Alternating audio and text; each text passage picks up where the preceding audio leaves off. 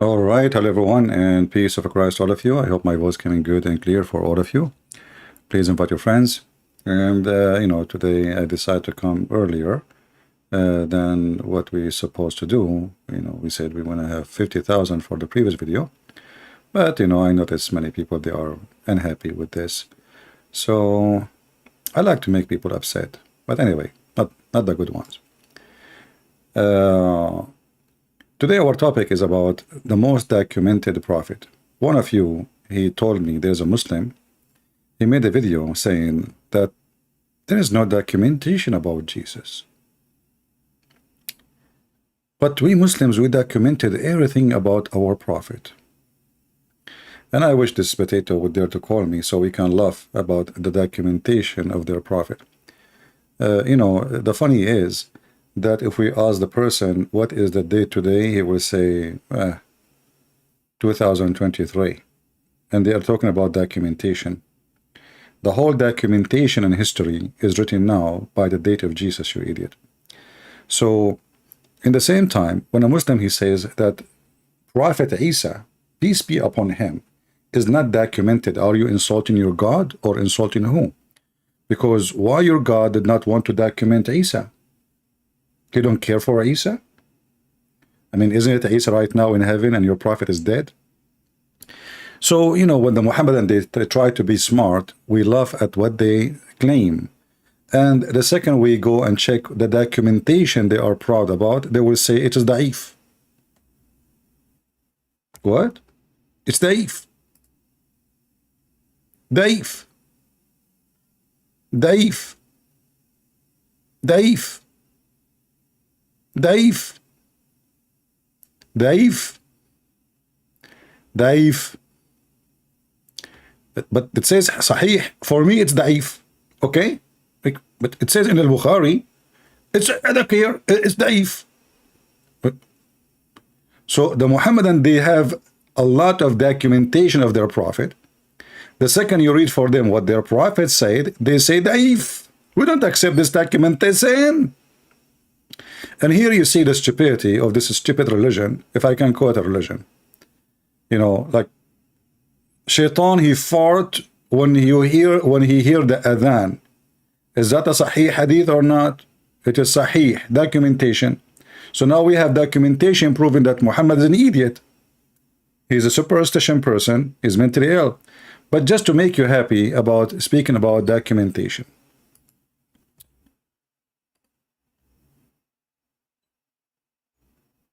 Let me open the Hadith website.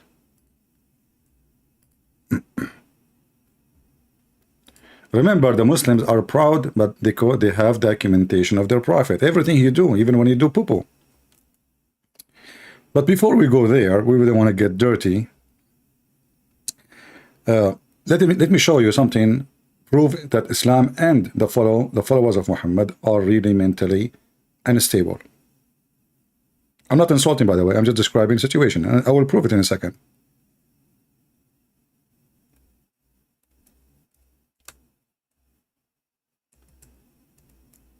I'm opening the Hadith website.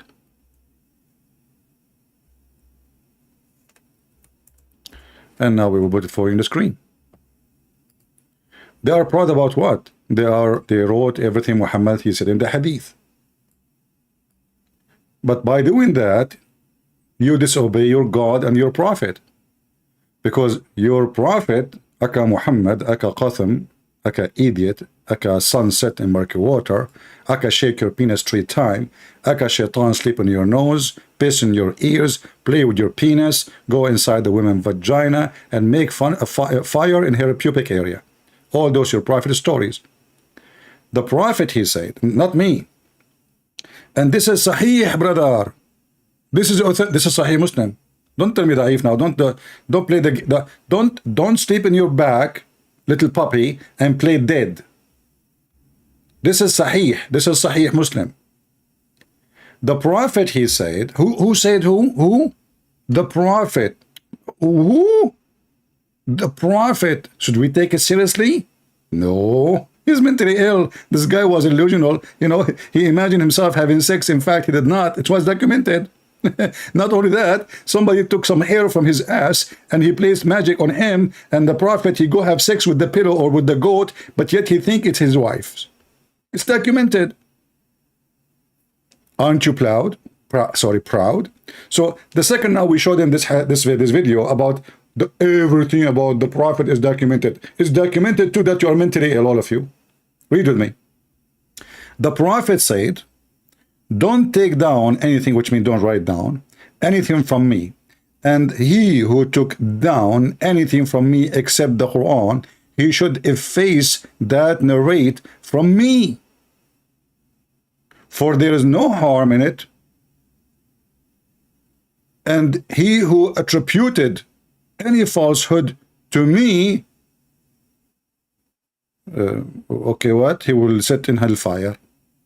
So look how stupid this religion is. The idiot Muhammad just told you, don't write what I say.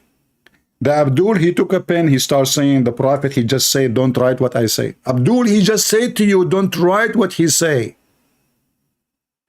I mean, this idiot in the zoo, Muhammad, he just said, don't write down what I say. So what do you Muslim, you do? You go, you grab your pen, and you say, the prophet, peace be upon him, he said, don't write down what I say. And if you write down anything I say, erase it. What the heck? And you are proud about we having documentation. You just prove to me that you Muslim, you don't give a damn about your prophet. I mean, the guy, he just told you, don't do it.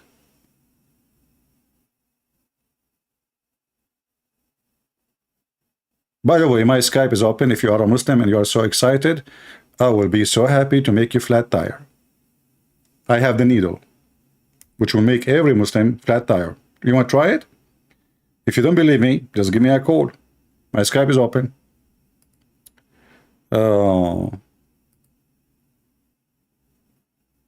Let us see.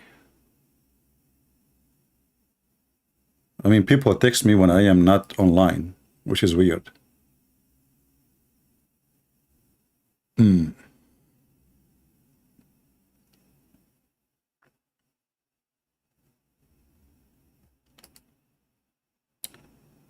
First, I want to say thank you. People, they send me a message, says to me, thank you. That's what I'm waiting for. I want to ask you a reference. I spend hours here just to get people sending me messages, saying they send their. So why I spend hours here and show in the screen? So what I was doing? Don't send me those messages. This is proof that you have a low IQ. So what we have in front of us on the screen? Anytime you see anything in my videos in the screen, you can, even if it's in Arabic, by the way, you can use your Google phone, your search engine, open the camera, click search, and you can find the exact text as a page. Then you can go and you can translate the page. Same you can go do here. I mean, life is easy with the internet today and the technology. I remember, you know, first time I made videos in YouTube, I had to hold a camera. I bought a camera, very expensive at that time, hold it with my hand and record my screen with the video tape camera. And then to make the video, convert it will take 6 hours. And then to load the video, it's on mission impossible because we have like a phone connection, you lose connection, the file is so slow. I mean, now it's so easy. Going back to our topic.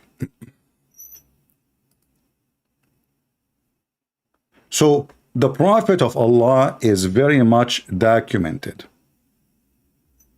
You know, just to give you an idea how much the Prophet of Allah was documented, Abu Huraira is the most famous reporter for the hadith, the father of the cat. Abu Huraira, I mean the father of the cats. He said, if I mention to you the hadith which the Prophet used to say in the time of Umar al-Khattab, he will hit me. Even with the cooking pot or even with the hammer or even with anything. Umar al-Khattab, the second he hear Muslims quoting hadith, he hit the person who say that hadith. And here you need to ask yourself why. Umar al-Khattab, he don't like Muhammad? What is the reason? Maybe Umar al-Khattab, he hate Muhammad. Or maybe what the Muslims saying about Muhammad is not right. I'm just trying to find you the hadith. Let us see. About Umar al-Khattab beating Abu Huraira. It should be in Sahih Muslim, very number 1. But I want to see. Hold, give me a second.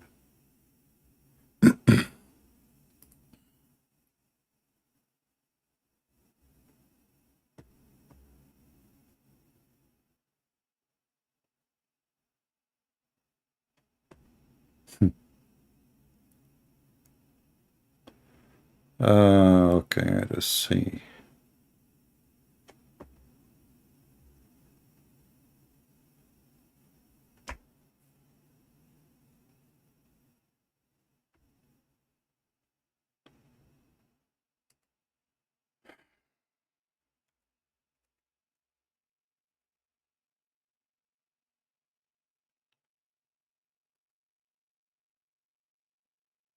Where is the hadith?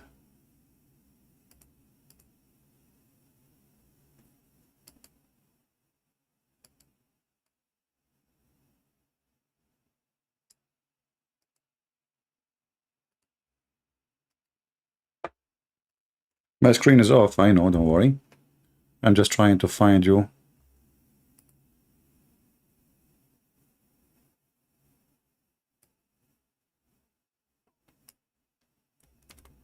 The authentic hadith.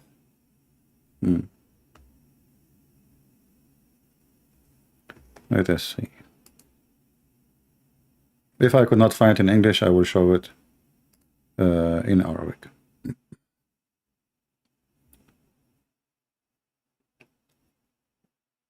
Maybe we cannot find it in English.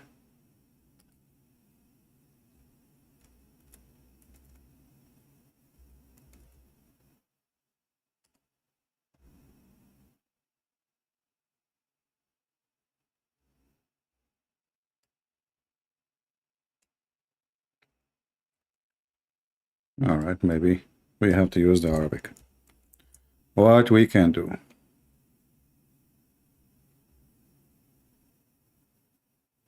Yeah. Okay, well, let us use the Arabic website then, and then show you the reference. And as you see, this reference reported many times, and even it says this is authentic. This is Islam and Su'al wa Jawab, which mean question and answer. And as you see, this is not my website, and this is not me.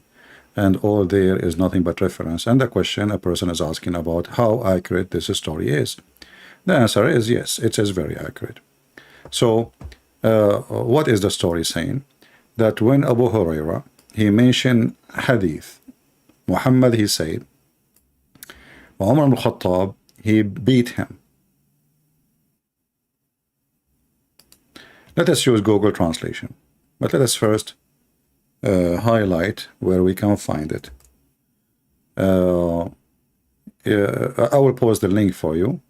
Here it says, when you see this number in this line, number 2, 1181, it says here that, you know, when he mentioned the hadith, he hit him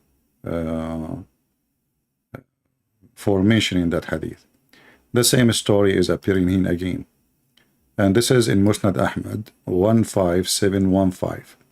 And this is in the book of At-Tabarani. And this is a book of At-Tabarani, Al-Mu'jam al-Kabir, very number 7, verse 1, page number 149. And this is mentioned in the book Tariq al-Madina, very number 1, page number 11. And they are mentioning all the hadith, including the one which is da'if. But as you see here, it says here as an example, this is sahih. Isnaduhu sahih. Sahih. Yeah. So they are mentioning all kinds of hadith. All of them, they report the same thing, but we will take only what is considered authentic for the Muhammadan. So Muhammad, Omar, when Abu Huraira, he mentioned something, he did beat him, you know. And then maybe because Muhammad, he said, don't mention it, don't write it, we do not know. But this is what it says. So if we go down where it says number 2, let us search for the word beat in English. Because now we have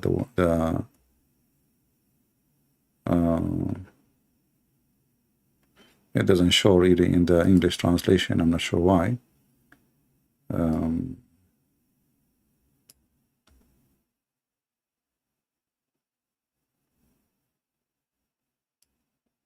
Anyway, maybe you can, you can translate the page and you can read it, try to find out. Maybe I can do another thing. I can reverse the translation and copy in Arabic and paste again, sentence by sentence. Let's see.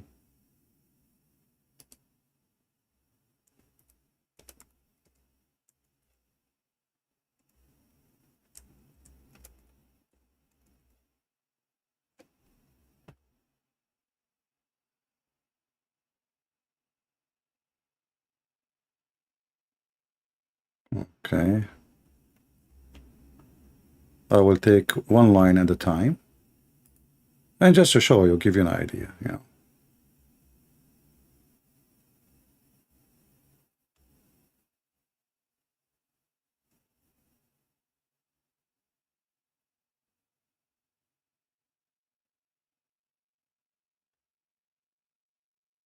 But I want to be sure this is first about Abu Huraira, not somebody else, because until now I don't see.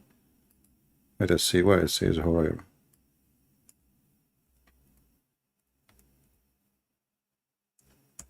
This is why. Okay, hold on. This is a different thing. Give me another minute, please.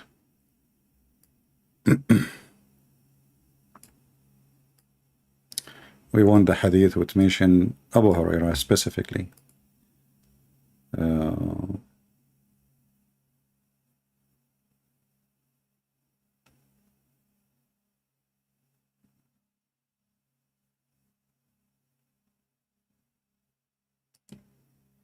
Let us see what we will see here.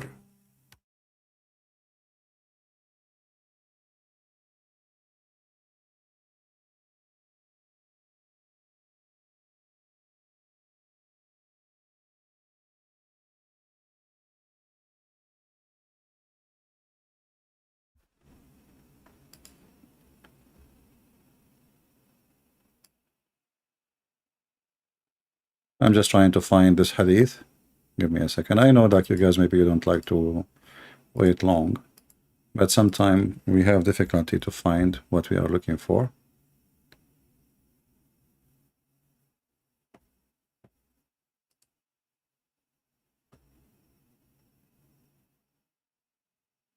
Yeah, let me pause this this website for you. This is better.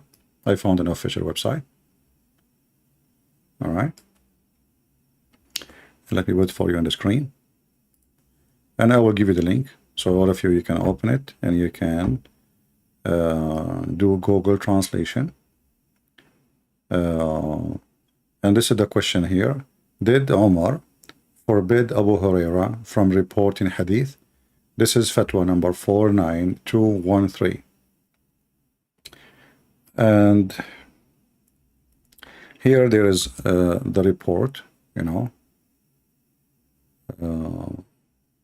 one of the report, and let us see what is going to say. Let me post the link for you, guys, just not to waste our time. I will post it in the chat, and you can use Google Translation if you like to do so. So here it says, when Muhammad, when Abu Hurairah, he report, there's many stories here about how he did beat him. As an example here, he did beat him between his breast,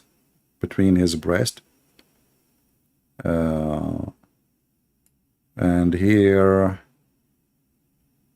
Umar, this is even in the time of Muhammad. Umar is beating Abu Hurairah in the time of Umar. Let's see.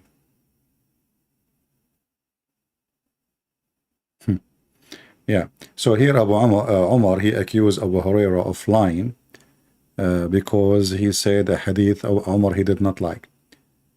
Let us see.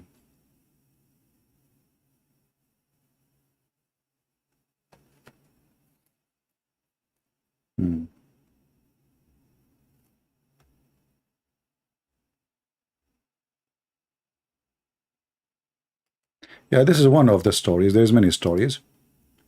Let us see here. I don't know why it's not translating. I click translate. It's not working. Try again. Translate the full page. There we go.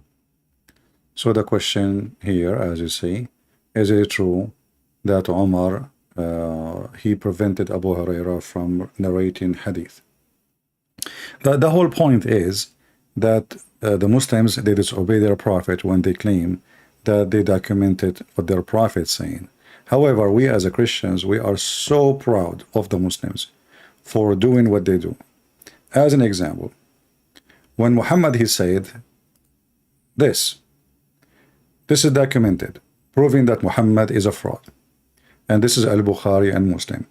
Muhammad he claimed that there is no disease can be transmitted. This is a lie. Muhammad saying, whoever say to you that a disease can be transmitted from a person to a person, that is a lie. All right? The hadith in front of you, this is Sahih al-Bukhari. This is authentic. This is authentic. This is authentic. This is authentic. This is authentic. Even here it says Sahih, authentic. Read with me carefully. The Prophet saying, there is no infection and no evil. Actually, this is false translation. He did not say there is no infection. He says there is no transmission of disease. You see how they lie? I mean, look, it's the same hadith. Look, here they are saying no infection. The same exact sentence. Look here what they say. There is no transmission of disease. Do you see how they lie? It's exactly the same words. So if you ask yourself why they are translating differently, because one of them is trying to hide what Muhammad said because he noticed this is something stupid.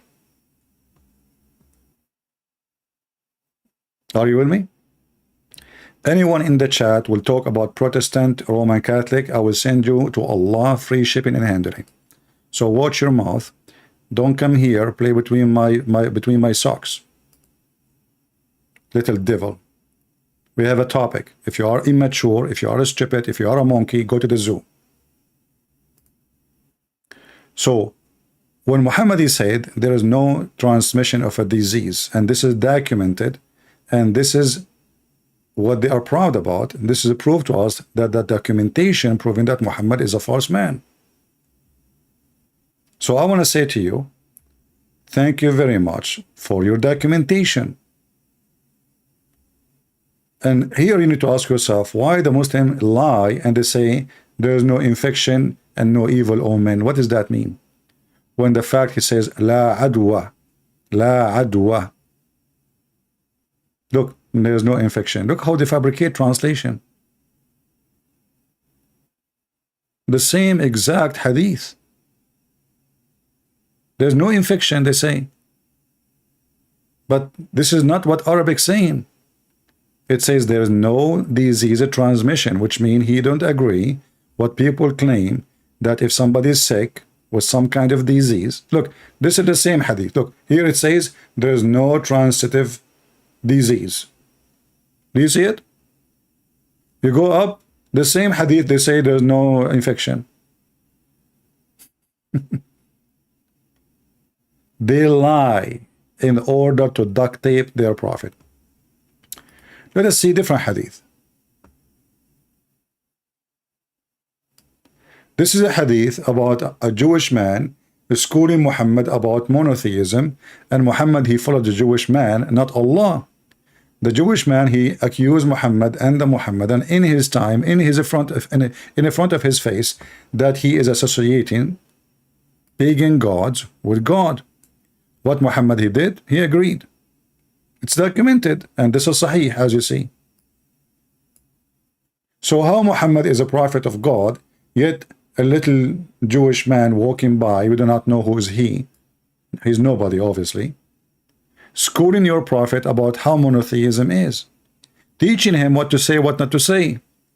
And then Muhammad, he take what this man say for granted, and he tell the people, his people, to follow what the Jewish man said. So the question is, where was your God to teach Muhammad that he is doing wrong? And why Muhammad is taking his religion from a Jew to learn about monotheism if he was a monotheist already? And as you see, this is Sahih. Remember, it's documented. We have a number for it. Thank you very much for the documentation. What about this hadith? This is the same one actually we saw. Let us see different hadith. Hold on. Which one I will show you? This is documented. The Prophet, when he take a shower, when he wash himself to prepare himself to ablution, he jump like a pig to water, have dead dogs and women blood from period, and he have garbage. It's documented. Even here it says Sahih. Look, Mr. Documented. So the potato who is proud about his prophet, we know nobody in the world documented as Muhammad. We are so happy that you did. This is who is your prophet. He is a man who jump in shit, excuse my language, to wash.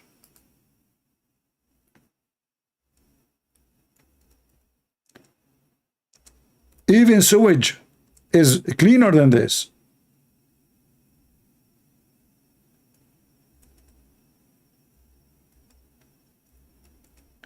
And when they ask him about his behavior, what Muhammad he claimed? That water is always clean. Nothing make it not clean. It's documented.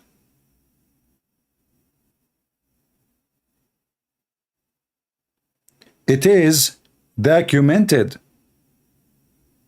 Aren't you the one who is proud about your prophet life is documented? We are proud about it too. Do you see it? Is that da'if? No. It says Hassan here. Hassan mean good. This one is the same. This is Hassan. The name of the grandson of Muhammad Hassan, which mean good. Hey, this is Sahih. This is Sahih. Do you see it? This is Sahih. This is Sahih. It's documented. It is documented that your prophet, he says stupid things. I mean, I don't know how low I should go. As an example, your prophet, he claimed that he have the power of 30 men in sex. In different hadith, it says 40 men. How? Because Allah, he gave him a dish of shish kebab, he ate it, he got the power of 40 men. Let me see if I can find the hadith in English.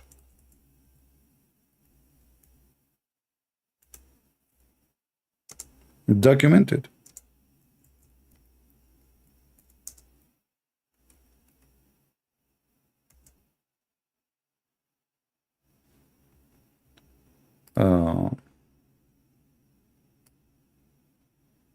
Let us see. So when a Muslim, he says, we have everything about our prophet documented, we laugh. You are ashamed of it, you know. Let us see.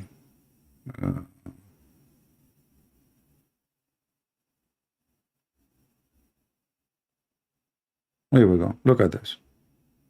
Look at this. This is al-Bukhari.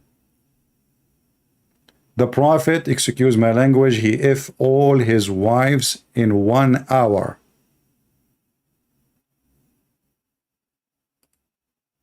It's documented. And not only that, he don't even take a shower between them. He take off the panties of his wives. They don't have panties anyway. They are always ready. Hookers. It's documented. Is that me saying that? Is it me saying that? And look at the translation. It says here that the Prophet used to visit his wives in a round during the day. That's a false translation. It says in Arabic, في الساعة الواحدة, in 1 hour. In 1 hour. You see how even they lie in the translation just to hide the story. I mean, the guy, he have at least he have 13 supposedly, and he killed some. You know, they die from transmitted disease, and now he have 11 alive together, and he excuse my language, he them all in 1 hour. If I take this, let me open Google Translate.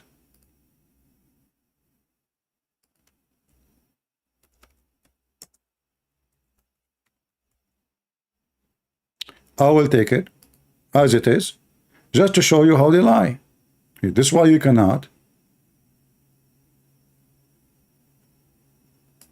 You cannot trust Muhammadans. As you see, I copy in front of you. I will take it to Google Translation, paste. Translation in English. The Prophet, may Allah praise on him, he used, the translation here is coming, visit, you know. No, this is about having sex. Visit his wives in 1 hour at the night or in the day. Like, doesn't matter if it's night or you know. And at that time, he have 11. The companion, he said, can he really, do he have the strength to do that? The answer, yes, he have the strength of 30 men, brother. 30 men. It's documented. 30 men, but the Prophet, he cannot have sex, as other hadith says. He can't have babies. Even there is a chapter in the Quran speaking about his penis. It's documented. It is documented that Muhammad, he was bewitched.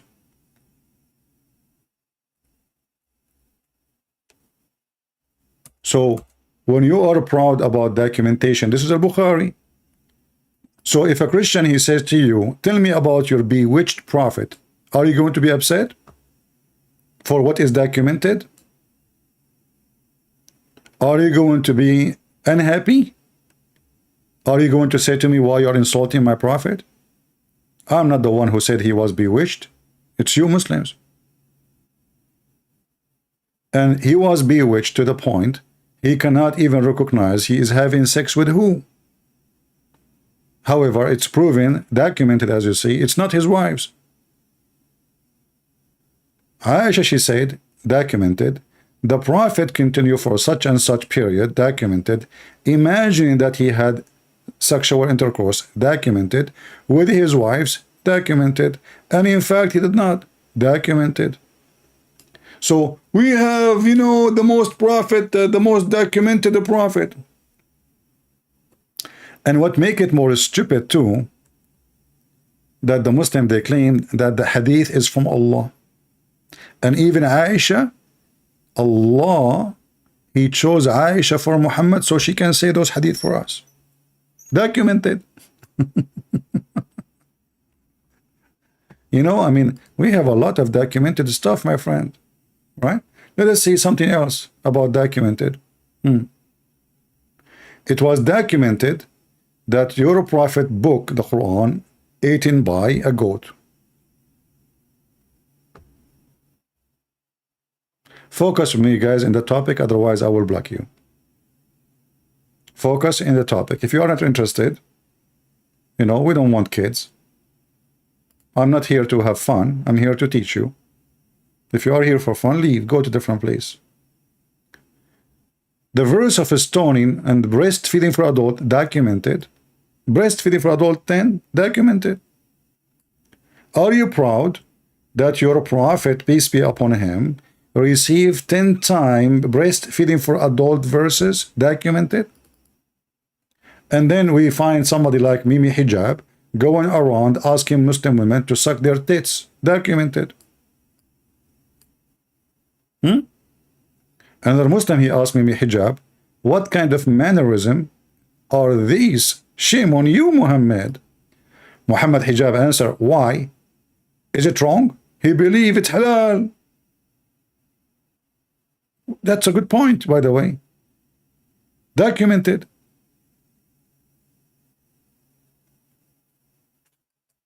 So when one of you, he sent me, saying to me, this Muslim, he says documented, I want to ask the person who sent me this question. I mean, are you an idiot? Shouldn't you say to him, it's documented? So what you are learning from me all this time? Why you don't say to him, to the one who made the whatever video, say to him, yeah, it's documented that your prophet, he shake his penis 3 times. It's documented that your prophet, he piss in the street in the front of kids.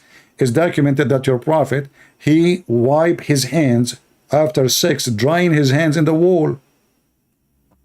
Documented. Why you people don't have a memory? Why you don't have a, so what we are teaching you? He said it's documented. Show him the documentation. He's proud about it. Use it against him. So, a breastfeeding for adult 10 times. I want to know what kind of God, he gave a command from his holiness, Allah, that a woman, she have to give her boobs to me so I can sit with her. And then Aisha, she commanded her sisters and her nieces that anyone want to enter upon her have to do breastfeeding to her sisters 10 times before she can see him. If you are a prophet of Allah and your wife is a beautiful woman, I would love to visit you every day. It's documented. So imagine to see the wife of the prophet, Aisha, claiming that you have to suckle her sister boobs 10 times. I don't know why she's not doing it, because maybe she don't have milk. And by the way, she suckled them what? There's no milk. I mean, do you think women is a goat? Even a goat don't have milk unless there is a baby. Do you think goats, they have always milk? Like they have a faucet? It's documented that the goat ate your book. It's documented, as you see. This is an authentic hadith. Documented. You see, you cannot say this is da'if. Can you? The goat ate the book. Okay, you know what is documented? That Allah has sent 10 times, and there is tons of hadith about it. 10 times breastfeeding for adult. Why we cannot find the 10 times breastfeeding for adult in the Quran?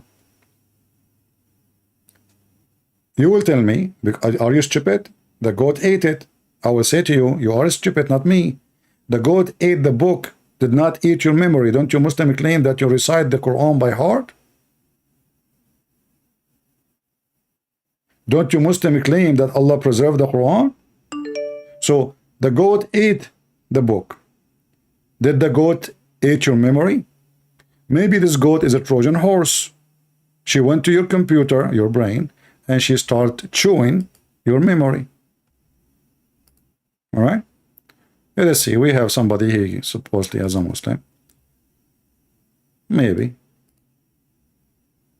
Unless it is this girl, she changed her voice. Let us give her a chance. Hello? Yeah, it's her, mostly. Hello? Hello. Yeah. Can you speak louder, please? Okay. Can you hear me now? Hello. Go ahead. Go ahead. Can you hear me now? Yeah, I hear you now. Okay, so what do you think about the topic that your prophet life is documented? Yeah, but you told something, but actually you you misunderstood so many hadith. So say again what? I think there is something, maybe there is something wrong from my speakers. Let me see. From my headphone, maybe. Okay. Can Okay. I call you after a second? Let me change the headset. Okay. Okay. Okay, give me a second. You see, I have a problem from my side. I don't know why. So it's possible that there's a defect in my side. Let us see. Let me change this one here.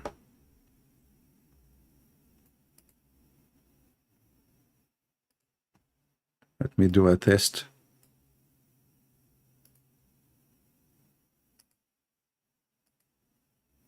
Okay, hold on. I will try to get another headset because I have a problem here and I don't know why. My ears is very good in hearing anything. I can hear it in live from a distance.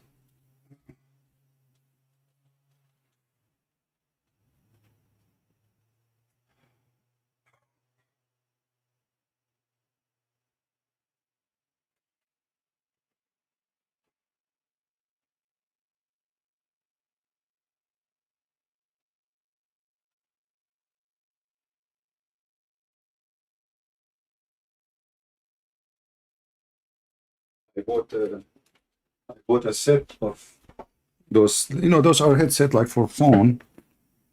I don't like to use those ones, the big ear stuff. Let me see. I still have two here. Let's take one off from this container. I will mute the mic, guys, so you don't bother by my voice. I mean, the opening this thing.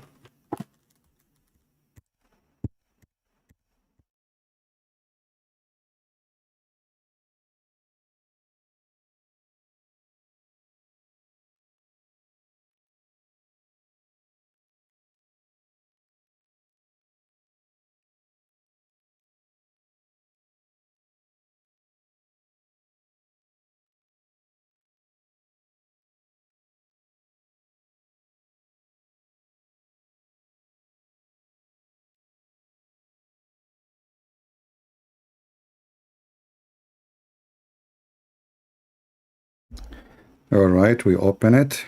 Let us see what the problem.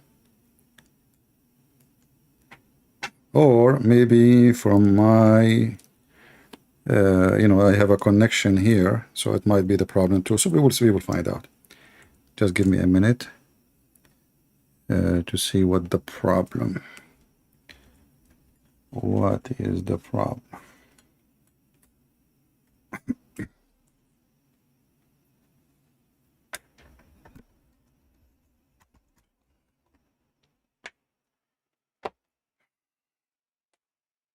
Okay.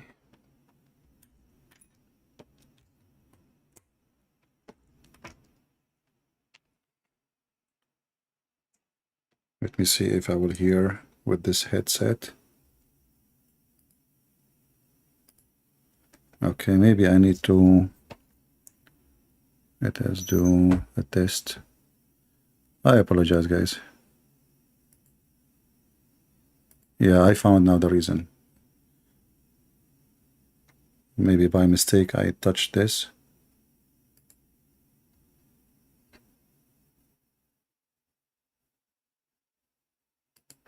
All right, let us call this guy. I think now we are fine. Yeah, it turned to be is not the headset really. This is like a cheap ones, they are not really expensive. Let's call him.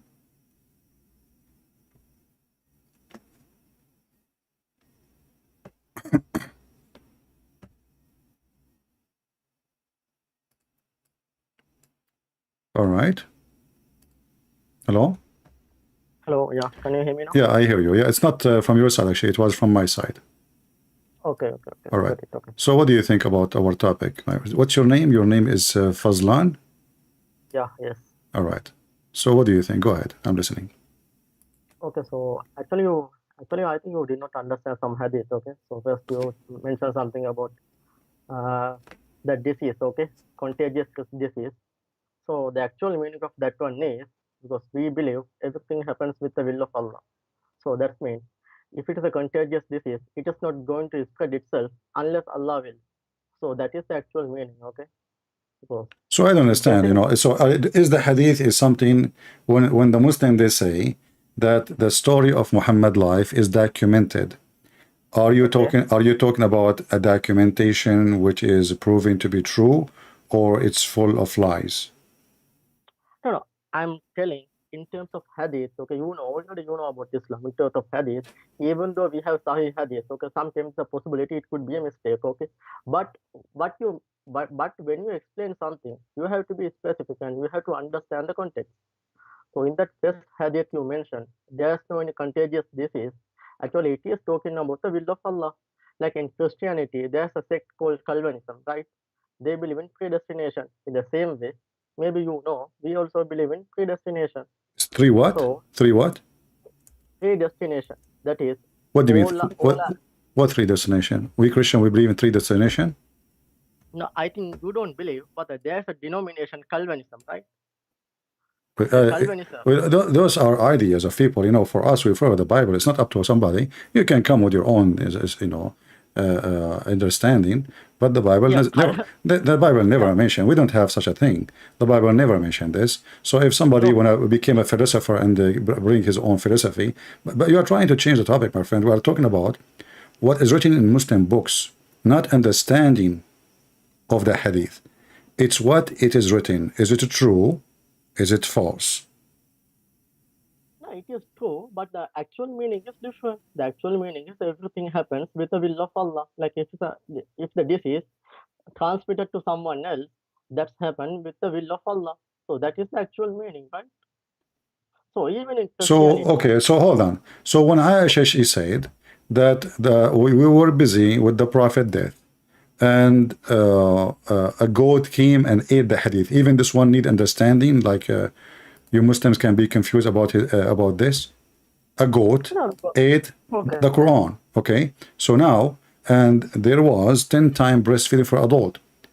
So what do you think? What is your reaction for Allah sending, you know, such a hadith, and the goat ate it, and it's about what? It's about a breastfeed for adult. okay. So in Quran, Allah Himself says He has sent down the Quran. He will preserve it. So also we know because Aisha said something. I know there's a Sahih Hadith, but when Quran was compiled, the Uthman and all the companions they agreed the Quran is complete. So we have Well, one Aisha saying, nobody of the companion disagree with this. Can you show me? Prove me wrong. So no, all that's why. Okay, okay. this is why the hadith is reported from Aisha through hundreds of years supposedly, and none of you Okay. Muslims complain. So no, don't claim it's So I'm asking you now, a Yeah, documentation I'm saying that Allah okay. He commanded Muslim women to give their Okay. breast and to feed a foreigner, a stranger, 10 times, and this was verse in the Quran, and the goat ate the Quran. Can you tell me what is the verse of a 10-time breastfeed for adult? Is in the Quran? No, because when the Quran was compiled, Yeah. Uthman never mentioned that some words are missing. Because all the companion agreed Quran is complete. Because can you show me anywhere like Uthman or the people who compiled the Quran, the some verse was missing? That's my first point. And the second point, that as a Christian, you can never make this What claim. is the first point? I did not understand. Say it again Okay, slowly, please. okay. My first point is when the Uthman and companions of Prophet Muhammad compiled the Quran, did they ever mention we missed something? Because Oh they yeah, always sure. They mention a lot, you know, because there's okay, tons of hadith speaking that okay, ma tayassara minhu, which mean what we were able to collect, not all of it, you know.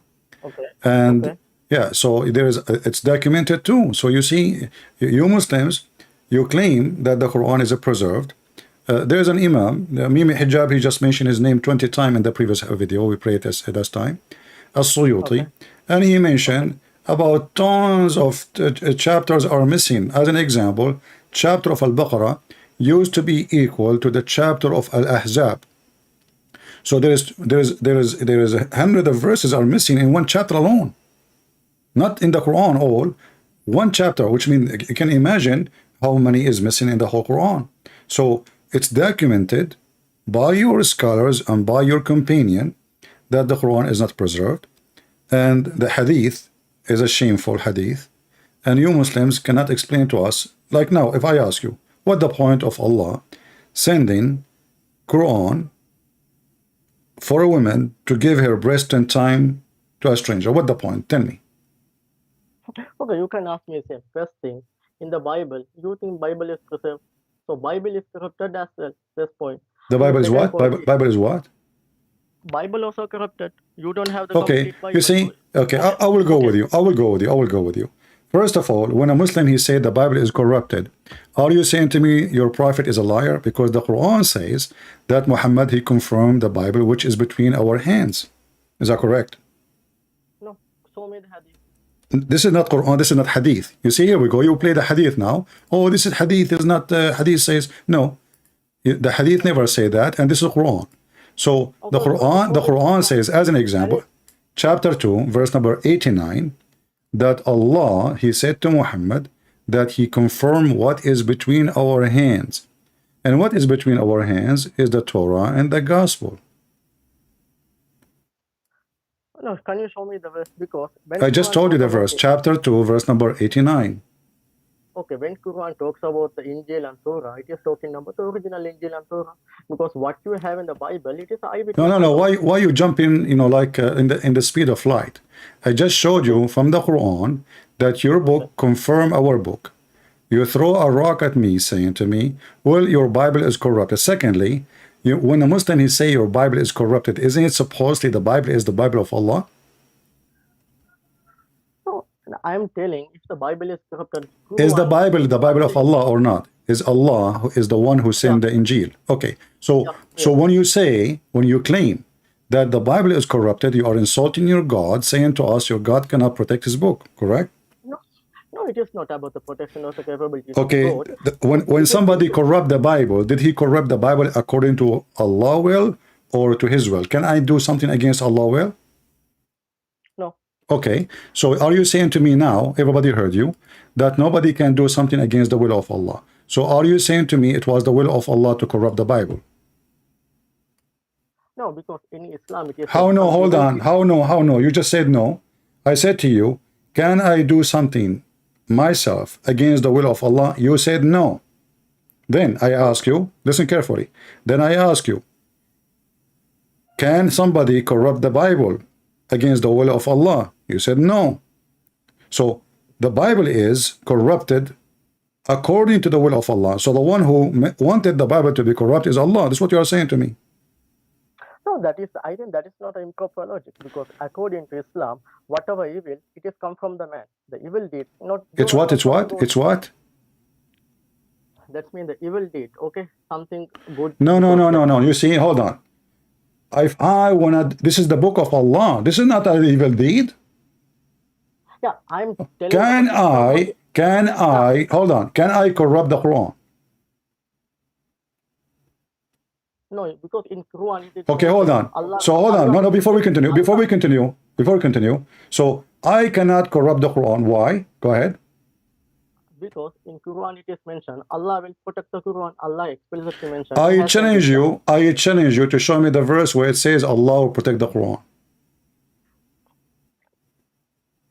Because I don't have the verse in my head. I have to go... My friend, I will give you 10,000 years.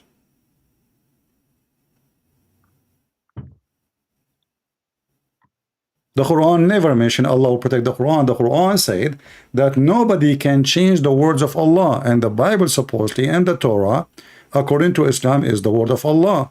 And the Quran says, if this is a book made by other than Allah, you will find in it a lot of contradiction.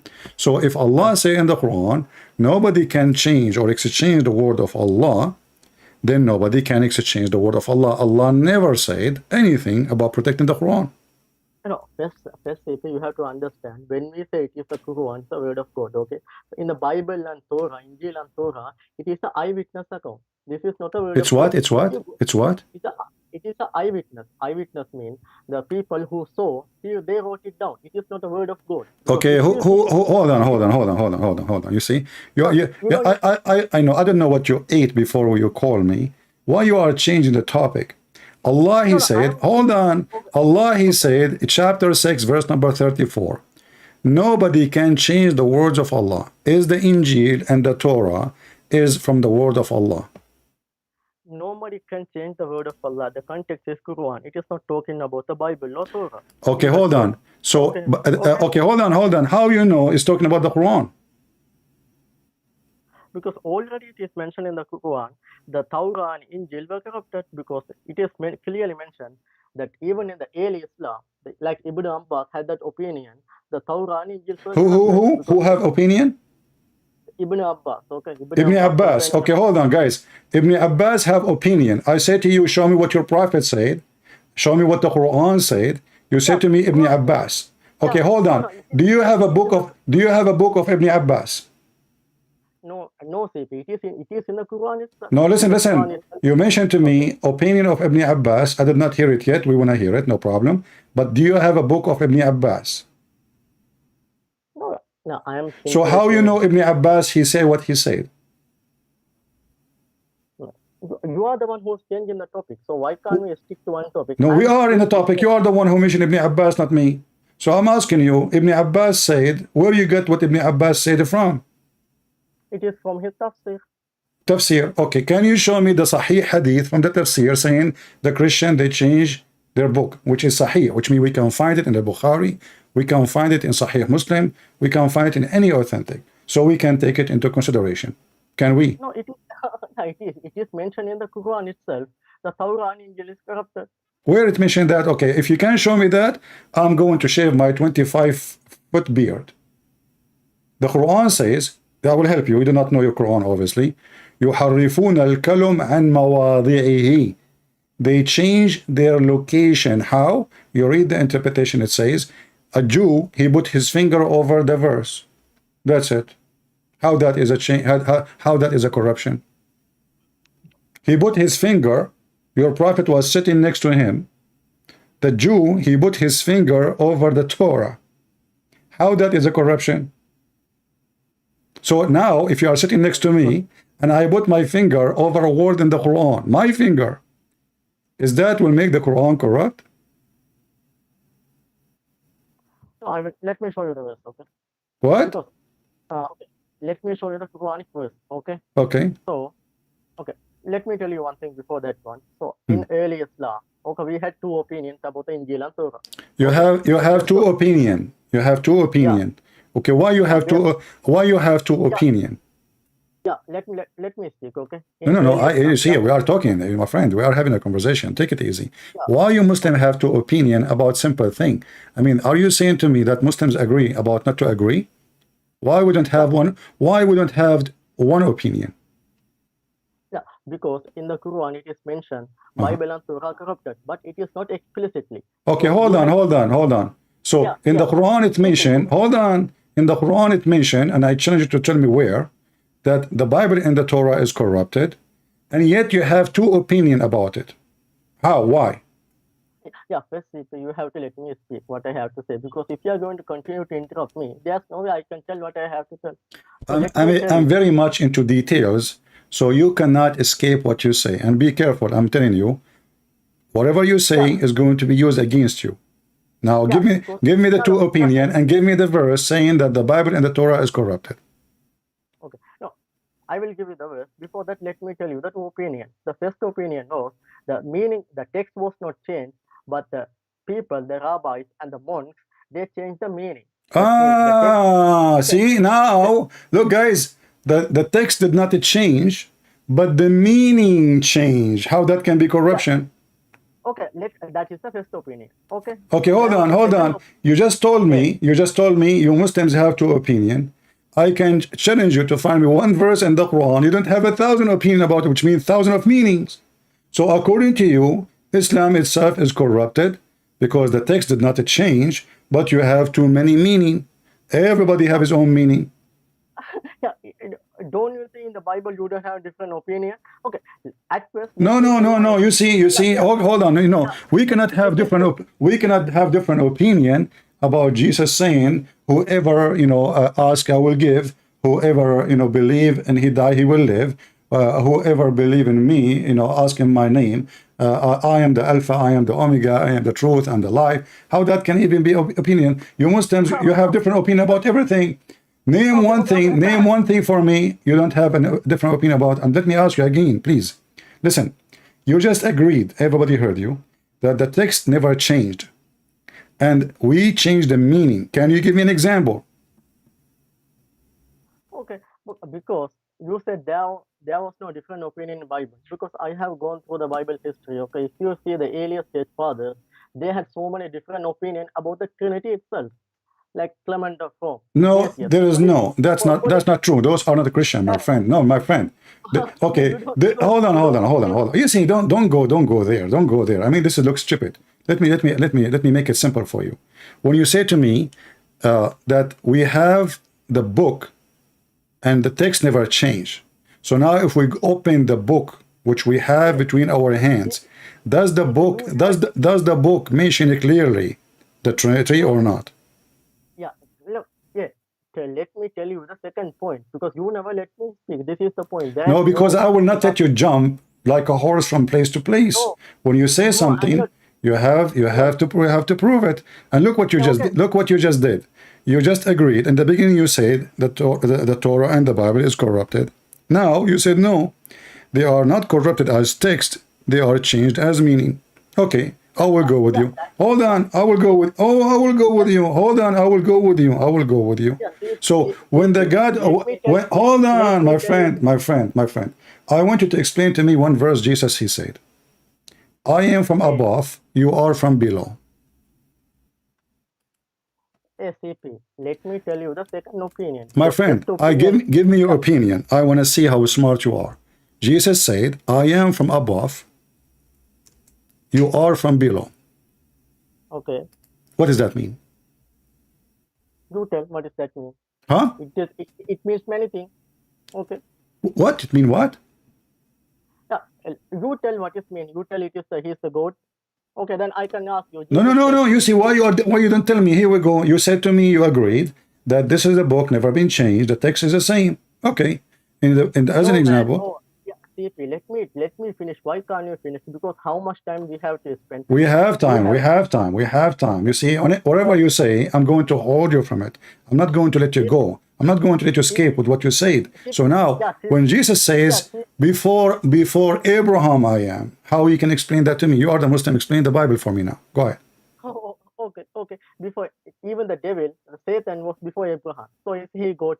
No problem. But Jesus is not Satan. Do you agree with me that Jesus is not Satan? Yeah, but it is. Okay, so why you are comparing Jesus to Satan? Are you being stupid now? Okay. Did Jesus say that before the world exists, he was exist? No, you are the one said before Abraham, Jesus was. I'm telling you, if that is the logic, he is the God, then devil should be God too, because even devil was existed before Abraham. No, you say before Abraham, that means before all the father of the prophets, Jesus was. How he was, explain to me how he was. How he is claiming that he exists when he is born of Mary. How you explain that? Okay, I can say you the same. In Bible, Jesus said, only Father knows the hour. No problem. We can go there. We can go there. You see, here we go. You are jumping. I'm asking you now. We go to the hour. Your God do not know the hour. Jesus, he said, he did not say, I do not know the hour. He says, my Father. He just said, my Father. So you just said, admitted that the Bible is not. Hold on. Hey, hold on. Okay, hold on. So the question is, when Jesus, he said, my Father, did Jesus say that I am the judge in the judgment day? So the Father, he have a job to do. He is the one, he will announce the day of judgment. The Son, he will be the judge over mankind. So this is why we believe in Trinity. The Father have a job. Jesus, he said, I work and my Father work too. What is the work of the Father? When it's time, he will announce the day of judgment. That's why he called him the Father. The Father is the one who myself, I have my authority from him. We Christian, we don't believe that Jesus is the Father. We believe that the Father is a person, the Son is a person, the Holy Spirit is a person. Hold on, just wait. So what you are confusing yourself with, because you're a Muslim. You don't learn Christianity from us. You learn it from the dummy Muhammad. So when Jesus said, "I am before the whole world as with you, was with your Father," that means Jesus was exist from the beginning of the time. Do we agree? Because, okay, let me tell you. So in Jesus said, only Father knows the hour. He said, if we say Father knows the hour, it's okay. He said, not a single man knows, not even the angels know, not even the Son know. Son do not know. No Only Father problem. knows the hour. No If we problem. say only Because Father, there is two reasons. means- There is two reasons, my friend. He is not saying he do not know. They are asking him because simply in Christianity. Hold on. My friend. You see, you are jumping from place to place to place. Okay, but did Jesus, who is the judge in the day of judgment? Is it God or Muhammad? So, sorry? Who is the judge in the judgment day? God or Muhammad? It's a God. Okay, so how come you ignore that Jesus, he said in the same chapter that he is the judge in the day of judgment, but you see only that he said, my Father only know, because you are selective, you're trying to find a reason, and when we explain to you the reason, you don't want to listen. So listen. Why? Who is the one who forgives sin? God or Muhammad? Oh, God forgives sin. Okay, Jesus, he forgives sin. Who is the one? Who is the one exists who before all mankind? God or Muhammad? God. Okay, that is Jesus. Jesus says, "I was with you, Father, before the whole world is exist." So how come you don't see all of those things, but you see only that Jesus? He said, "Only my Father know," but he just confirmed this is his Father, the Father. So who is the one who know? The Father, not Allah, not Muhammad. And Jesus, because simply he said, everything I have is given to me from my Father. So the authority belongs to the Father. The Son is born of the Father, not the opposite. So what's wrong that the Father is the one who is having the authority over the day of judgment? But the one who will be the judge, you see, listen, the Son have a job, the Father have a job. Now let's go back to zero. You said to me that the Bible never changed as text, but we changed the meaning, and you failed to give me how we changed the meaning. I gave you a question. I said to you, okay, I'm going to ask you, please give me the meaning of the Bible. You are the Muslim now, and you are a person with good deed. Can you explain the Bible for me? Okay, CP, I simply humbly ask you, when I say something, let me finish it. I'm not going to take you too much time. I will take you 1 or 2 minutes. Then I will finish it. Then you can explain. You can say whatever you need. Just give me the time to finish what I have to say. I will promise you, I will never take too much time. So when I say there's a two opinions, first opinion was the meaning was changed. Second opinion was the text was changed. So Ibn Abbas had the opinion, the second opinion, the text was changed. Okay, which one you take? Why you are wasting my time? Which one you take?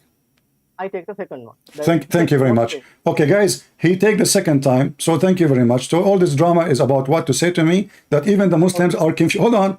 The Muslims are confused if the text is changed or not. That means the Quran is a stupid book, because shouldn't the Quran make it clear? If this is, hold on, shut up. Isn't the Quran the book of Allah, and he is your guidance? It's not Ibn Abbas, it is Allah. So in the Quran, obviously, nowhere it says that the Bible is changed. Otherwise, all of you will agree that the Bible is changed. But you just gave me two opinions. Half of the Muslims say, oh, you know what? Not changed. It's only the meaning. The other half say, oh, the text changed. And so why the Muslims are confused? Because obviously the Quran is a stupid book. Thank you very much for saying that. However, what you just said is against the Quran. From the beginning, I told you, the Quran said that I confirmed the book between their hands. So how Allah confirmed the book between our hands, yet you Muslim, you take the second opinion? Yeah, it is our hands. It is talking about the Quran. Because no, we're not talking about the Quran. Talking about the book was before you. مصدقا لما بين يديه. مصدقا لما بين يديه. Do you know the Arabic? Go to the verse. Chapter 3, verse number 3. Okay, let me go there. Okay. In the meantime, you tell we have a different opinion. That means Quran is wrong. No, that means Islam. That means the Quran failed to explain itself. The Quran failed to explain itself in a very sensitive topic. that the book of Allah is preserved or not, because when the Muslim they accuse the Torah or the gospel to be corrupted, they are accusing Allah that he is weak, he could not protect his book. Anyone can give Allah a finger and change the book. Yeah, Okay. that's what you are saying to me. Okay, when you say something like that, maybe you clearly know the Christian history. Even in the Christian history, you could not agree on Trinity. That's why you have the church fathers. They have different opinions. As an example, Who? yeah, I mean, in your Christian history, okay, Yeah. you have the church fathers, okay. Yeah. In the early church fathers, until the Council of Nicaea in 381, Yeah. they could not agree on Trinity. No, So this is stupid of you to say, because okay. that cancel is not about the Trinity. That cancel is about if Jesus was exist from the beginning or not. If he is exist with the Father, hold on. If he is exist or later he was born, that it was. So all of them they agree that Jesus is God. Hold on. All of them, both party who they are debating, they agree about Jesus being God. Is that correct? So that's why you have. So you see, you're being stupid now. So even when debate, they are not debating. And secondly, you see, hold on, no, those are, for us, if somebody go out of the line of the teaching of Jesus, we don't call him a Christian. We call them heretic. We call them a cult, like Muhammad. As an example, Muhammad, he made satanic verses saying that his God told him that I will give you women, go and sleep with this and this and this. What does this have to do with God?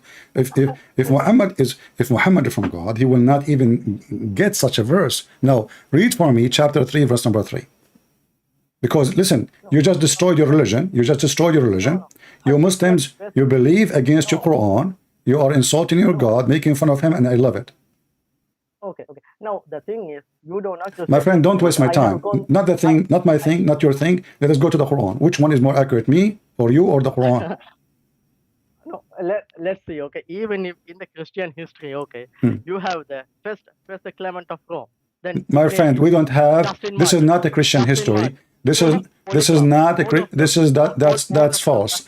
That's false. This is not a Christian history, because in the Old Testament, not only in the New Testament, the Trinity exist.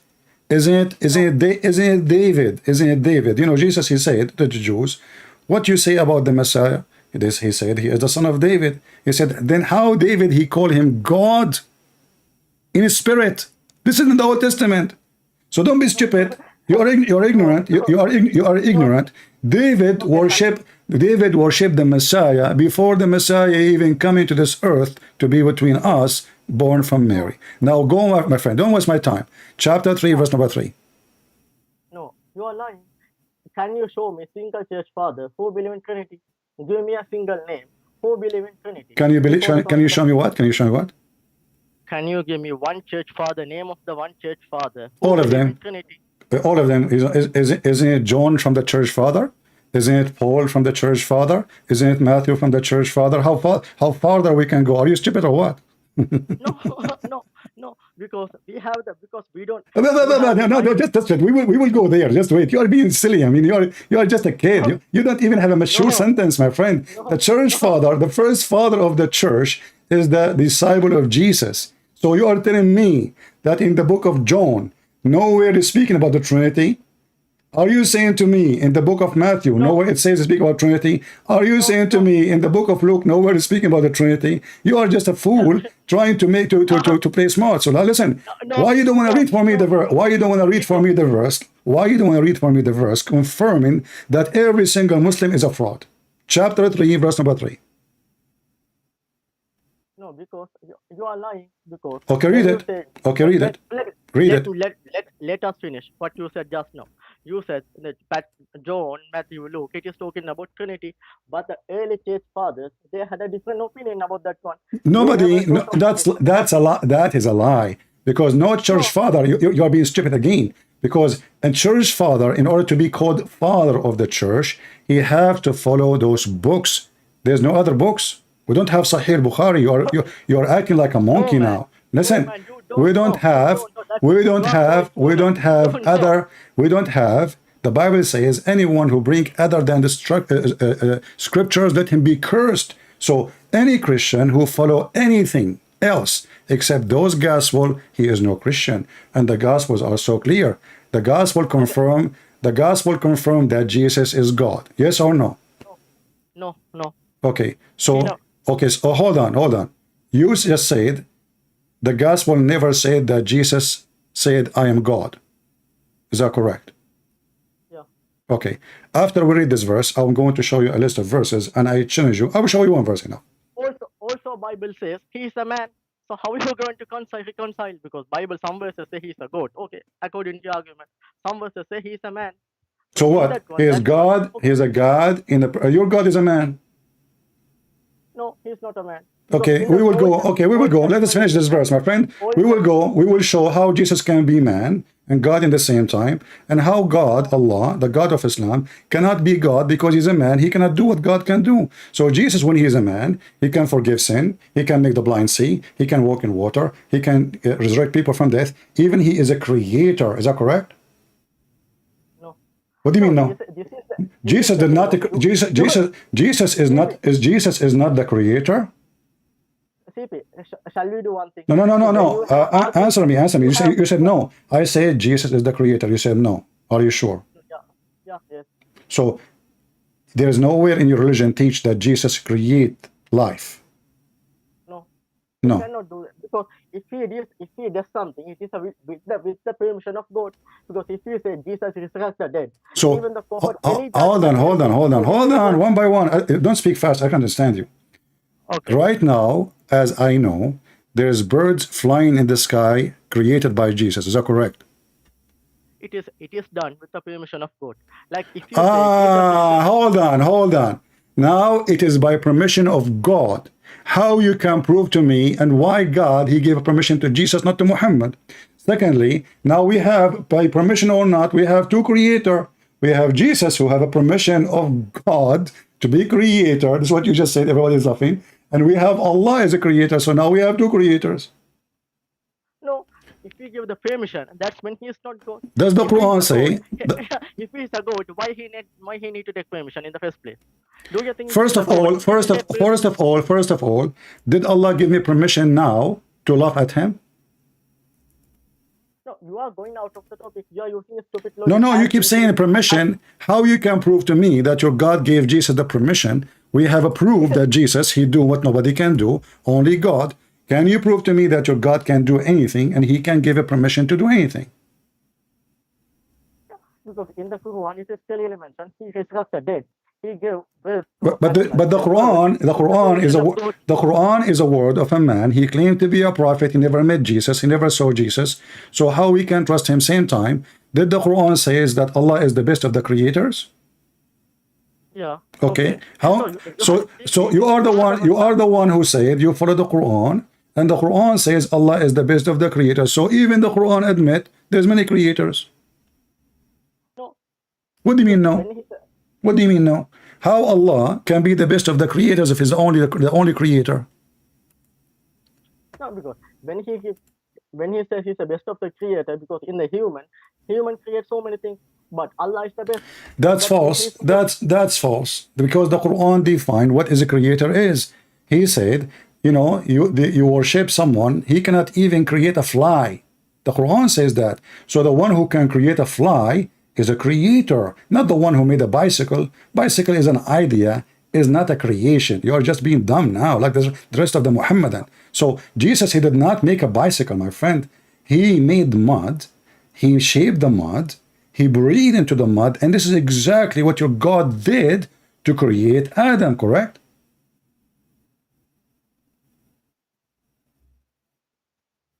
Yeah. Okay, so what do you mean, yeah? What do you mean, yeah? When Jesus, he breathed into the mud, from the breath of Jesus, life is given, correct? It is with the permission of God. Go to okay, you keep saying that. You keep saying, if there is anyone in the world beside Jesus being given permission from Allah to create like Allah. Yeah, before the Elijah, Prophet Elijah, he used to resurrect it. Who? Prophet Elijah. Prophet Elijah, he create people? Yeah, no, he created because he resurrected dead people. So this is not. Hold on, you see, you're being stupid again. I'm asking you why you are being. Are you like 16 years old? I'm asking you if there is anyone in Islam. First of all, Elijah did not create anybody. You are just being dumb again. You are like Muhammad Hijab. He says Elijah means God is with us. So listen carefully. If there is anyone beside Jesus, the Messiah, he can create from the mud a bird by breathing into the mud in Islam. If there's anyone else. Yeah, anyone can do with the permission of God. No, I'm asking you. You see, you're just being plain stupid in purpose, so you won't answer. If there is anyone, don't tell me anyone. I'm asking you, if there is anyone beside the Messiah in Islam did what Jesus did by breathing into the mud, he made a living creature. No. Then shut up and explain to me why. As long hold on. So now we have Jesus and we have Allah, and both of them, according to Islam, is unique. What is unique about them? Only two. No. If it is unique, then Jesus should be able to do on his own. Jesus will be about what? Jesus will be what? He should be able to do without the permission. He asked for permission. That's okay. Where Jesus he asked for permission? Can you show me? Go to the verse. He created birth with the permission of God. Okay, this is what the Quran is saying. The Quran is saying Allah. Okay, hold on. So now, okay, I will go with you. Just to show, everybody is dying laughing at what you are saying. So Allah gave Jesus. Hold on. Allah gave Jesus a permission to create. Is that because he is son? This is his son? No. So why? Okay, so I'm asking you. So I'm asking you, for the sake of the shin of Allah, can you tell me why Allah gave Jesus permission to do something only God can do? No, it is the will of Allah, because if you say Prophet Elijah also did the same. Elijah did not do what Jesus did. You are stupid, and nowhere in the Quran is mentioned that. See, again now you are saying, hold on. You are saying now that your book is a book of lies. Nowhere in the Quran it says that Elijah he can do what Jesus did, and he did anything like Jesus. So now you are accusing that the Quran is lying about Elijah and going and taking the Bible against the Quran, claiming that Elijah he can do as Jesus, which is not true, because nowhere it says that Elijah can create. Yeah, but what Elijah did, only God can do. Because what you are, I'm asking you a question. Why Allah gave Jesus only, according to you, the permission to create? It is the will of God. We do not know. So you cannot explain the will of Allah? Of course, sometimes we can, sometimes we can't. Okay, so you Muslims saying to me, you are saying to me, we cannot explain to you why Allah gave one of his unique feature to be God, because only God can create. But look what happened now. If Jesus cannot do those things, Christian will not believe that Jesus is God. Why I believe Jesus is God? Not only because he don't have sin, not because only he speak wisdom, but because he can do what nobody can do. Only God can do. So Jesus is a creator. Well, he is God. Jesus resurrect people from death. Well, he is God. I cannot, you cannot, he cannot, nobody can do. Now you can claim as much as you wish that Allah gave Jesus a permission, and we laugh. If Allah can give Jesus a permission, hold on, listen. Can Allah give himself a permission to resurrect people from death? Yeah. So why he did not resurrect Muhammad? Yeah. CP, I don't think you don't have even the basic common sense to debate. No, you see, I'm asking you a very simple question. How come Jesus can walk in the street, even according to your stories, your Muslim stories? Jesus, he commanded Noah to come from the dust. Noah himself, he go back in time to the first man, the son of the first man, and he command him, hey Noah, come back from the dust. Tell me what happened. How come Jesus can command the sand and bring Noah from the grave, which is a man who died long time ago, but your prophet cannot do that, and your God cannot do that? Where it is said? In the Quran it is said he can bring Noah? This is your story. You see, our topic is about documentation. The Muslim documented what Muhammad said. This is what Muhammad said. So are you saying to me now Muhammad is a liar? No, I am telling whatever he do with the permission of God. No problem. I'm asking you why. You don't answer why. Okay, why Muhammad cannot bring a chicken from the ground? No, Muhammad, because it is the will of God as an example. I'm asking you now why it is the will of God that Jesus, he can do what God can do. This is a stupid logic, CP. No. Okay. You know, my friend. Let us say I have a stupid logic. Can Allah do the same as Jesus? Okay. tell me a simple thing, okay? Can I cannot. Allah, listen, now we put Jesus into test. He passed. Jesus, he made the blind see. You agree with that? I agree with that. Jesus, he can make the sick man heal. He can heal the leper. He can make the one who cannot walk. According to the Quran, even he can create from the clay a bird. He can resurrect people from death. He can tell you even what you hide in your houses, and only Allah knows the unseen. Can Allah do any of those things Jesus did? Man, Allah is the one who gave the You permission keep in the saying to first place. me, Allah gave the permission, but the whole Quran saying Allah could not do anything like Jesus. As an example, Allah decided to be smart. And the Jews, they came to Allah and they asked him, well, hey, Muhammad, Allah told us that we should not accept any prophet unless he give sacrifice, and then Allah, he sent fire from the sky and to consume it. Muhammad, he agreed that Allah told them that. But how come Allah could not do it? No, it doesn't mean Allah could not know it. Is it mentioned? Allah said, I will not do it. I mean, he never said he could not know it. No, listen. If Allah, he put condition on the Jew not to believe in any prophet. Allah, he put condition. He said, don't listen to anyone. He said to you, I'm a prophet, unless you do the following. Chapter 3, verse number 183. Are you now making fun of the Quran? So the Jews, they said to Muhammad, no problem, we will believe in you. Give us the proof which Allah required from us. And this is what the Quran is saying, not me. And Muhammad agreed with them that Allah, he said that, but he cannot do it. Why? Oh, where is that? Give me the verse. Read it. Okay, you keep saying to me what it says. I show you the verse, I give you the number, you never read anything. Okay, can you give me the number again? Chapter 3, verse number 183. Chapter 3, okay. Verse number 183. Give me a second. Yes.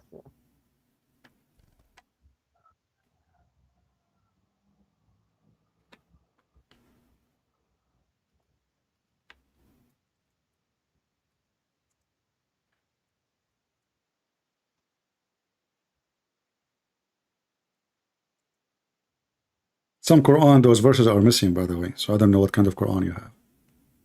No, it is not there, yeah. Okay, let me go to a different version. Okay, I hope you have the right. Do you have the Quran of Zakir Naik?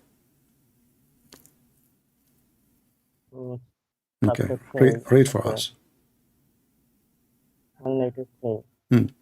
Very simple test. They are not asking him to do anything. Just put a goat, make a slaughter, make a lamb, put it in the ground, and God will send fire if you are a prophet. And this is what Allah, he told them not to do except any prophet. Unless he do this. No, it is not mentioned. What? I have gone. Okay, what is the version you are using? What's the verse? 159, right? Chapter 3, verse 183. 183. Oh, 183. Okay. Oh, just not. Let me go to another verse. Okay.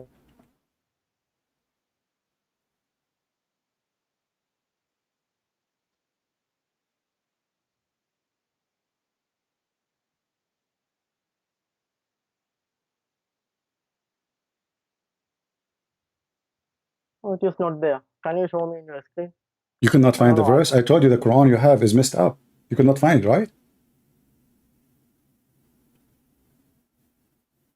Are you sure you are opening the Quran, not yellow pages? Chapter 3, verse 183. What the problem? No, it is. No, it does not mention anything what you said. Okay, why you don't read it for us? Guys, it doesn't mention anything like I said. Prove me wrong, here we go. You have hundreds of people listening. Let them laugh at me. Go ahead, read it and tell me how it did not mention what I said.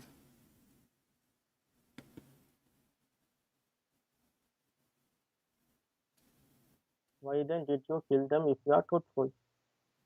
What? Oh. Don't talk to yourself. Read it. People want to. You have a nice. You are the Muslims are the best one. Actually, the Quran, by the way, is so beautiful when you read it.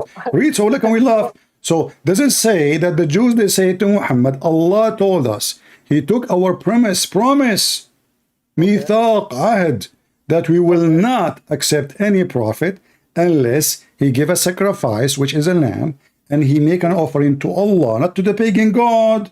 No, haram, haram. Allah is not pagan. Yeah, make a sacrifice, and this Allah condition that we will not believe in you unless you do that. Look how easy it is.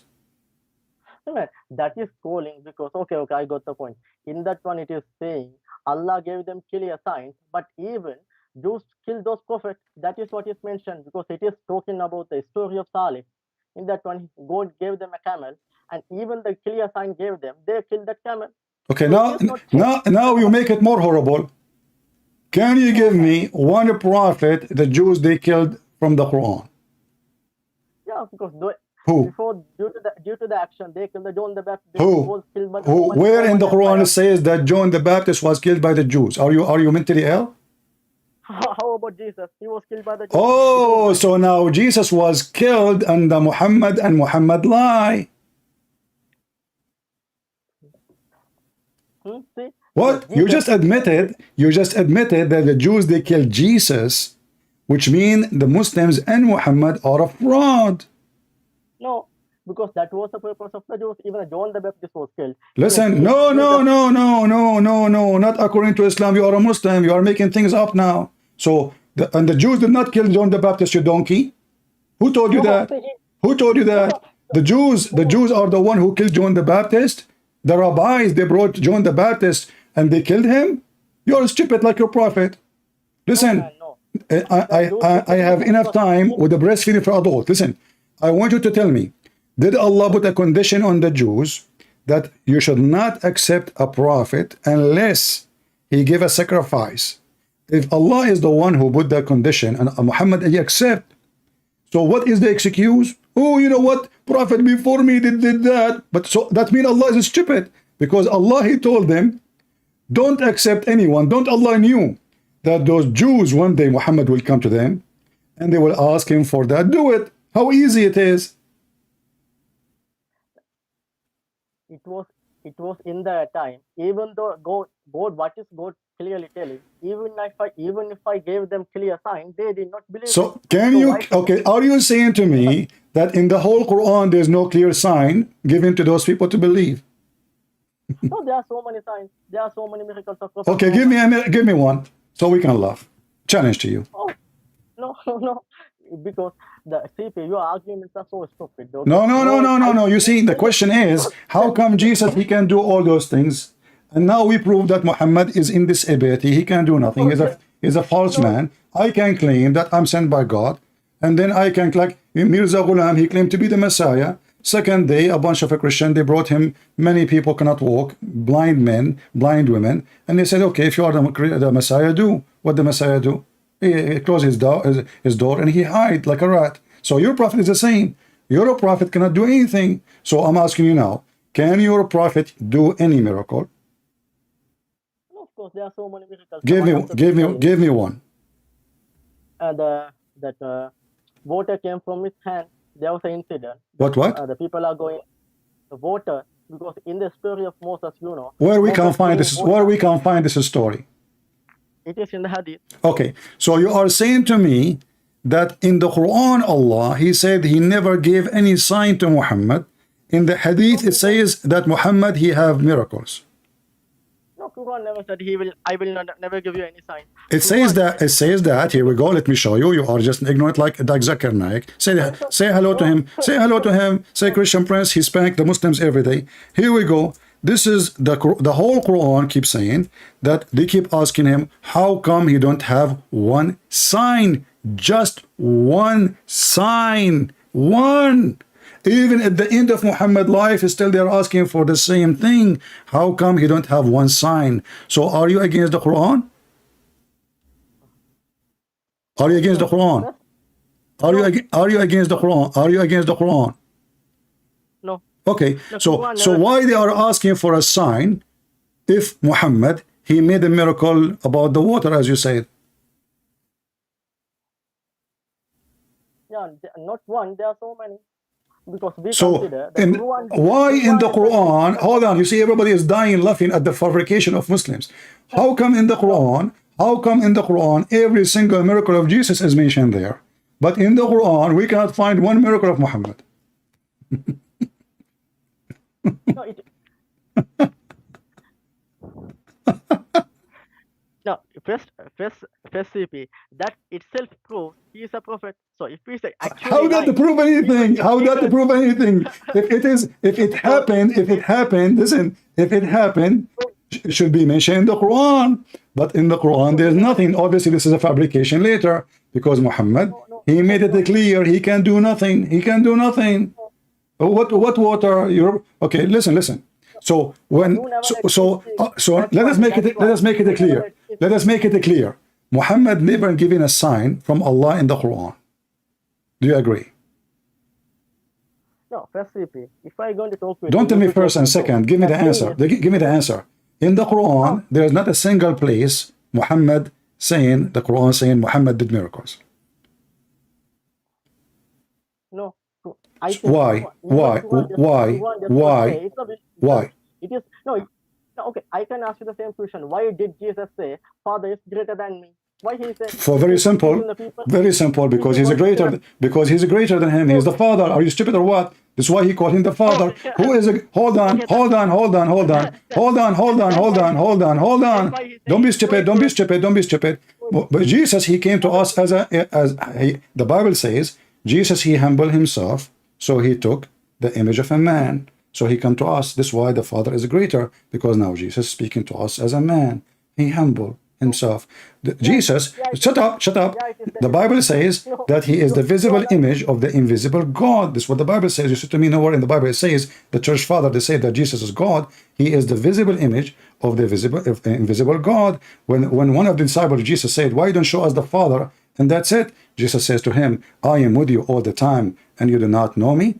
The one who saw me, he saw the Father, which means the one who saw me, he saw God. Shut up. Now listen, you are trying to change the topic. How come in the Quran, Allah could not do the same as Jesus? Forget about Muhammad now. Forget about Muhammad. You see, Muhammad is an idiot. We laugh at him. He's busy with Aisha, 6 years old. But I'm now focusing on Allah. You see, when we talk about Jesus can create, you said to me, Allah gave him permission. In order to believe in that, Allah should be able to create. Did Allah create anything? There's no point talking to you if you don't give me enough time. Are you going to hang up? Are you going to hang up and run? Can Allah create? If there is any proof, that Allah can create like Jesus. No, Allah can do anything. It doesn't say Allah. Okay, here we go. Allah, he said in the Quran, Allah in the Quran, he said, hold on. In the Quran, Allah, he said, how can I have a son if I don't have a girlfriend? No, it is Allah says it is not fitting for him. It doesn't say I cannot. No, he did not say that. He did not say that. He said, how can I have a son if I don't have a girlfriend? Sahiba. What is the problem? He don't have a girlfriend. So can Allah have a son? No. Why? Because he don't have a girlfriend. He did not say what it's not fitting for him. What does that mean? This is stupid. No, listen. In another verse, it says, if Allah, he want to have a son, he will. So you're stupid. You do not know your book, obviously. He said he can, but it is not fitting for him. Okay, no. Hold on. Not fitting for me. But here we have different verse saying that he cannot have a son. You see, the one he is saying, okay, when I say, each time I give you a verse, you never read it. Give me the verse. Is that a habit in you Muslims? Are you illiterate like your prophet? They keep giving you verses. After verses, you never read one. Chapter 6, verse 101. Chapter 6, verse 101. See, the thing is, you don't understand. Don't waste my time. Read the verse. You don't even understand the English. Read the verse. You don't understand English? Yeah, that's the thing. Because you should have better education. I don't understand English. Do your prophet know English? Do your God Allah speak English? If so, why you pray to him in Arabic? I speak Arabic. I speak the language of your God. And I speak good Arabic, not like the Arabic of your God. The Quran is full of stupid things. Now read for me this poo-poo. Don't talk about English, you know. Brother and sister, brother, you don't speak English. And now we prove that he don't even educated. Your prophet can't even read his name. He cannot even read his name according to you. Are you making fun of your prophet? Are you trying to bully me now? So now read for me how Allah, let us bully Allah, me and you together. Let us join forces together. I will pay you $5. You know, Allah, He is saying, how can He? This is not me. How can He? Because I know you will not read the verse because you're a coward. How can He have a son if you don't have a wife? How can? Who is saying the word how can? Allah. So what can present the ability? Allah is unable to have a son unless he have a girlfriend.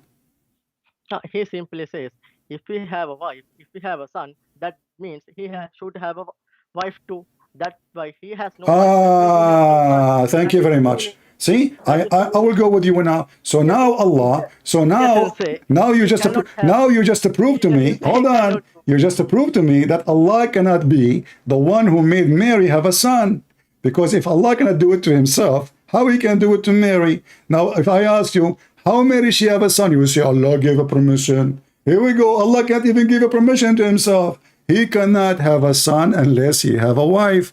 And you agreed. Okay, yeah. Well, Allah, if you want to have son, he need to have a wife. Thank you very much for saying that. No, he doesn't say he needs to have a wife. He says no. It's you said that. You said that too, and he said that. You said that, and he said that. Why Allah cannot? Okay, hold on. Why he is mentioning? How can I have a son if I don't have a girlfriend? If he do not need a girlfriend? He doesn't say he does not, or he cannot. He says. No, he says he cannot. Are you stupid? Read the verse. Read the verse. Don't tell me he did not say that. He said, how can he? He did not say, I don't have a son. No, he said, how can he? And it's funny, Allah speaking about himself as he, which is stupid. So how can he have a children, have a son, but he have no girlfriend, not wife, sahiba? He is simply saying, he did not have, because all those people attributed he has a son. Son, God simply asking how he can have a son, because in the goat, if as an example, okay, if goat have a son, that's mean he could have a female goat, only male goat, and female goat can have okay. Are you shaking your head now? I can imagine you shaking your head. You know, okay, I will go with you. Okay, so if Allah have a son, that means he have a wife. Okay, I'm going to show that you are stupid. Does the God of the Christians have a wife in order to have a son? That's why we say it is wrong. That is the logic. See, you're just being stupid now. You just say to me, he is showing them that in order to have a son, he need to have a wife. But if he is refuting the Christian, you're stupid. The Christian don't believe that God have a wife and they have a son. His name is Jesus. So your God, you fail again. You fail again with the stupid Muhammad story, because the Christian, nobody believe that God have a wife. They get married and they went to the honeymoon in the Bahama, and then they have a baby son. His name is Jesus. And you know, happy time. Hey, my son, how are you doing? Where's your mom? This is stupid, because they don't believe that God have a wife. So the answer here is a stupid answer, proving to me that the one who made the Quran have a lack of wisdom. I want to tell you a story, and please don't make fun of me. You know, because I want to see how far. Don't tell me one thing. Don't tell me one. Don't hang up. Don't hang up. Don't hang up. Don't hang up. Hold on. I will tell you a story. I will tell you. Hold on. I just received a message. I just received a message from my grandmother. Hold on. Oh boy. Okay. She just said to me, hold on, I'm going to read for you. I will share it live on air. That my grandfather, he passed away, and they did not notice that he is dead since last year, 12 months ago, because he died standing holding a stick. What do you think? Why you are laughing? No, I'm not laughing. I did not understand what you said. My grandfather, my grandmother, she told me that my grandfather, he passed away 12 months ago, but none in his house noticed that he is dead, because when he died standing holding a stick. Okay. What do you think about my grandmother's story? Should I believe her?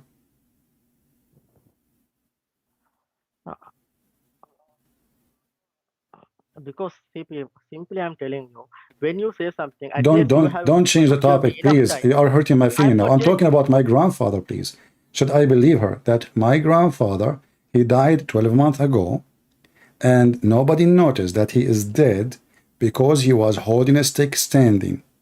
She come to the room, she speak to him, he didn't answer. She did not notice still, because he's standing for 12 months. Shall I believe in her story? No, you cannot. You cannot. That story in the Quran, you idiot. Huh? This is story in the Quran.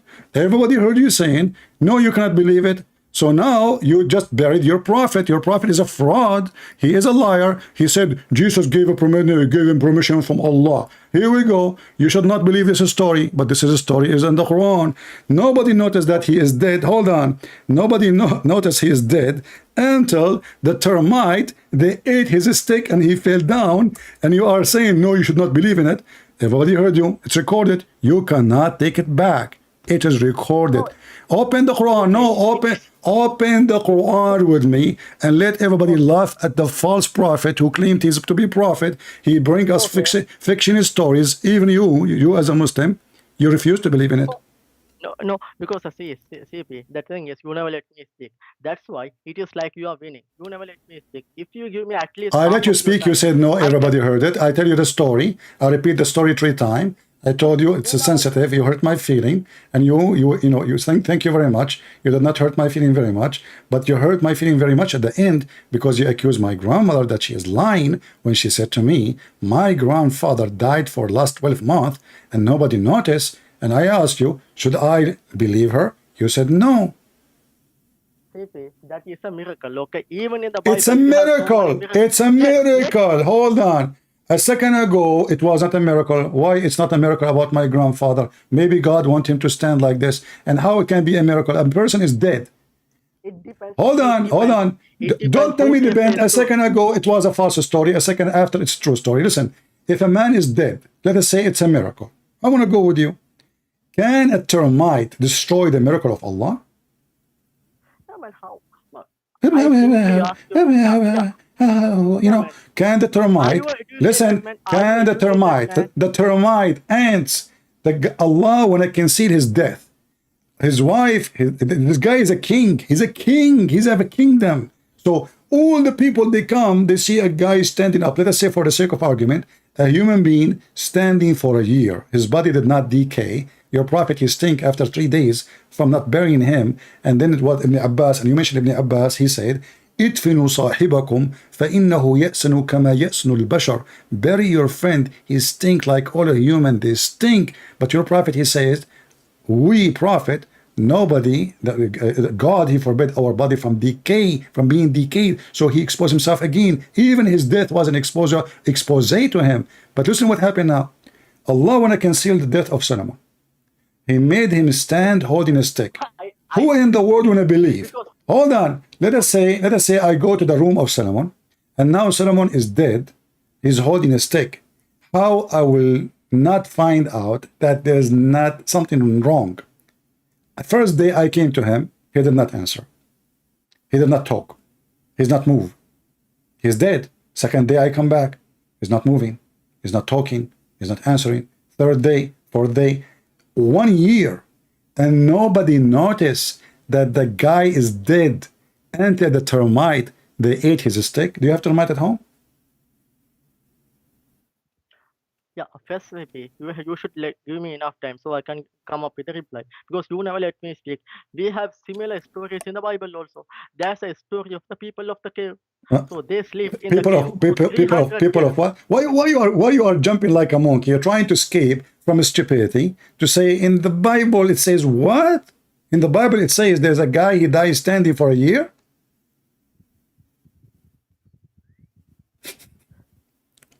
You never let me speak. You have the same kind of stories in the Bible also. No, hold on. Okay, hold on.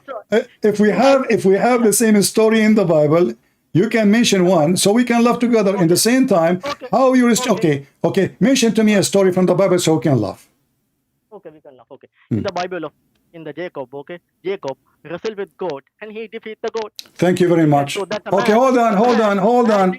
Can you defeat God? Okay, what if I show you that you're a prophet, he is a stupid man, he took the story and it's in the Quran? No, go show me in the Bible. No, hold on. You see, in the Bible, speaking about Jacob, the struggle here is not about fighting boxing like Muhammad Ali or an idiot, but you're a prophet. He took the name of Israel for Jacob in the Quran, which means he agreed with the story, because this is what Israel mean. No, that means what That's Israel, what Israel mean? Can you tell me what Israel mean? people call him Israel. That's why he took the name. It doesn't mean Prophet actually. No, not people, you donkey. Second, Not people call him. Allah called him. The Quran in front of you. Are you a donkey or what? yo, that's why the people Okay, call him. So why? Allah No, not the said, people call him. Not the people call him. Allah called him Israel. Can you tell me why? Israel mean? Israel mean, shut up. Israel mean, this is, you can open the dictionary, the one who struggled and wrestled with God. You just made fun of the story. You are making fun of the Quran. Okay, so why in the Quran, your God, Allah saying, well, yeah, he struggled and he wrestled with God. His name is Israel. it is the Bible. In the Bible, My friend, why the name? Okay, in the Bible it says, because he struggled with God, God told him, from now on, I call you Israel. Now, why your God called him Israel? Why your God did not call him Jacob no more? He called him Israel. Can you give me the answer? Because people identify him as Israel. Okay, so are you saying to me that the Jews, they say that Jacob, he struggled with God, so we will call him Israel. Allah, he liked the name, he took it too. Because if you need to identify someone, if as an example, if your name is stupid, then only I can call. Listen. People are dying laughing at you. Now, let me ask you. You mentioned that is it possible to challenge God, like to struggle with God, to refuse God command, or to fight God? Correct? Yeah, that's mean okay. It is illogical. If Allah, okay, my friend, I love it what you just said. You just said it's illogical. So it's logical that Shaitan, he go inside your anus if you don't say the prayer before you enter the bathroom. It's logical Shaitan go around your penis when if you don't have a prayer before intercourse. It's logical that Shaitan sleep in your nose, piss in your ears, and jump in your mouth.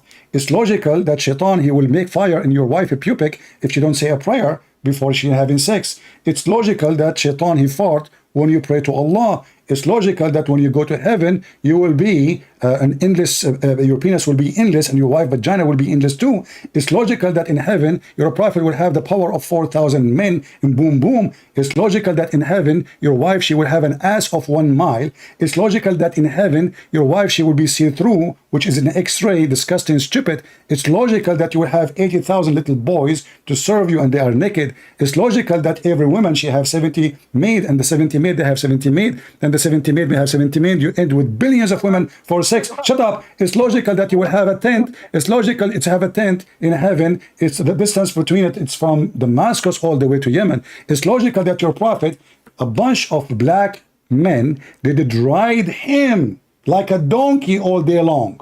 Is that logical? No, you don't. I told you, because these are metaphor figurative speech. And second thing, you don't understand the English. Okay, my friend, I don't understand English. I don't learn Islam by English. I speak Arabic. Do you understand Arabic? That's you don't. Do you know Arabic? Do you know Arabic? You keep making fun of me. You keep making fun of me in my English. Do you know Arabic? No, I tell you, you don't know Arabic also. Do you know Arabic? Okay, speak to me in Arabic. Guys, I do not know Arabic. Here we go. English, you don't have any common sense because you are interpreting in a completely different way. It is because our friend, let us go back to zero. Let us go back to zero. You see, I challenge you to show me one thing Allah can do like Jesus. You fail. Can Allah do anything like Jesus? No, man. How time I'll tell you how. Prove. Very simple. Jesus, according to the Quran, he did all those miracles. Did Allah did any miracles? Hey, man. Who created Jesus according to the Quran? According to the Quran, okay. According to me, I created Muhammad. Here we go. Talk is cheap. Talk is cheap. Talk is cheap. Okay, how Allah he can create Jesus? I will go with you. Who is the one according to the Quran who created Jesus? It is Allah created. Allah created Jesus. The Quran says no. No, it is Allah created the Jesus. No, according to Muslims, the one who created Jesus, according to Muslims, the one who created Jesus is Jibreel. Yeah, Jibreel is the one he blew, but if he did. Hold on. So who is the one? Okay, hold on. Who is the one who can only create? Why Allah did not give permission to Jibreel? Man, it is the will of God, man. You cannot ask this stupid question. I can Okay, ask you so the we same. cannot Why ask, Jesus said, but you but can ask I about can my ask God, but you cannot ask your God. You see how you stupid your logic? So we cannot yeah, ask same, because it's your God. Okay, now I'm asking you, please. I'm not yeah, asking Allah. same, Allah does not same exist. We cannot I ask can him. ask Listen, listen, listen, same listen, question listen, I listen. can ask you. Listen, listen, Are you listen, listen, disrespecting listen, anyone? listen. If Allah is the one who created the human being, who is the one who created the human being? Is it Allah or Muhammad? Yeah, Allah. Okay, how Allah, he says, he created a human being from a sperm and the sperm became a dead blood. Hey man, you are going out of the topic. Okay, No, we go are to the not. topic. Because if Allah is the one You who are the, create, you are the, if Allah is the one who create, he should know what he created and how he created. But speaking stupid does not make you the creator. What kind of God he say that Allah created you from a semen and the semen become a thick dead blood? How Allah get it wrong? How Allah get that wrong? oh no man, you are talking about the science now, right? The first thing, CP, you Each don't time I understand the give you a intelligence. verse, you never read it, you never answer, and you change the topic. No, you are the one changing the topic. Okay, It is why it is Allah do not how the know? Okay, let us focus. Let us focus. Why Allah do not know how the baby is created if He is the one who created the babies? okay. Even if you go to Genesis, in the first day he created light. In the fourth day he created sun. How can you explain In that? what? In In the what? Genesis, In what? in the Genesis chapter 1, the Yeah. first day he created light. In the Okay. fourth day he created sun. Okay. Can you explain that one? What the problem? How? Go. How can he create the light without the sun and moon? Because the light is Can not you the go to sun. Genesis? Abdul, let me explain to you. But Okay. you know you see you just killed your prophet right now. I will show you why. The light is not the sun. Sun is just a star. You are an idiot. Light, he said, let be Okay. light. Hold on. You asked me a question. So now you said how the sun was created in the fourth day, correct? So this is the objection, correct? First day he created light. Go Okay, to the Bible but first. what if your Go to the prophet, Bible. he said exactly the same, you idiot. Now you are in trouble badly. People will die laughing at you. No, Look, listen, no, you're in a the hadith. prophet. He No, said exactly the same. Let me show your name to everybody so people will die laughing. no, You know, you are from India, no. right? It Or is a hadith. Pakistan. I know. No, no, no, no, no. It is a Hold hadith. on. So here we It is go. a hadith. I know. It is a Aha, hadith. aha. So Secondly, it's a yes, hadith. Hadith. So what if it's a hadith? Is it authentic yes, yes. hadith? Bible. Is it authentic No, hadith this or is a quotation. hold on. Is it authentic or not? It's authentic. You laugh, and you and Zakir Naik, you laugh. You say, how God he can do that? But now we found, because both of you are a donkey, you do not know what your prophet said. Your prophet, he said exactly, he changed a little bit the story, but he said that Allah created, hold on, Allah created the light in Wednesday. Okay, let me talk.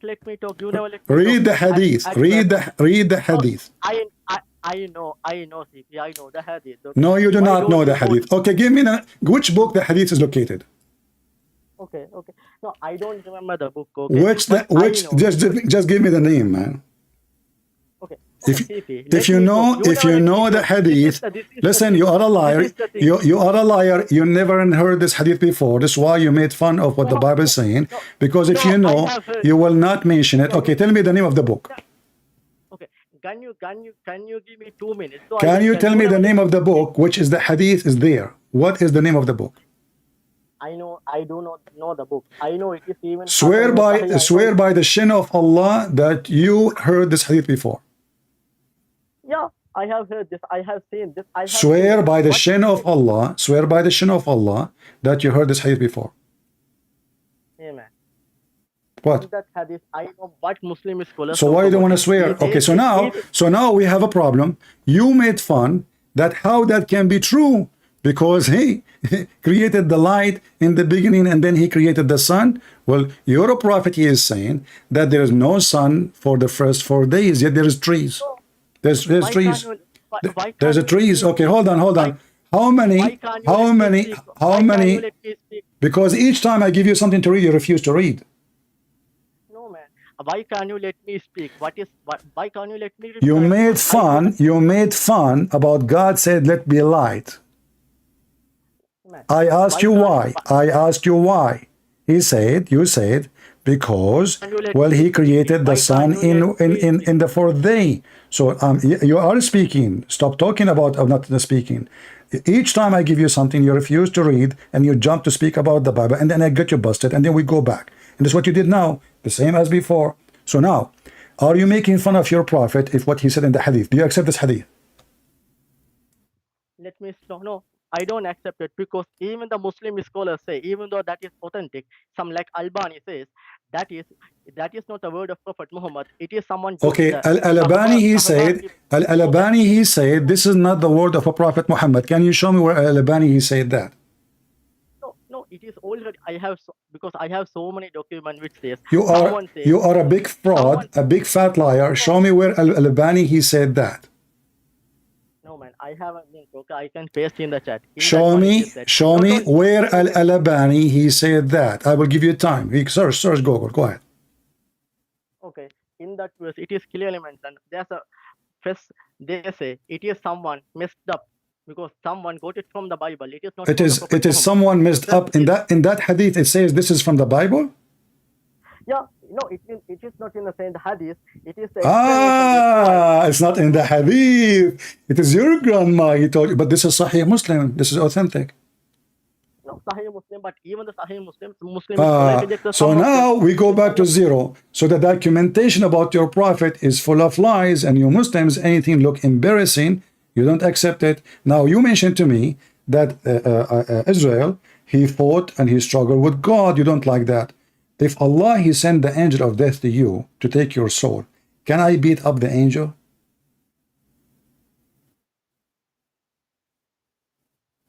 It depends who I am. Oh, if you are Bruce Lee, you can beat the angel of Allah. No, it is. I don't know. Maybe if a prophet can do with the permission of God, it is possible. Okay. Show me where it's. So, are you saying to me Allah is stupid? So Allah, he sent his angel to take the life of Moses. Hold on, to take the life of Moses, but Allah do not know that he gave him permission to beat the angel and not to die. No, show me the verse. Show me the verse. You show me the verse. So you never heard this story before. No, thing is, you are misinterpreting. I told you, you don't understand. So I'm asking you now, if Allah, he sent, when Muhammad, he died, can Muhammad beat the angel of Allah so he can avoid death? Yes or no? First, give me the verse. I know, you don't understand. You will change the answer. You will change the answer when I give you the verse. I'm asking you, can Muhammad, he is a prophet, can Muhammad beat the angel of death if he come to Muhammad to take his life? Allah send the angel. Allah send him. Send him to Muhammad. Can Muhammad beat the angel and he refused to die? Yes or no? Okay, if the human beat the God in the Bible, then the human can defeat the angel. No, nowhere it says you are a liar. Nowhere it says that a human defeat God. You are stupid. Go to the Bible. You are a liar. Nowhere it says that. Nowhere it says that. You are a liar. You are a liar. Okay, I will go with you. I will go with you. I will go with you for the sake of argument. I will go with you for the sake of argument. So are you saying to me, I can refuse the command of Allah and beat the angel of death if Allah command my death? Yes or no? Go to the verse. Go to the verse. Okay, get lost. You are just son of Mut'a like the rest of you. Coward, you have no dignity. Go to the verse. I show you the verse, you refuse it. It's in the front of you, you potato. Go do Mut'a. Don't call me. I don't have time for kids. Why you are calling me back? Are you going to read or not? No, I know you are stupid. Give me the verse. Okay, I keep saying to you, I keep, each time I gave you a verse, you never read it. Did you read one of them? Because you don't give me time. You don't give me No, time. I keep asking you. Okay, here we go. It's in front of you on the screen. Okay, give me a second. I'll refresh. Okay. No, it is not there. Read it. Don't talk. Read it. No, I cannot see that one still. I'm refreshing, but still I cannot. Okay, refresh your screen. Say, inshallah, is going to happen. Man, CCP, you don't talk. Read it. You should give me enough Read time. it. So we will laugh at you and your God. No. Your God cannot even make his decision happen. He decided No. to take the life of Moses, and Moses did beat the ass of his angel. And not only No. that, he broke his wing and he took his eye out, and the angel went back to Allah complaining, saying, you send me to a slave, you don't want to die. No, it is not there. Where it is in the hadith? Read it. Read it. Show me the verse. I'm simply asking, show me the verse. I know you don't understand. Just get lost. Send me the verse. Send me the verse. Send me the verse. And every time I saw you a verse, you never read it. Send me the verse. When your God, you stupid donkey, he accepted the name of Israel, he accepted the story. Because this is what Israel mean. Muhammad is a fraud. He took names, he put it in his book. By taking those names, he got himself busted. Gabriel is not the angel of Allah. Because if he is the angel of Allah, why his name is Gabriel? Gabriel. Who is his God? El. Not Allah. Mikael. Who is his God? El. Not one of the 99 names of Allah is El. Mikael. Gabriel. Israel. Even the word Israel, what does that mean? The name Israel proved that Muhammad is a fraud.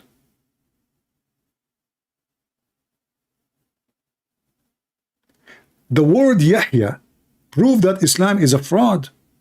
What Yahya mean? This is a name taken from the name of Yahweh. But all of us, we knew that the Muslim, they have 99 names of Allah. Not a single one of them is Yahweh. So how Yahweh? Zechariah. What Zechariah is? Zechariah is two words connected together. The stupid Muhammad, the thief Muhammad, he moved from the city of the pagan, Mecca. He moved and he lived between the Jews.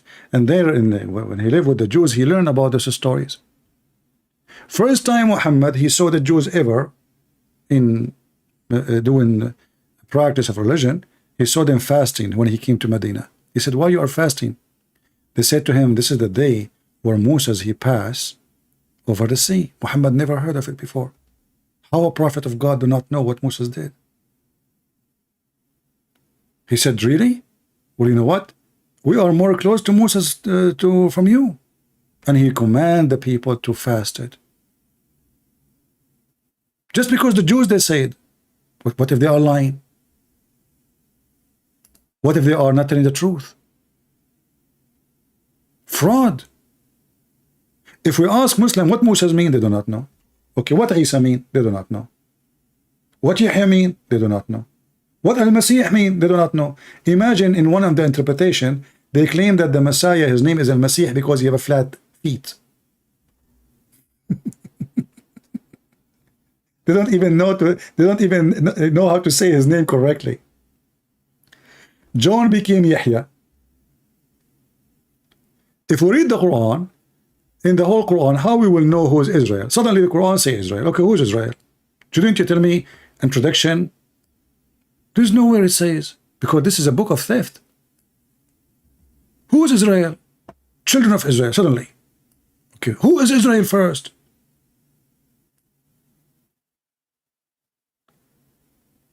Muhammad is trying to establish a religion, and he steal everything from somebody. The black stone from the pagan Arab before Islam, they worship the vagina.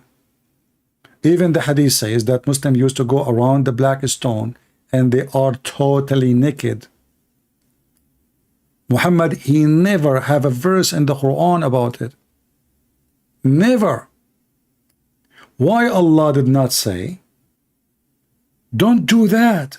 From the beginning, the first day he became a prophet. How come Muhammad never mentioned that going around the Kaaba naked is a shameful act? He used to go watch.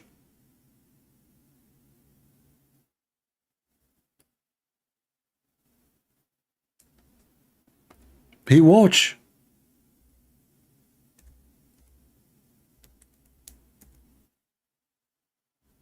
Why?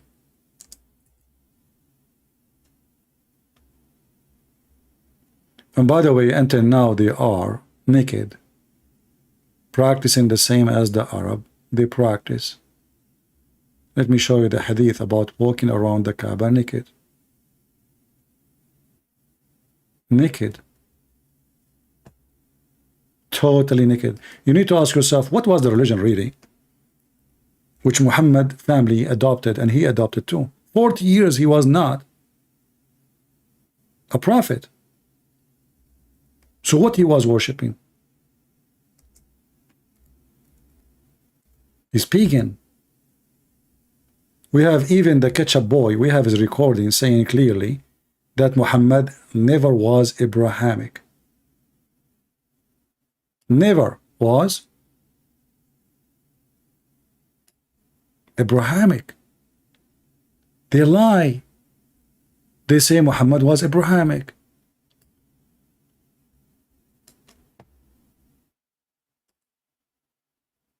Listen carefully.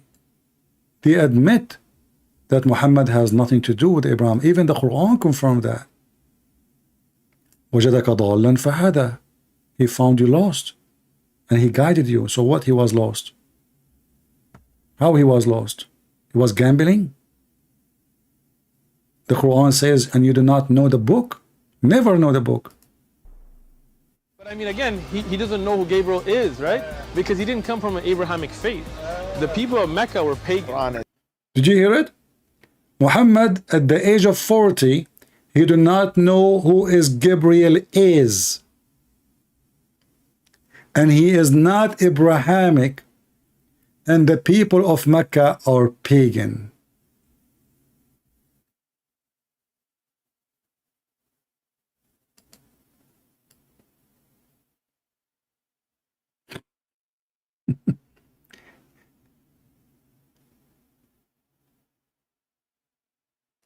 What a stupid religion.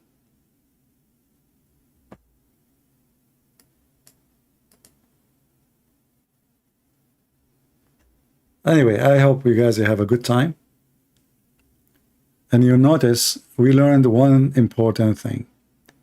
The Muslims, they cannot avoid that Jesus can do what nobody can do. And even their God cannot do anything.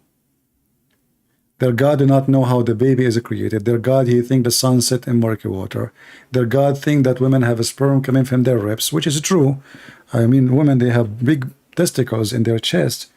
You know, if you don't believe me, you know, go check your wife. You know, she have big, huge, your testicles look so small compared to them. I feel sorry for you, man.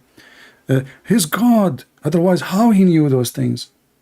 And when the stupid, he start making fun of the Bible, he just, each time he says something, he shoot he's a prophet. He shoot he's a prophet. How God, he said, let be light. And then he created the sun in Wednesday, or in the fourth day. Light is not the sun you eat it. The star is a burning star. You have to create the light first, for this is the source of light.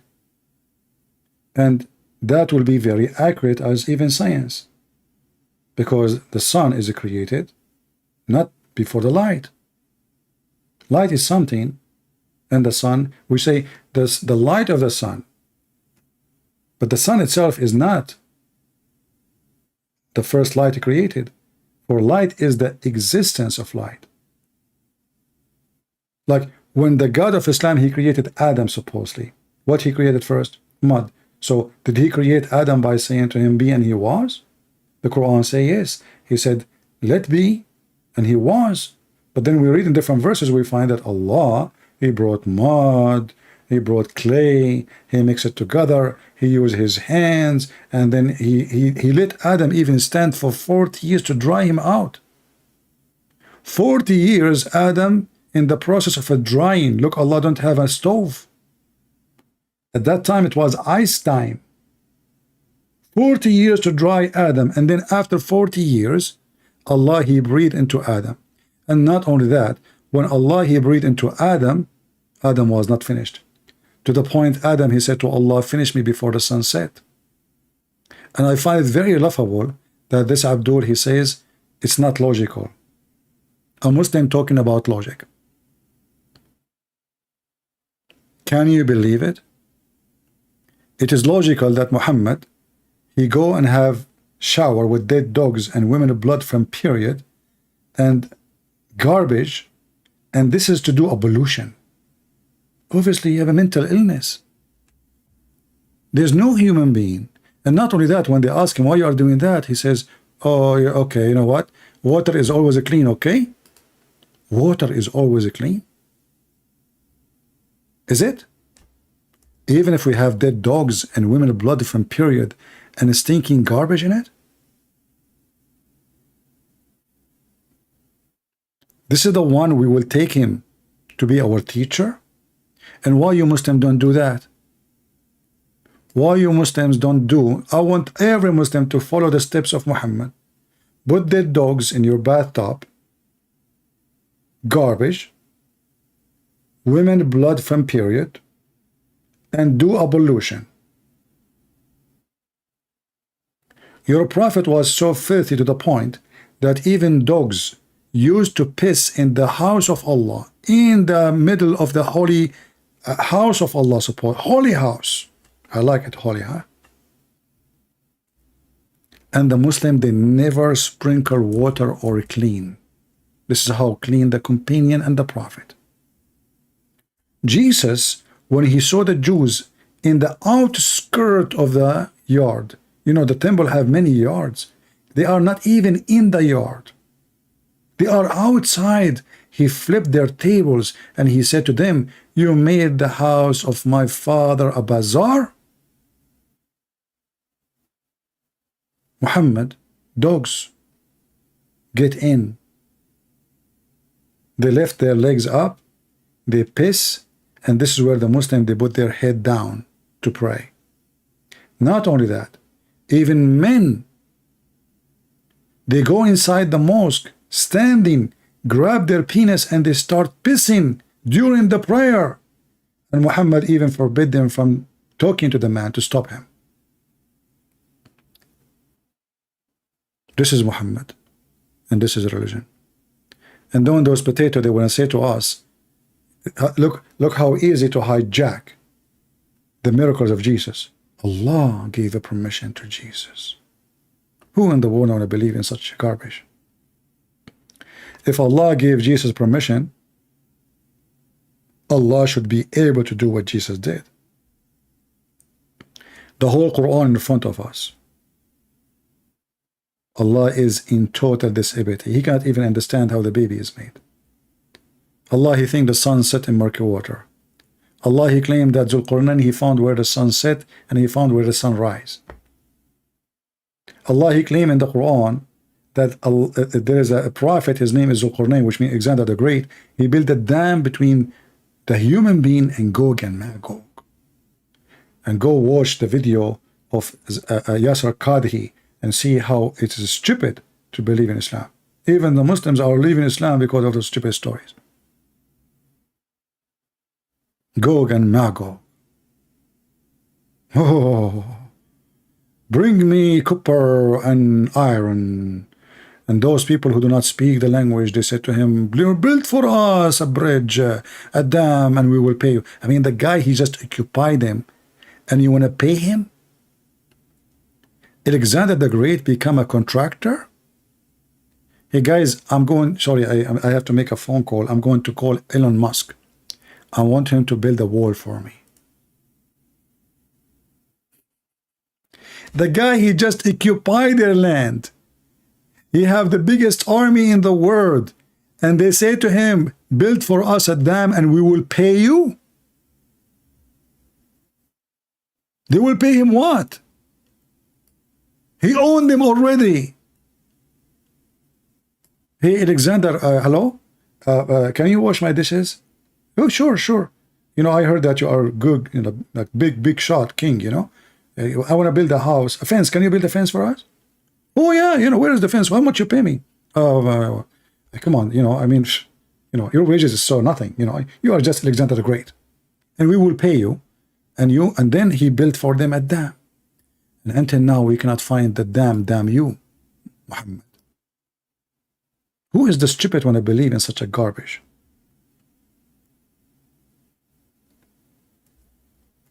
And then when the Muhammadan, they ask about the story of Zulqarnain, you know, it turned to be that Muslims are leaving Islam left and right because of this story. He found where the sun set, brother? He found where the sun rise? Really? He built a dam? And this dam is made from copper and iron, and this dam will open only in the day of judgment? Before the day of judgment? True story. If I go right now and search in Google, you would die laughing at what happened to Muslims when they hear the Quran.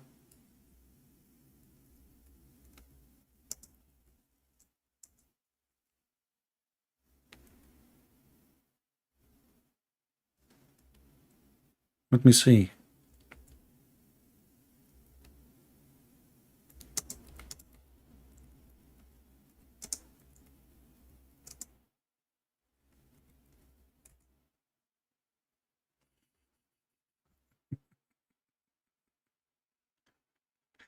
And you know, and Ili Dawa, he decided to fight this issue, brother. Okay? So, you know, he said, Ili Dawa, okay, you know what? We can solve the problem. Why we need to be logical? Before I start, I want to let you... Yeah, okay, let us see. Before we start, yeah, he's selling zucchini. Channel. Yajuj and Majuj. Allah subhanahu wa ta'ala talks about them in the Quran. And they are mentioned specifically in a hadith, brothers and sisters. Now, one thing that a lot of people make a mistake, which I've seen, you know, people of knowledge, is that they try to comprehend and understand who is Yajuj and Majuj? Where are they? How could they stay in a cave for so long and dig, and just when they're about to come out? And obviously there's issues, some say there's issues with that narration, etc. Some parts of it, you know, are not authentic, whatever it may be. I'm not trying to get into that, okay? You know, and then Dhul Qarnayn, and you know, there's so many speculations, etc. And a lot of people come and they're like, some people even get into doubt with this matter. Some individuals even leave Islam. And I'm like, no way. And now you will stop them. How? Tell us how. What's the issue here? What? Let me tell you guys the crux of the matter, because there are a lot of people and a lot of individuals who've tried to make people understand this and even push the narrative of these certain ex-Muslims, you know, that, you know, people are leaving Islam because of this, apparently, yeah? Which I just heard one individual, and most of his reasons, you know, like, you know, there's one individual, he left Islam because he have a girlfriend and he like her, she have big breasts and she have nice nipples, so he said to himself, I'm not going to follow Muhammad because she have her nice nipples. I mean, they try to frame everybody. I mean, there's millions are leaving Islam because of the story. What happened to the individual? Okay, this is the same potato. He's saying in different video, Trinity is not logical. In this video, he's saying why we need to be logical. Muslims. couldn't have intimacy with a lot of girls or something along those lines. Okay, I don't think it was this issue at all. Yeah. Yeah. And this guy, he left Islam because he want to have intimacy. He just made a video about have secret wife. You know what? A person he like intimacy, he will stay within Islam because you can have 4 hooker in the same time, and you can even lie to your wife about having a new wife, which means you are having sex secretly without marriage. Because now how we can guarantee that she is even a wife? It's secret wife. How we know it's a wife? Maybe she's just a woman you sleep with. Okay, go to the topic. More of his desires. The point is this, that we fall for this, and then what we try to do is, in return, is like, I know, let's try to bring it down to a logical level and try to explain it in a logical way. Stupid Muslims. You try to make Islam logical? So why you stupid in your video, he says Trinity is not logical. The second we asked him about their religion, you should not be logical. When in fact, in the Christianity, the Trinity is very logical. We can prove it even from Islam. See, Muhammad, everything he do in his religion is a 3 times. Any Muslim can explain why? They cannot. Even when he say Assalamu alaikum, he say 3 times. Even when he do ablution, you know, like he wash his hand 3 times, his ear 3 times, his nose 3 times, his mouth 3 times. Why 3 times? They can't answer. Allah, he made Zechariah fast from, you know, from talking for 3 times. Mary the same, you know, 3 days, sorry.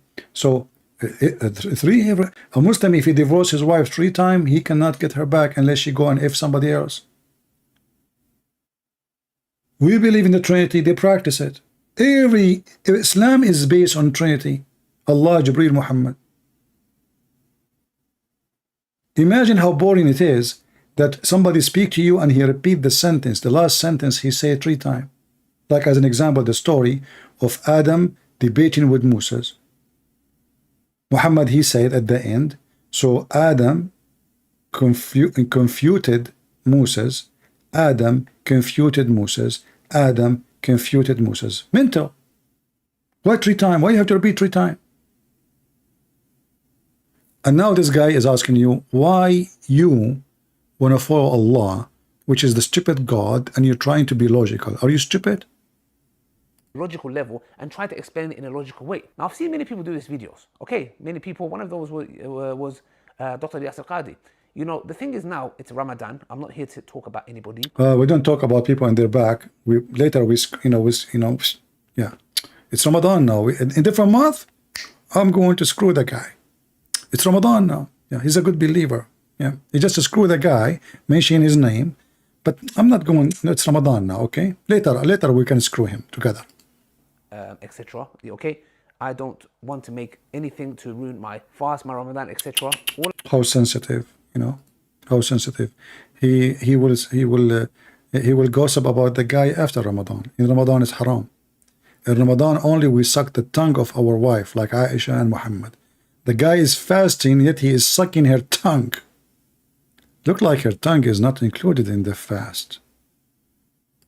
All I'm just saying is, obviously, there's a lot of things I don't agree with Dr. Yasir Qadi, and there's things I agree with also. So the thing is here, it's just, I don't want to get into the details and the nitty-gritty. The point I'm trying to make is he also done a video on this matter. The point I'm trying to say, and what I don't understand is this. Why do we have to understand everything? In the context where... What the heck, you stupid Abdul? You want to understand everything. You want to do that.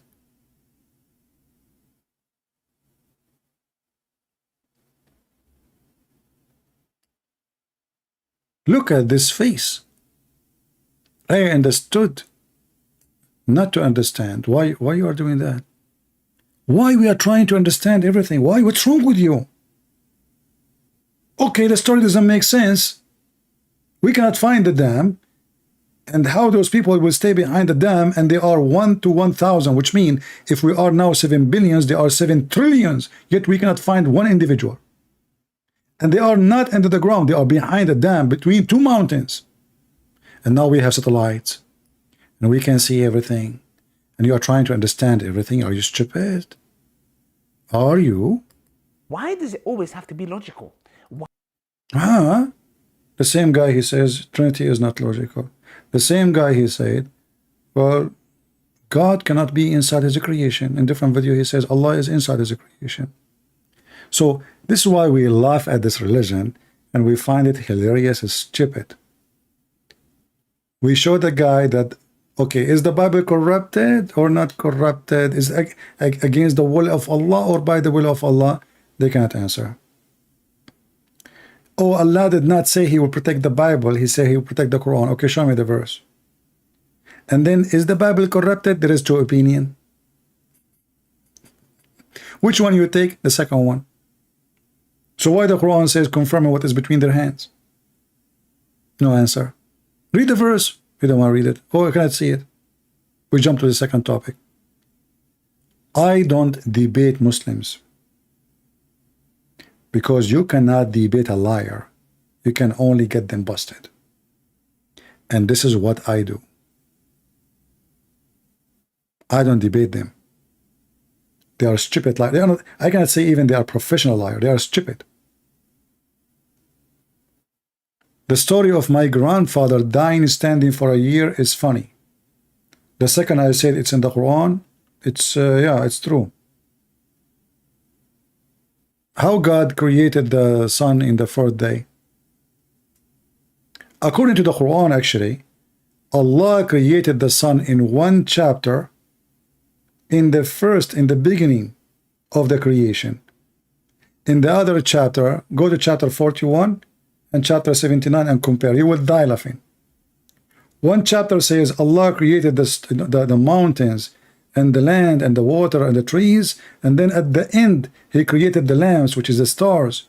And the other chapter saying Allah created the sky first, he made the light, the stars, and then he started working in the earth. Very simple. Do we have any other Muslim who is not so stupid so he can call me?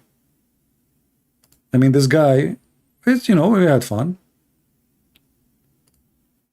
And, you know, now we will make him famous. So everybody will laugh. He will be proud about what he said, by the way, in front of his children. Do we have any Muhammadan? He want to give it a try. Maybe you can play with me.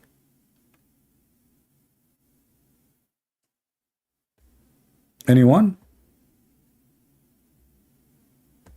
There's going to be an avalanche. It is already an avalanche. I love people of India too, my friend, but please be careful. Don't send me any dish of food. Once I have a friend, is a Indian doctor, very nice guy actually. He invited me to his house. Very nice people. And he told me, you don't like spice too much? I said, little, just little. Because I know Indian food is so spicy.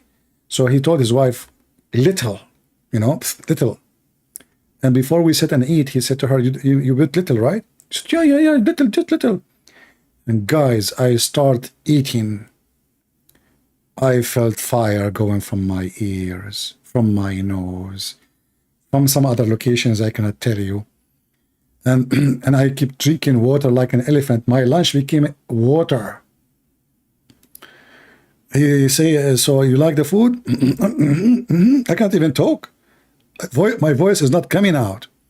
So yeah, it's good to eat little spicy Indian food. Just little. So now if you're an Indian and you invite me to your house, excuse me, I will bring my sandwiches with me. Don't even think about it. Do we have any Muhammadan? Okay, do we have any little Muhammadan?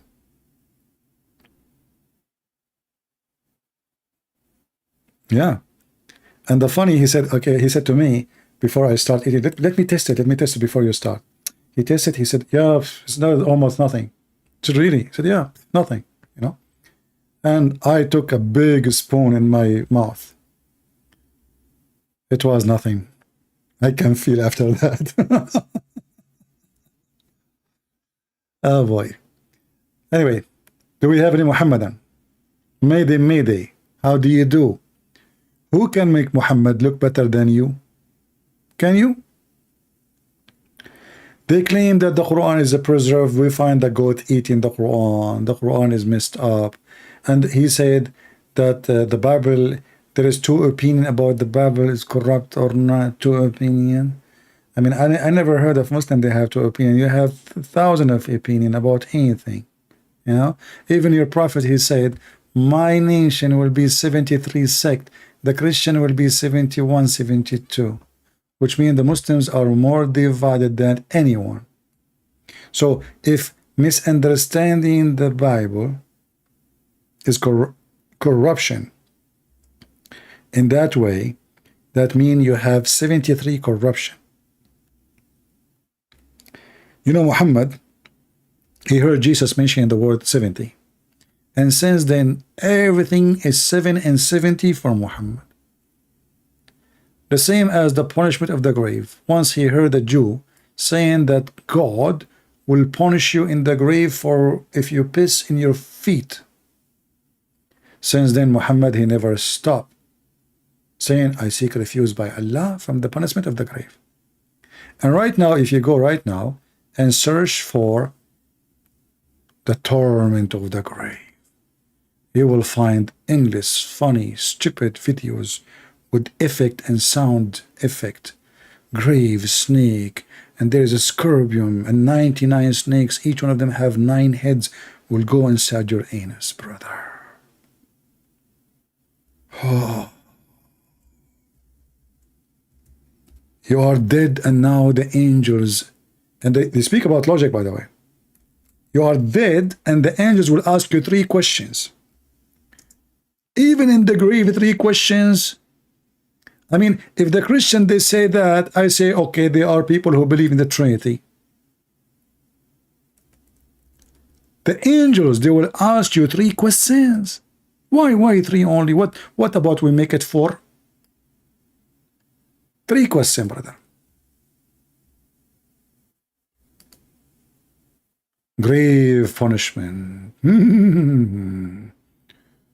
Oh, why Allah punished them people in the grave before the day of judgment?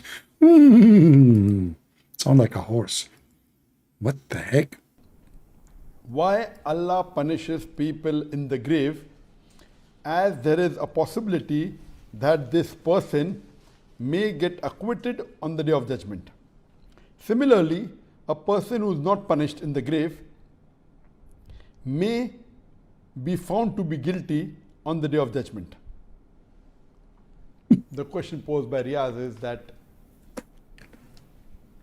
why does Allah subhanahu wa ta'ala punish the person in the grave? Maybe. Hey, by the way, I have an idea for the woke people in USA. Why you don't bring Zakir Naik, put him on your TV, like CNN, CBC, NBC, something like that? I mean, this guy fit perfectly with you. All of you are mental. I'm sure if you wear a skirt, you will accept him right away. Just put a wig, a skirt, and Assalamu alaikum wa rahmatullah. My name, let me introduce myself. My name is Zakir Naik, and I'm wearing a wig.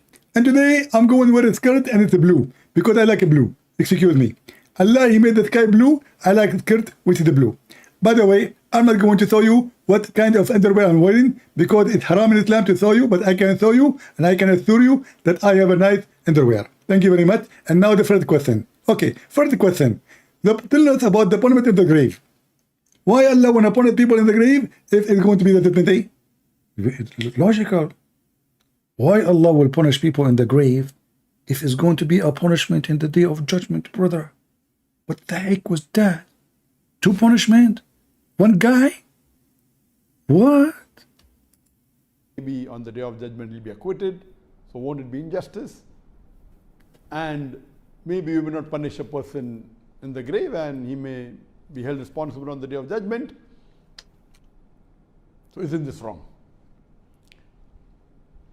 Allah subhanahu wa ta'ala says in the glorious Quran, in Surah Imran, in Surah Al Imran, chapter number 3, verse number 185, that kullu nafsin zaiqatul maut, every soul shall have a taste of death. So how Jesus did not die?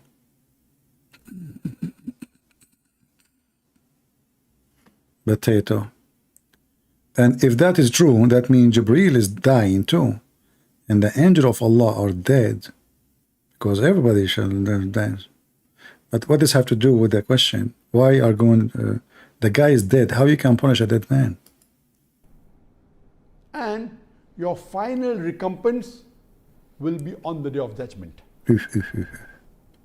And anyone... Yeah, he's trying to collect thoughts like and it looked like he is either did not take his lunch yet, or his wife, she made him wash dishes last night. One who is saved from the fire and is admitted into Jannah, into the garden, has achieved the purpose of this life. For this life is goods and chattels of deception. Here Allah subhanahu wa ta'ala in Surah Al Imran, chapter number 3, verse number 185 is telling... Potato, you mentioned that already, that every human being would die. The question is, why we are being punished in the grave? us that the final recompense will be on the day of judgment. That means the final hisab kitab, the final tally of the reward and punishment will be on the day of judgment. Don't sleep, please. That means if you have to get a reward, yeah, you will get part in this dunya, in this world, part in the grave, part in the hereafter. See, like check now, check later, check at the hereafter. So now when you are in the grave, what is the reward in the grave? Let me count for you. Free Wi-Fi. Brand new iPhone 110. Nobody have it yet. You know, The word in the grave? The guy is dead. Anyway, if you hear those stories, you will die laughing. And you know, he's trying to find like what he will say. I mean, the question is stupid, and the topic is stupid, and he's stupid too. So they're trying to find the reason. What I will say to this guy? What I'm going to tell him? Punishment of the grave. The fear of punishment of the grave. Has a question similar to question number 9. Oh, they have numbers. Actually, number 10. Munir says, often I remember death and I feel very afraid. I dream that I have died and I wake up very scared. Now, the fear is a human characteristic. Every single person has to be afraid. You have to fear. So, no, I'm a Muslim, I trust Allah, I depend on Allah, and I rely on Allah. Once you see a cobra or a lion charging at you, let's see your dependence on Allah Azza wa Jal. Definitely we all depend on Allah, but there is natural fear that has nothing to do with shirk or associating others with Allah. If I'm in my room and nobody's with me, and I'm afraid to read a letter or open a book or give me a break. Tell us about the punishment of the grave now. who does not have the ability to judge my feelings, yet my fear is far greater than the fear of Allah Azza wa Jal.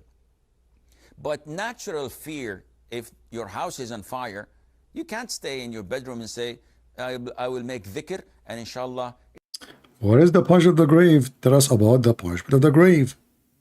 You to stay away from sins. If it drives you to pray on time in the masjid. What is sin in Islam?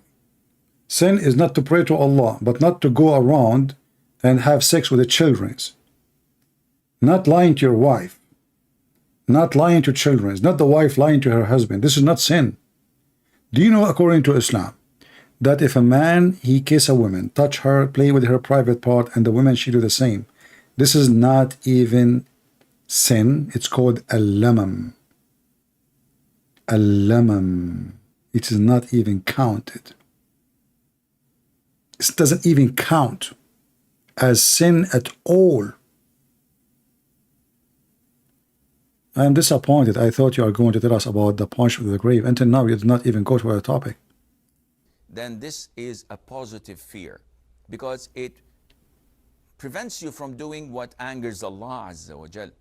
But if the fear, it's a class of logic now and philosophy. This guy, he became a therapist, you know. He will teach about fear. time, and it makes you hopeless in Allah's forgiveness and mercy. And it ends up by you saying, if this is the case, then Allah would throw me in hell and there is no use for me to pray. Get lost. I click at your video to tell us about the punishment of the grave. Until now, you said nothing about the punishment of the grave. What's wrong with you? Okay.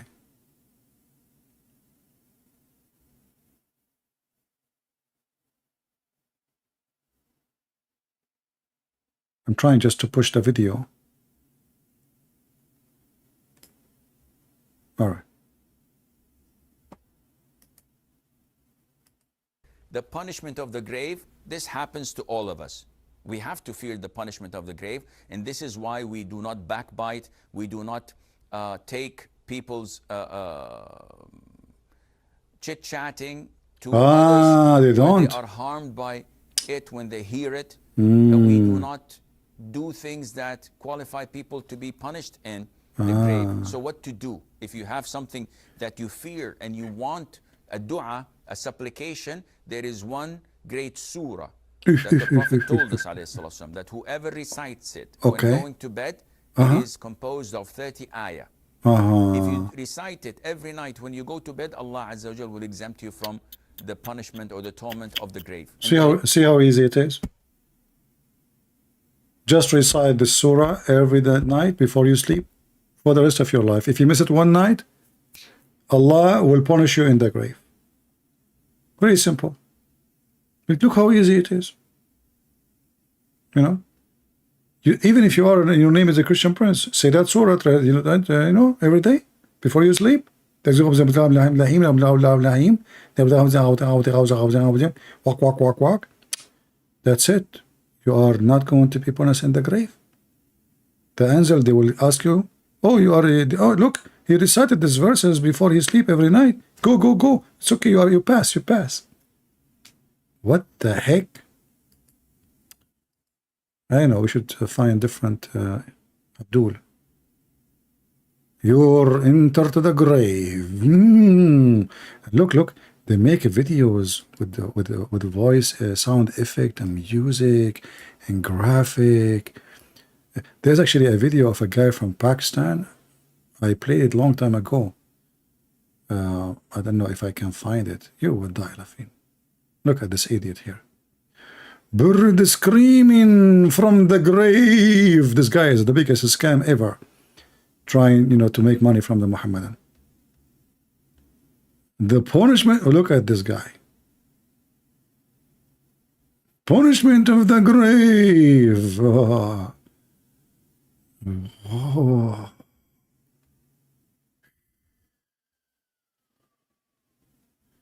Look, this guy, he just came from the grave.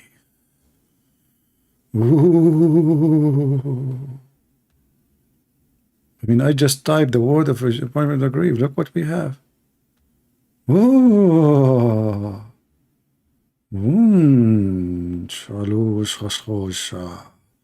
Oh, look at this guy. This guy must be fun. Hold on.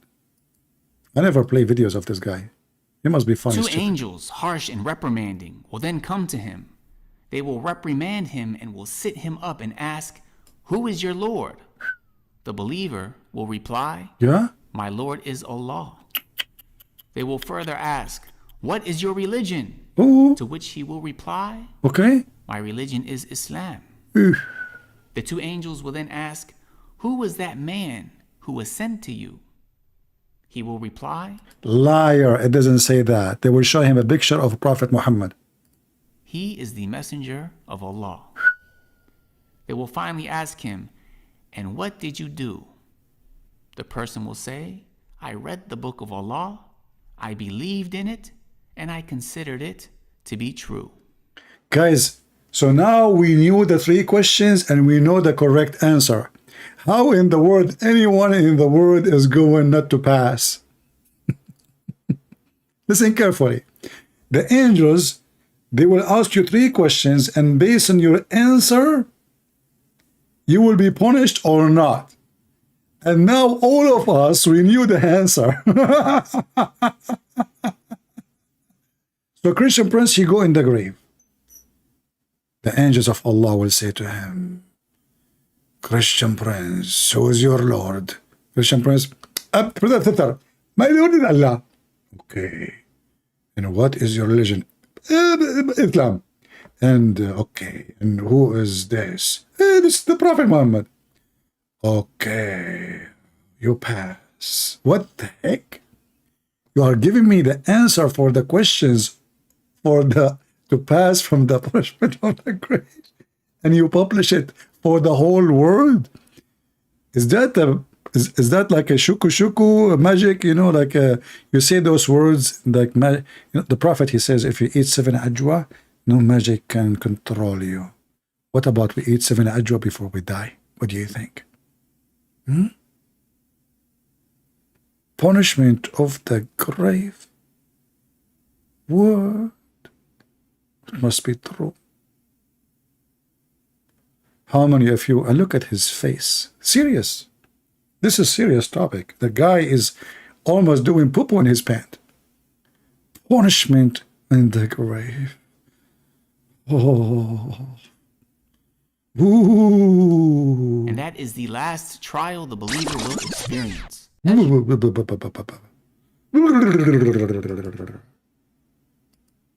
Let us see a different video. Hold on. Someone is more funny. The eternal punishment of the grave. Someone else.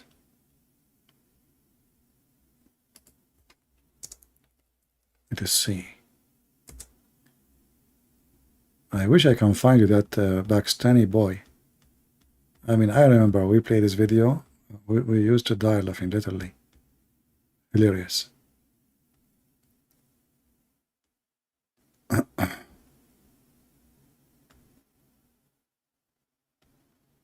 And all of this because Muhammad, he heard a Jewish woman saying that. That's it. He took it, and since then he never stopped saying that. Oh, this is an atheist. He converted to Islam after he learned about the punishment of the grave. Okay, hold on. Let me be sure that this is the video. Too bad they made a cartoon. They don't have the guy, the actual guy.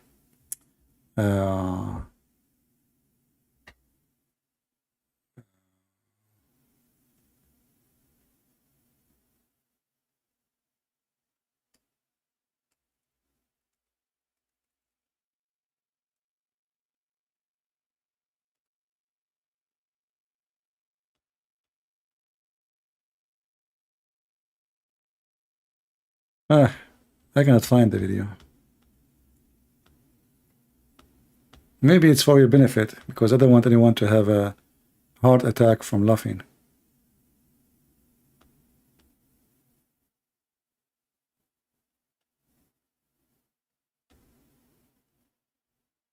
Torment of the grave.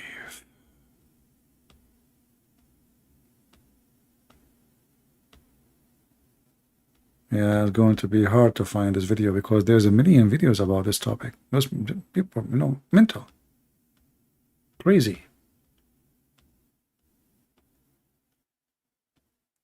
And Muhammad, he is supplying them with all superstition and stupid stories. And those people, they believe,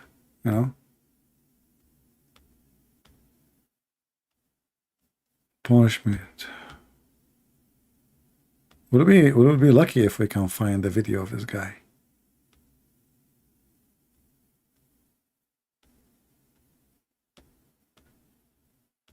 Maybe they deleted his video from YouTube.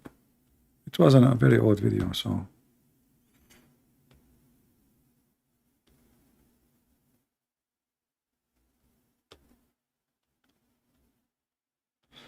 Anyway, do we have any Muhammadan? Let us see. Let me look at Skype.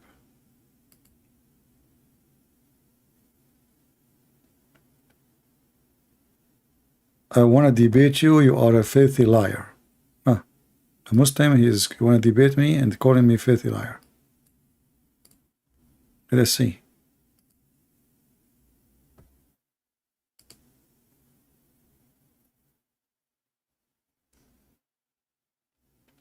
Look like he have a bad connection. I can't even call him. Oh no. I found the video.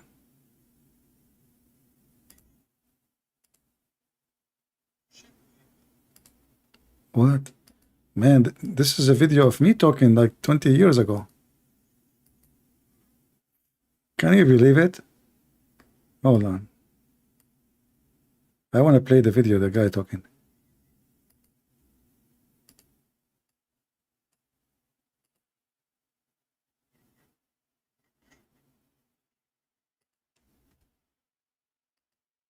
I found a very old video of mine. Like the quality is really bad. And this is the guy. I want to play his video. I don't think so. You tell me. There is this is a true story, by the way, that once in Saudi Arabia, there was a person who once hit a camel. And it is famous about the camel. It's a fact about the camel. If you hit the camel is going to take revenge. Ooh, be careful. So there was this guy in Saudi Arabia. He once hit a camel, and then at night when he was about to sleep, he remembered that, oh man, I hit that camel. And when he was peeking out of the out of his door, he saw the camel standing outside. And he knew that camel is gonna catch me, man. I need to run. He was in a tent. He was not in a house. So he began running, and while running, the camel started to follow him. And the camel was following, and the man went to a graveyard. And in the graveyard, he saw a grave. Here, the action started. That's it. The punch of the grave. Listen carefully what will happen. Which was a little bit weak. I mean, it was not, you can say, hard or firm. Yeah. So he broke the grave and he went inside. And inside he saw a scorpion, a small scorpion, a strange kind of scorpion, and he was stinging the dead body. Oof. And he got. There's a scorpion and is stinking the dead body. Look what he's busy. Like the guy is dead and the scorpion like stinging non-stop. You know? Look at his face. Look at his face. They believe in this garbage. This guy believe in it. You know, he's serious. You know? This is not paid by me, but from Pakistan, brother. Got a little bit afraid. That scorpion came out of the grave, and he saw the camel coming. He sting the camel, and the camel all of a sudden died. And it is famous about the camel that if a snake or any deadly animal bites or stings the camel, it takes at least 7 to 8 days for the camel to die. Because camel absorbs the poison very slowly. Okay. And when the scorpion stinged him, he died at once. Then the man came outside. He saw the camel is dead. He got happy and he kicked the camel. No way. With anger. And when he kicked the camel, his feet till the ankle melted. Brother, this is a true story coming from Prophet Muhammad for sure. So now the scorpion did sting the camel. The camel, which was chasing the Saudi guy. But the camel now is dead because the scorpion sting him. He died immediately. The Saudi guy is so excited. He come and he hit the camel with his foot. Big mistake. Big mistake. His feet and his leg melted. Like melted. You know what melted mean? What's wrong with you people? Why you are not believing? What's wrong with you? I mean, look at his face. Do you think this guy is saying that story not true? The camel is dead because of poison. The guy hit the camel. He thought he is Macy's. You know? Like you pay him money, he will go like a hooker anywhere. So he hit the camel, and now his foot and his legs melted, brother. This is how bad those scorpion in the grave. Those are not like normal scorpion. This is not like your wife, she sting you, you know, or your mother-in-law, or your husband. There's many scorpion around us. This is different. This is a scorpion in the grave. You name it. Animal bites or stings the camel, it takes at least 7 to 8 days for the camel to die, because camel absorbs the poison very slowly. And when the scorpion stinged him, he died at once. And then the man came outside. He saw the camel is dead. He got happy and he kicked the camel with anger. And when he kicked the camel, his feet till the ankle melted. No way. Because of the poison. I want to skip my voice, guys. Sorry. I'm talking here. I don't want to hear myself making comment again. Let us move where he start talking again. Where is the story continue? Hold on.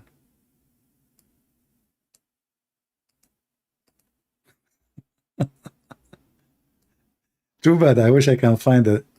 I wish I can find the exact video, like alone without my comment. I mean, it was not, you can say, hard or firm. So he broke the grave and he went inside. And inside he saw a scorpion, a small scorpion, a strange kind of scorpion. And he was... But did you notice that the scorpion is so small, yet he can melt your feet and your leg? Don't you see? When they say to you size does matter, bingo, it's not. Hello? So small. So small, the scorpion. Don't let anyone lie to you and say size does matter. So small. Big scorpion in the desert, Nothing compared to this small scorpion, because this small scorpion is sent by Allah to the grave for the punishment of the grave. Size doesn't matter. Stinging the dead body. And he got a little bit afraid. That scorpion came out of the grave, and the camel coming, he sting the camel, and the camel all over. A question, brother, why the scorpion came out of the grave? Do you have any problem? I mean, can you tell us why? Why the scorpion stopped the punishment? I mean, why he is interested now to fight the camel? I thought he have a job in the grave. The scorpion came out of the grave. Look at the story. I don't know who's the director of this movie, but for sure he is an American. Sound like Sylvester Stallone movie.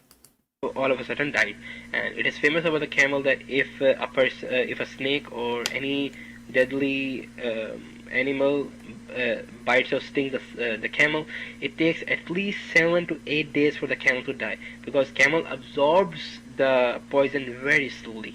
And when the scorpion stinged him, he died at once. And then the man came outside, he saw the camel is dead, he got happy and he kicked the camel with anger. And when he kicked the camel, his feet till the ankle melted because of the poison. The camel's body became so much poisonous that his feet till the ankle which he hit melted. I saw the pictures myself. Yeah, I saw them. And that kind of scorpion is gonna sting us. Oh man. So please, from here we can see how much horrible will the scene be. And the good thing about the pious person is, if you worship, your worships are going to save you from the snakes and the scorpion from your left hand side. If you give charity. What? Where? From which side? If you worship Allah, it save you from what?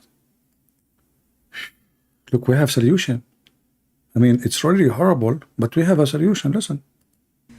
Worship. Your worships are going to save you from the snakes and the scorpion from your left hand side. Left and right side. See? That's only if you worship. Left and right. Still there's your front, yours back. Hello? If you worship, you're not done. No. Left and right side. The scorpion now? If you are a person who just worship, you don't do the other things you need to do, only the left and the right side of you is secure. Your nuts, your testicles is not secure. Oh boy. And your anus. How we can protect them, brother? Do you know? If you give charity, your charity will save you from snakes and camel on the top. From the top, charity secure you from the top. Now we are going to go to the bottom. That is the sensitive area. The one I just told you about, your penis and your anus. How we can protect that. Listen carefully. Take notes. If you don't lie. I mean, it's a sensitive topic, you know. Yeah, we are going down. We are going really down now, you know. So your charity will save you from snakes and camel on the top. If you don't lie, speak truth, and do righteous deeds, those will help you from the snakes and scorpion coming from the right hand side. And if you read the Quran, that will help you from the bottom. Shut up. The Quran will protect the penis and the anus? Are you serious? I read Quran every day. Trust me. Every day. My private area is for sure secure. Look at those eyes. Those are the ones you are talking to. This guy, he called me. He looked like this. This is the stories believe in, you know. And they want to tell you that Islam is a religion. This is what Muhammad told them. This is not a story told by a kid This is what Muhammad told them. This is why you find tons of Muslims making videos about the punishment of the grave. They believe in it. That's what Muhammad said. And then you need to ask yourself, if this is what Muhammad he speak of, who is Muhammad?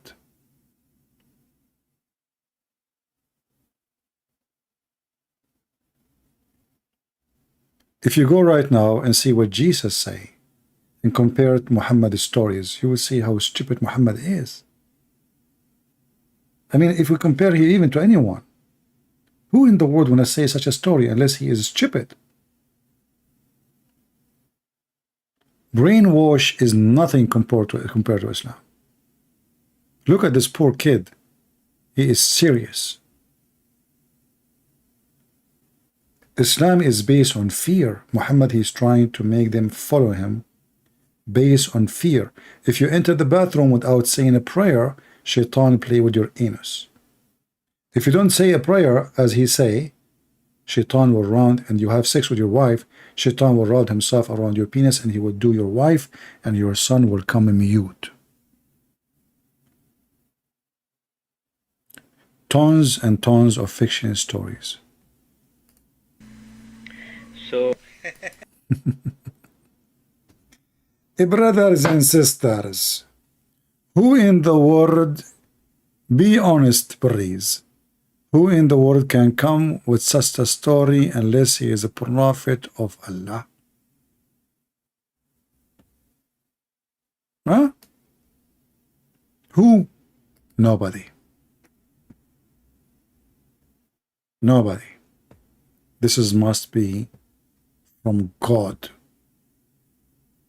How Muhammad he knew those things if he is not the prophet of Allah? Ooh. Muhammad, for sure, he is a true prophet.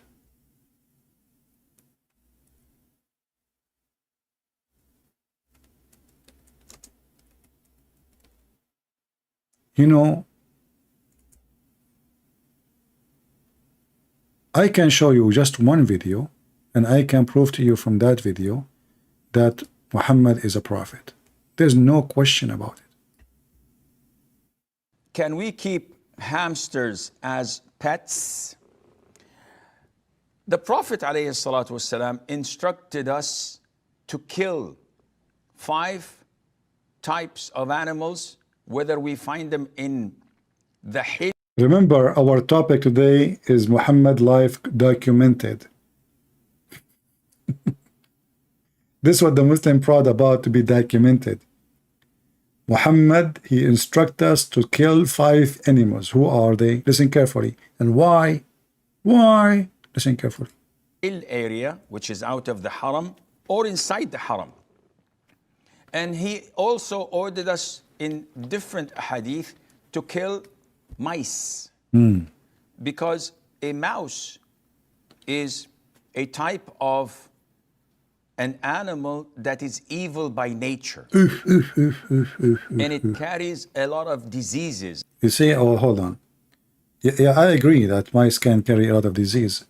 But he is evil by nature? What he do?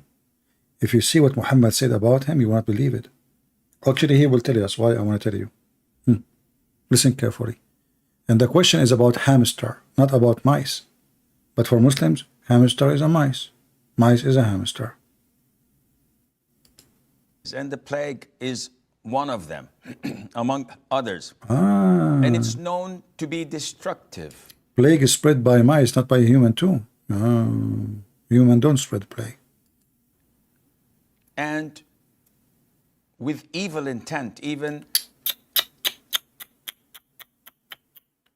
the mice, when he come to your house, he come with even evil intent. You know, this is like a what they call it in English? Excuse my funny English. Like a murder. What they call it? Somebody help me, help me. I'm not like Mimi Hijab who use big words in English. Premeditated crime, something. I don't know. Something. Yeah. So man, this mice, he come to your house and he have a plan. What I will do in this house today. They gather together, those mice, and they make a plan. Yeah, premeditated. Yeah, yeah. I was right about saying it, which is weird. Believe my English is improving. You know, come on, kind of hard. Really, look like Allah is helping me. Okay, go ahead. It may take a piece of thread and get it burnt from, or set it on fire from a candle or fire in the house, and take that thread and burn the whole house with it. Look at this evil mice. She take a matches, you know, from the fireplace, and she go to the curtain. You know, okay, now we go to the kitchen. What an evil mice. I mean, this is why the Muslims, they have fatwa to kill Mickey Mouse. There's a jihad against Mickey Mouse, the cartoon. Yeah. And they reject it in the Middle East and Islamic countries. They are trying to make us love the enemy of Allah and Mickey Mouse. Your kids now, they like mice. Haram. With it. So mice are evil, and we are ordered in Islam to kill them. A hamster, yeah, is very similar to mice.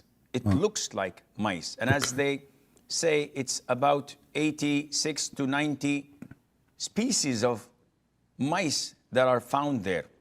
So a hamster is a rodent, and it falls under the same category of mice, and hence it is not permissible to keep them as pets because of the instruction of the Prophet ﷺ to kill them wherever we find them and to dispose of them. Jihad against the mice. I mean, what you can say? That's it. The Prophet, he said, you know, yeah.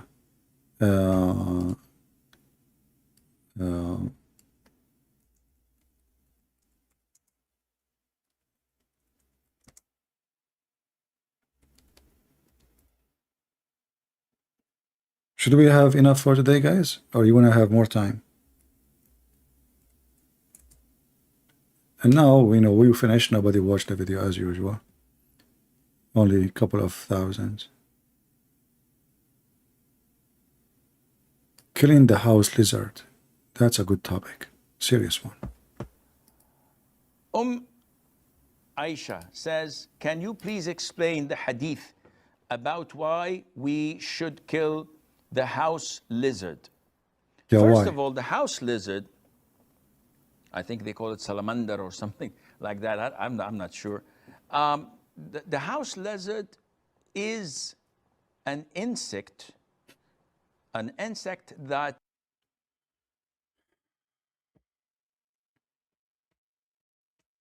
The house lizard is an insect.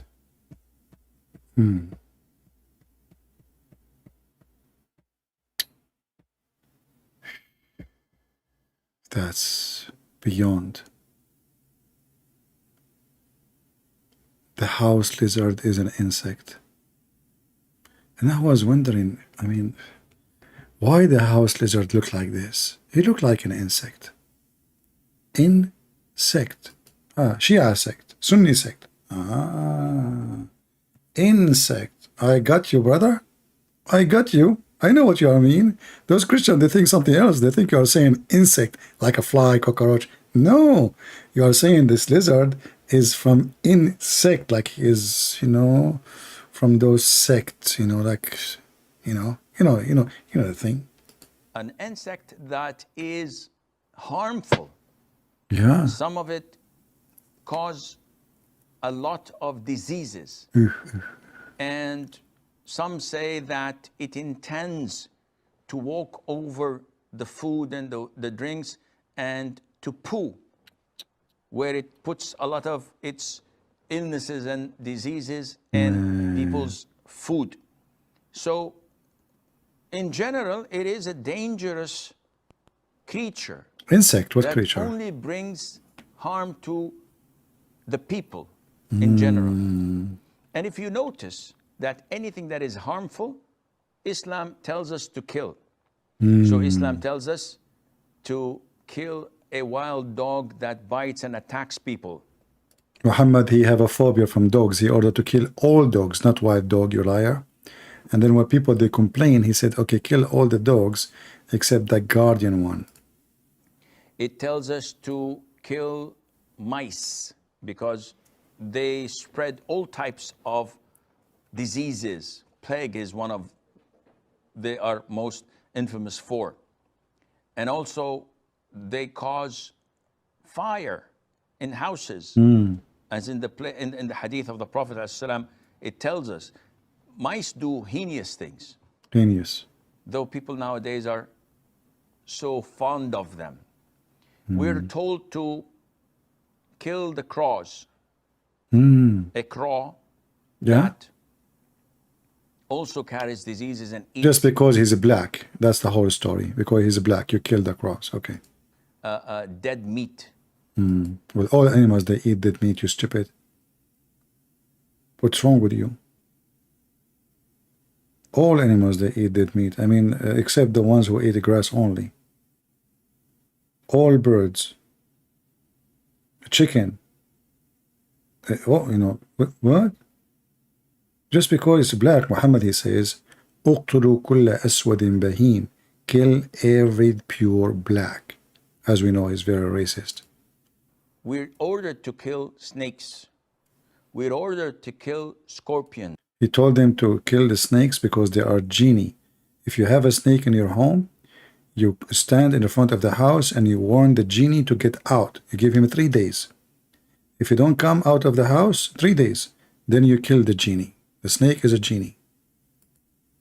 And these, by nature, are harmful for people. So killing them is justifiable and it's a legitimate thing to do. Likewise with the house lizards. And there is a hadith. No way. Don't go to the cheese. There's a hadith about the lizard. Muhammad, he encountered something unique about lizard. Tell us what. In Sahih al-Bukhari. It's documented, remember. The Muslim, he says, the Prophet, his life story documented. And this is one of the documentation about Muhammad making poo-poo, which means speaking. The Prophet told us, alayhi salatu wasalam, that when Prophet Ibrahim, peace be upon him, was thrown by his people in the blazing fire, all the creatures of Allah used to try and put off the fire. All the creatures. What is the name of the cartoon? You see them, all those animals talking to each other, you know? What? So they throw Abraham in the fire now. They want to burn Abraham alive.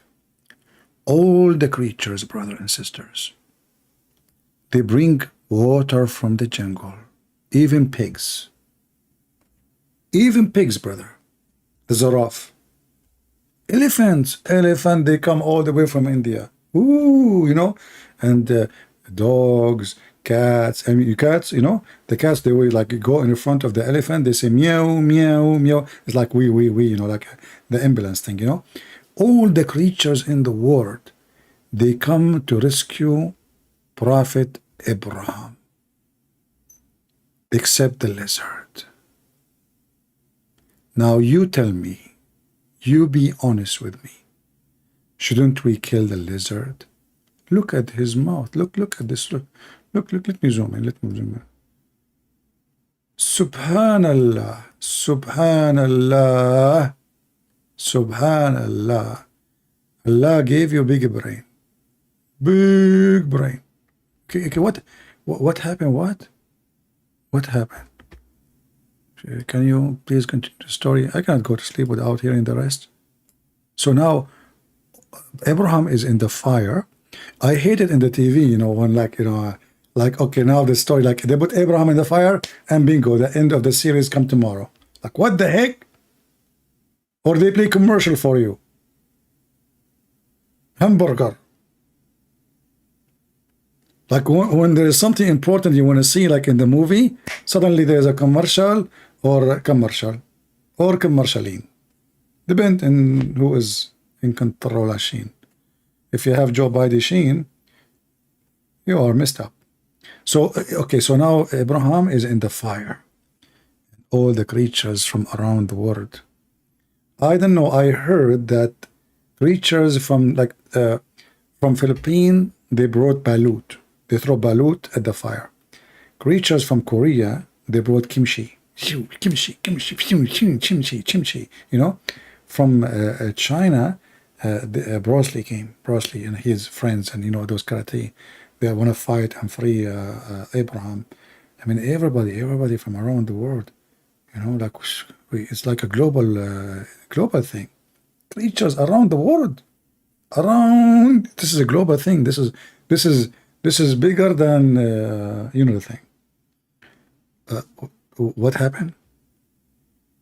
To try and put off the fire. Creatures of Allah, fire. All the creatures of Allah used to try and put off the fire, with the exception of the house lizard.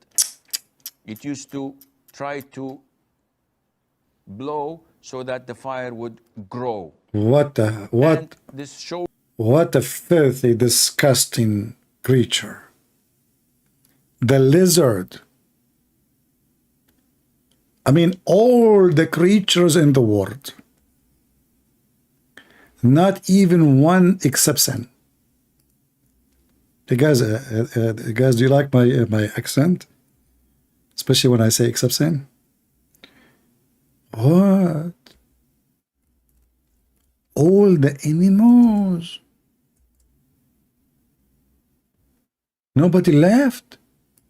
Even the rabbit. I don't know. I mean, this story make me believe it truly in Islam.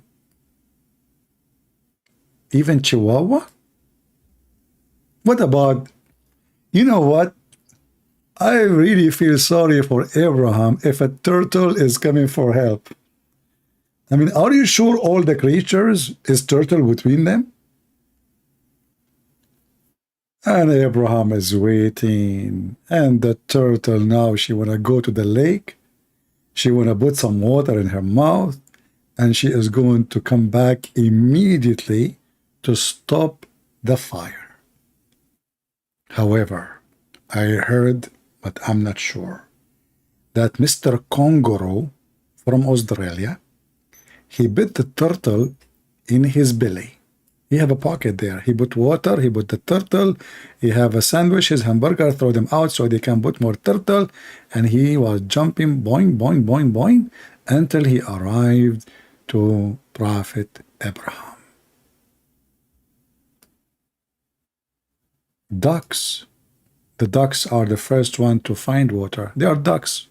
I mean, are you kidding me? If ducks do not know where is water, who will know? Think about it.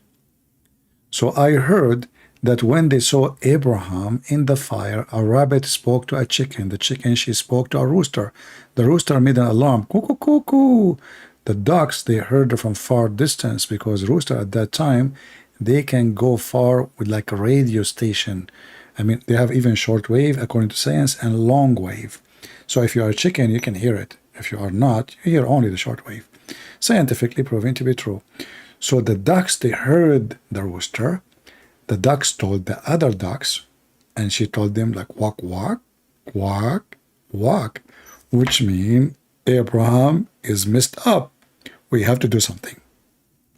So all those animals, even chimpanzee, they look around them, they are in the jungle, there's no water. What they do? They brought coconut. They start breaking coconut and open the coconut in the top of Abraham. Coconut after coconut after coconut, and Abraham, he is hungry, he drink it. They said to him, Abraham, what are you doing? This coconut should go on top of you to stop the fire. Don't drink it. I mean, they open the coconut, they make a hole, and the liquid is coming, and Abraham opened his mouth like, that's good. What are you doing, Abraham?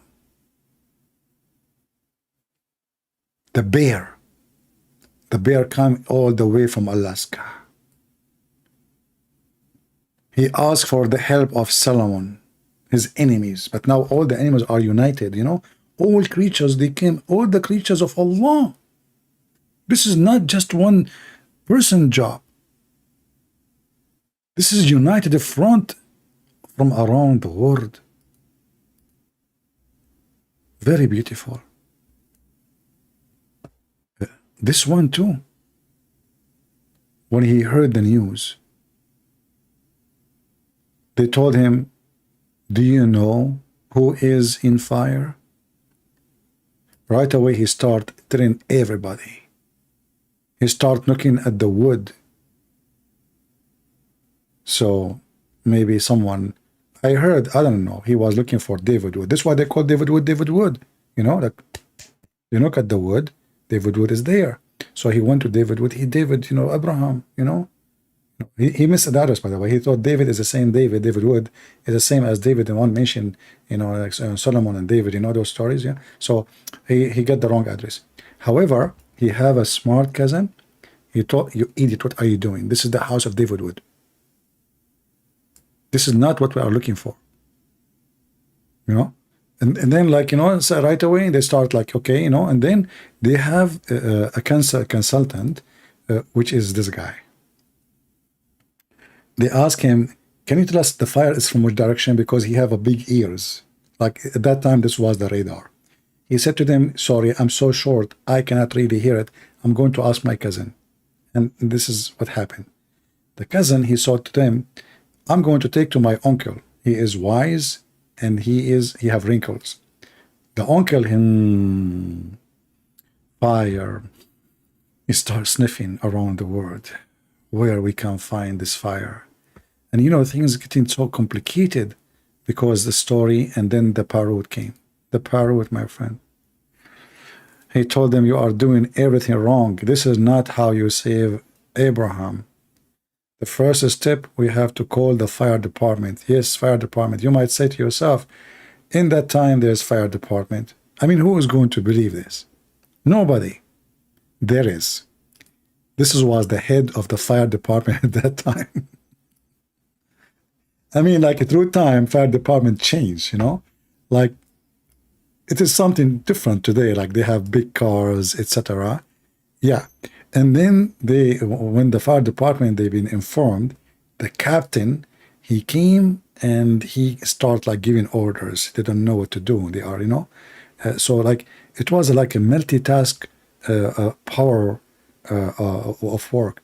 And then, you know, like, okay, still we are short of numbers. So they send, you know, there's a guy, his name is Happy Feet. I don't know if you know him. Happy Feet, you know, they call, hey, hello, Happy Feet, Abraham is burning. Can you bring some ice? Ice is very important. This, it's a crucial. This is the time you need ice, you know, because ice not only will stop the fire, can fight the burn in the skin of Abraham. So they called them and they brought, you know, and you know, if you don't believe me, by the way, I have a witness because she is so big, her head is so high, she was able to see everything. They call her giraffe. So, I mean, I don't know, the story is true story. I know that your face looks funny now, like this, because some of you don't want to believe in such a magical, amazing story. However, that's because you are an infidel. If you are really a smart person who have little logic, a little brain, you should accept that this story is a true story. But what I can do to you? You don't have the qualification, neither the inspiration. All right? Yeah, all of you look like this now. Like, yeah, here we go.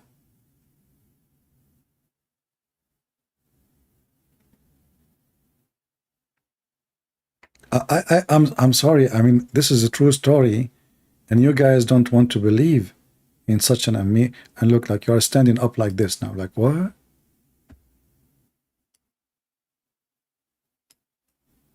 Huh? What? You know? You need to believe. It's time to believe. Even the pig, he brought water. But, you know, he did not really bring water. He started pissing. mean, what do you expect? He's a pig. Hello? Don't blame a pig for acting like one. Do we have any Muslim here? He wanna, you know? So all the creatures in the world, they came to rescue Abraham? Are you sincerely sincere? How I'm going to stop those Christians now from converting to Islam? I'm serious. How I'm going to stop them? They will be driven by such a truthful story. How many of you would like to take Shahada now? Oh, look, I have two husky. They agreed. Ooh, two gorillas discussing the option. Now, this is after saying Shahada. And the gorilla is looking to Allah in the sky, like, Alhamdulillah, thank you Allah. Islam is a blessing. What's wrong with people? Why they don't want to believe? Satan is not allowing you to see the truth. I feel sorry for you. This story is very well documented. Even there is an organization, it's called Nasuka in America. You know, those Nasuka, they do make Pepsi and they send it to the space because, you know, American crazy about Pepsi. You know, they wanna do commercial for the alien. So they send Nasuka, you know, they call it Nasuka, NASA something. They send Pepsi, you know, Pepsi Cola to the space so they can make the alien drunk and they can occupy their land. You know, because you drink Pepsi, you go crazy. You know, like I know what happened in Afghanistan. They drink 7-Up and they jump 7 times after that. You know, because the 7 steps and jump. So, brother, what happened in the story? Like, can you finish the story?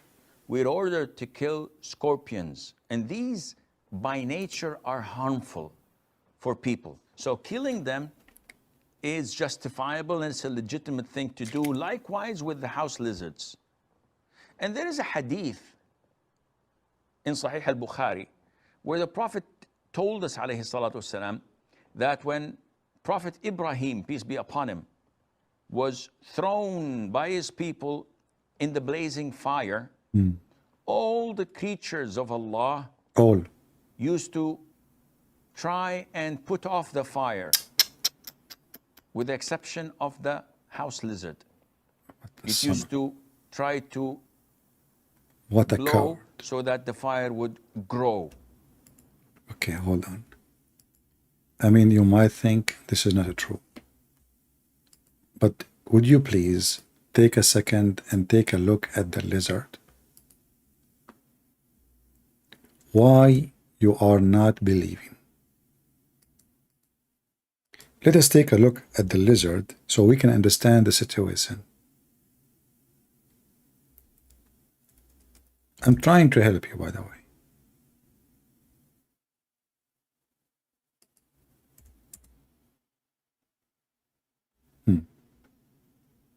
All right.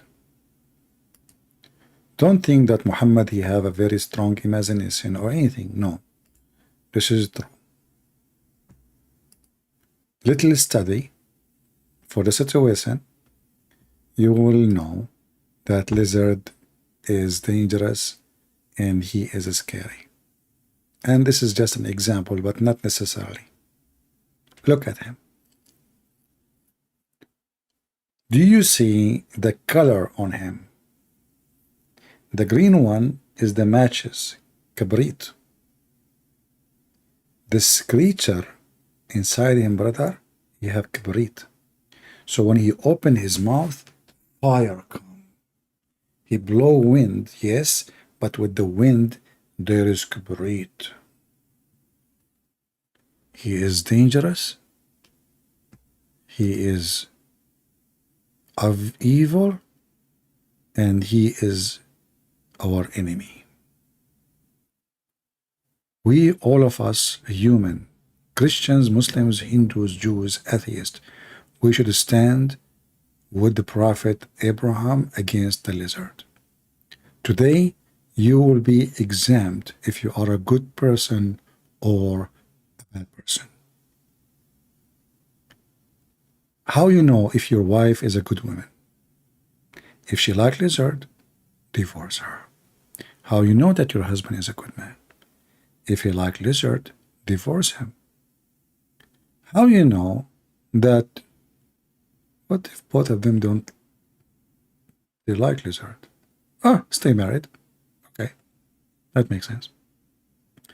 And if you look at his legs, look at those dangerous legs. How you can explain that to me? There's a hadith about Muhammad. He saw the legs of the lizard and he decided that they are Jews. If you don't believe me, I can show you the reference. If there is any Muslim here want to tell me how much you are proud about the documented life of Muhammad? This is the documented life of Muhammad. It's not even good for children's.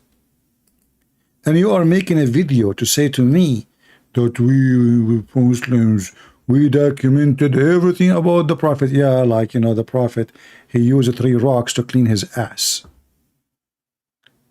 And I want to know why 3 rocks. Isn't it 4 will be cleaner? And Muhammad, he refused, by the way, to use bones to clean his anus. Anyone knows why?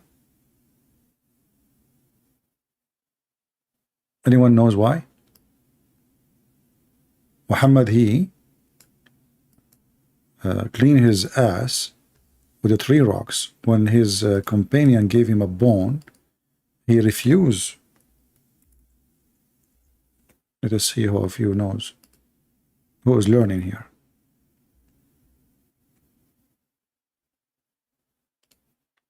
You are a Muhammadan? Okay, let's see. There's a guy here is saying, this guy, he called himself, why don't answer my call? Okay, this guy is excited. Let us see. Hello? Hello? Hello, how are you doing, my friend? I'm doing good. You hear me good? Yeah, you are a Muslim, you said? Yes, I am. Did you speak to me before? You know who this is. Your voice is familiar. You are not a Muslim.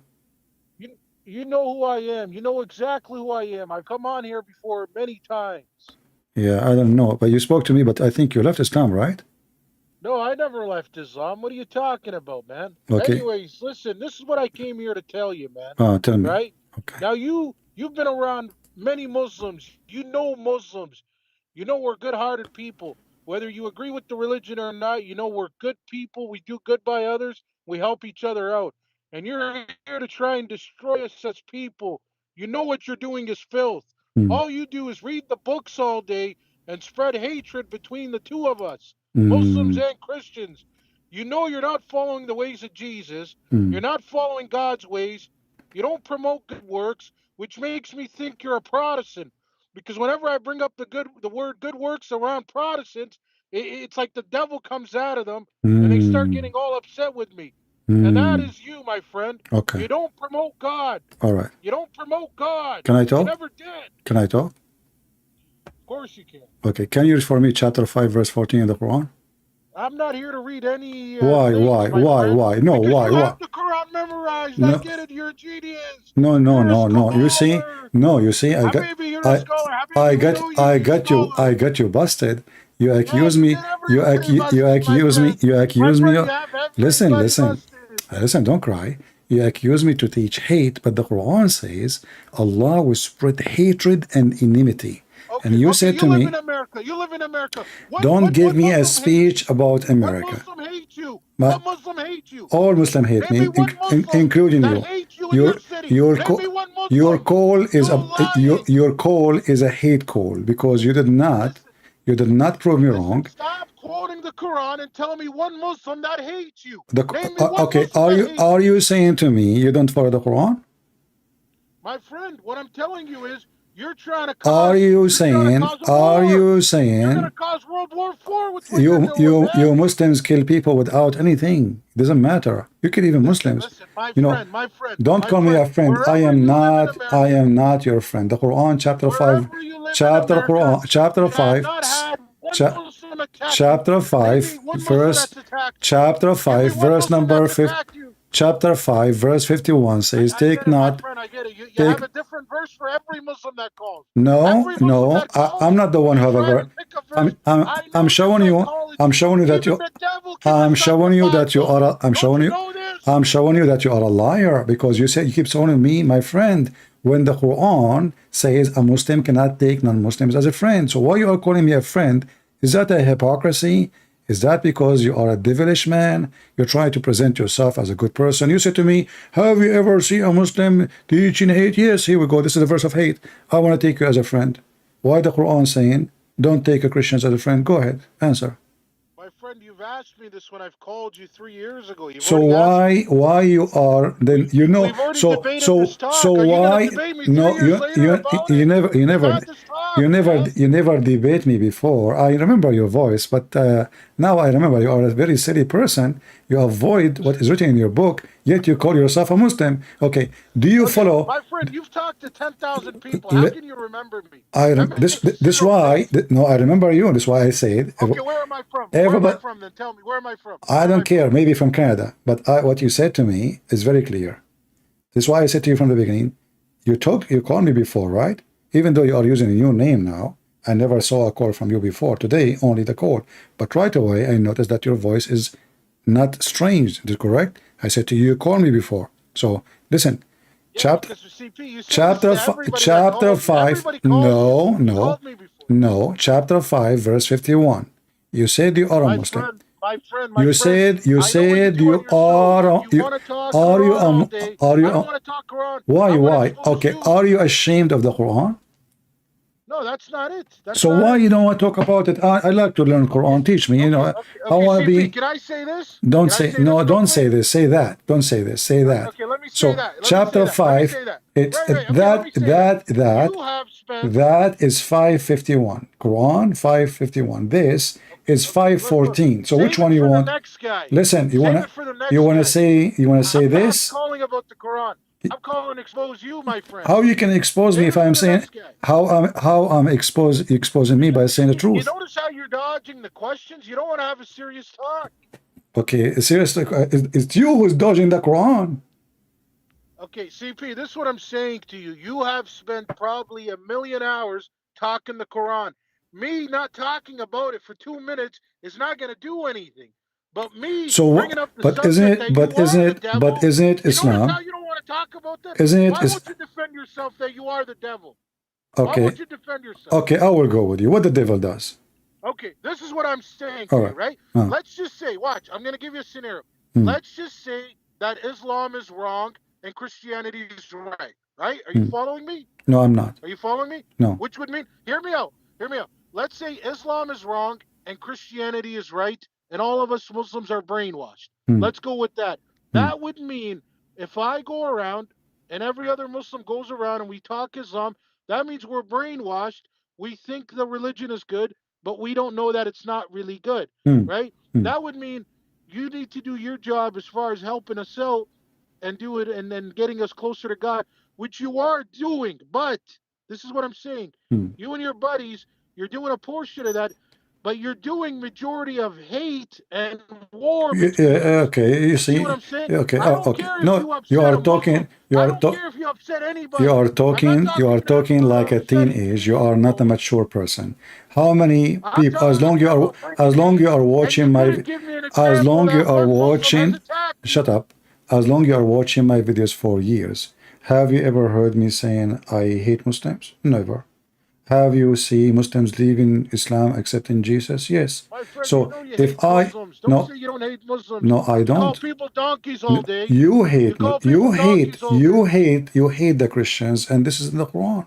I love The- Christians. What are you no, okay, talking that means about? you are the I was Muslim. at a church on Okay, Sunday. Are you crazy? so you Who the hell are you go to talking to, church. man? You go to church every I Sunday. was on a church on Sunday. Who you think you're talking to, Okay, bro? hold on. Then that's you are the Muslim because the Quran says, "Take not Christians and Jews as a friends." So you don't. You in order You've to already be. talked to me Shut about up. the Shut up. So why you is it every time I shut call you up. ask me this Shut up. question? Shut up. Why you ask Shut me up. this Let me talk. question? Let me talk. Shut up. So in order to be good, according to you, is not to follow the Quran. And this is my point. I'm trying to make Muslims. According to me, how's this according to me? You just said you have a friends, they are Christian, even you go to church with them, correct? Yes, yes. But this So is what's your against point? the Quran. So in order to be good according to your understanding is by going against the Quran. And this is exactly what I'm trying to teach the Muslims. So now, thank you very much for leaving Islam, my friend. I'm so happy for you. Do you want me to pray for to Jesus to make to save you? Listen, my friend, Don't call me my this is what friend. I'm trying to tell So you. am I your We have am I your friend or your enemy? okay, listen. CP, let me tell you this. No, I don't have Whether time. you want to believe it or Blah, blah, blah. You're just a kid.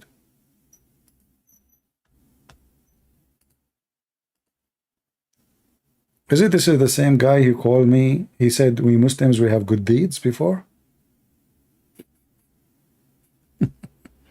Good deeds. Deeds and hate, you know. Okay, the Quran says Allah spread hatred and enmity between the Christians. Allah, He said He will spread hatred and enmity between the Jews. So the second we read for them their book, so we are teaching hate for reading your book, for saying the truth. How that can be? It must be the book of hate then. Thank you very much. I don't have time for kids, my friend. I don't care what you say. And the funny is, you are watching me for many years and you keep coming back. But you don't like what I say. Weirdo. You know, I don't know what kind of hashish you are talking. Okay, my friend, I want you to prove to me that you are what you claim, that you are a good person. I want you to buy a lizard, give him a kiss. Okay? To prove to me that you are not following the hatred of Muhammad. Even a lizard is your enemy. I mean, there is anyone in this world is safer from Islam. Monkeys, you stone them. Lizard, you want to kill them. Even Muhammad, he says, the one who shoot the lizard from the first time, he will get a special reward. Second time, less reward. Third time, the lowest.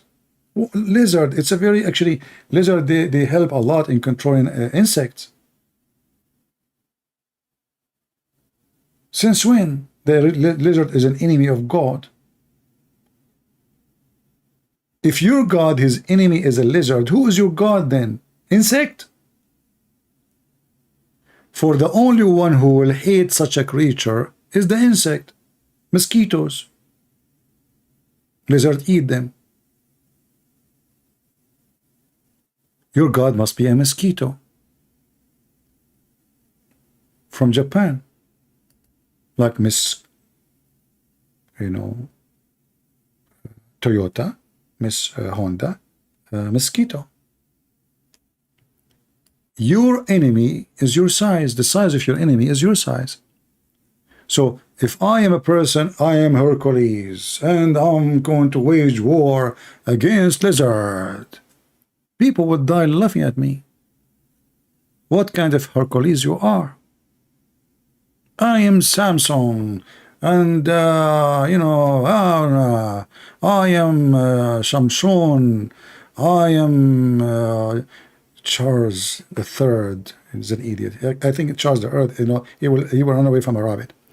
I am Prophet of Allah, Muhammad, and I'm going to fight the lizard. Samson. That when Prophet Ibrahim, peace be upon him, was thrown by his people in the blazing fire, all the creatures of Allah used to try and put off the fire, with the exception of the house lizard. it used to try to blow so that the fire would grow. And this shows you that. You know, I heard, I don't know if this is true, like now they are using lizard, like, you know, those people, they go for, like they live off a grid, etc. They bring lizard so they can start fire for them. Because, you know, like in the beginning, you have to blow like, oof, oof, oof. So what do? You go and catch a lizard, all right? You put him next because it's inside them. You know, they cannot resist the temptation. So when you start fire, you bring a lizard, you know, you put him next to the, like some wood you are doing, trying to start the fire with it, and lizard will do the rest. You know, they love it.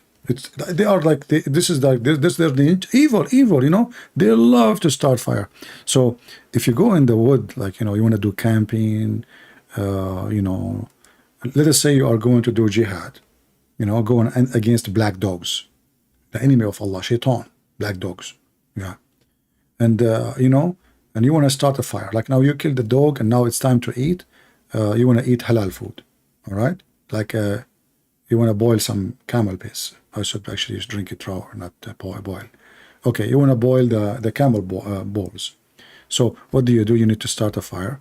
How you do it? Simply you just get a lizard, and the lizard will do his job. You know, lizard, he does what lizard does. Chicken does what a chicken does.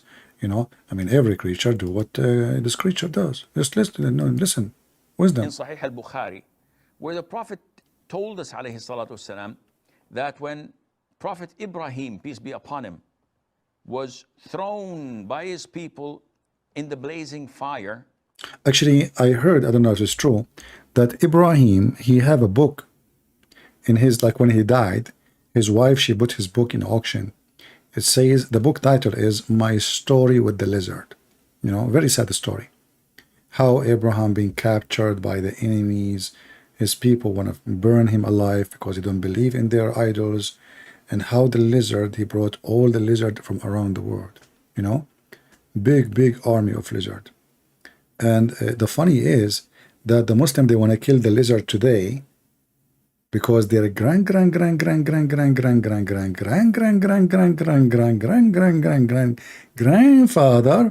he did blow wind at Abraham. And the Muslim, they say, it is not justice in Islam to pay for the sin of others. I mean, do you see the stupidity of this religion? Brother, it's not right. It's not justice. Everyone will pay for his mistake. Only. You don't pay for the mistake of somebody else. So why you want to kill the lizard today? Let us say, for the sake of a stupid potato, tomato, hummus, that there is a stupid lizard in the time of Abraham. He have a big mouth. He decided to do bad stuff to Abraham. Why you want to kill all the lizard in the world because of that guy? Who is the stupid here?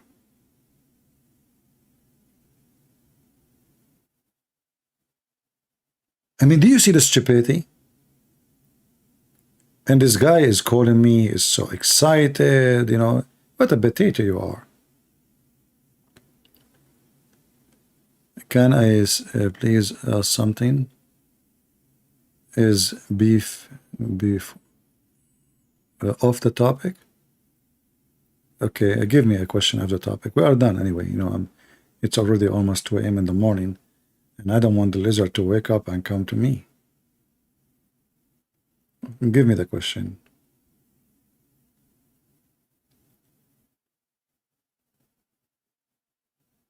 Let me exit from Skype so we don't get many more calls no more. All right, we are out of Skype.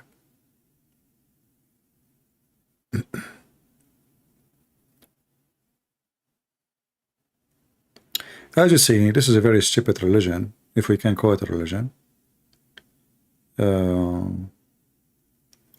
And the second we face the Muslims with their own text and their own books, they do their best to escape speaking about it because it's embarrassment.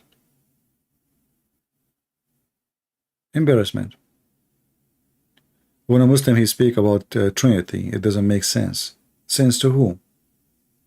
I mean, a Muslim talking about making sense. You see, if an atheist he come to me and he say something, I will say, okay, you know, an atheist. But a Muslim talking about making sense. And by the way, in graduation, atheist, it turned to be that the Big Bang theory is a fraud. Did you watch the last discovery from the Webb, James Webb? You know, all the drama about the Big Bang theory, and you teach it in school. It turned to be all of it, you know, is nothing but a stupid thing, you know.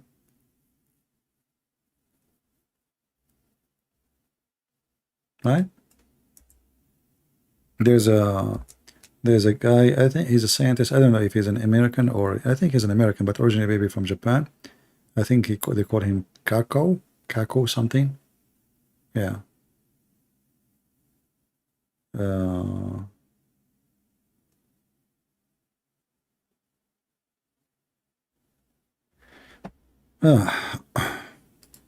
Anyway, so this guy, his name, give the question.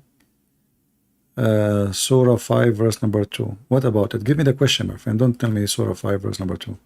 What do you want?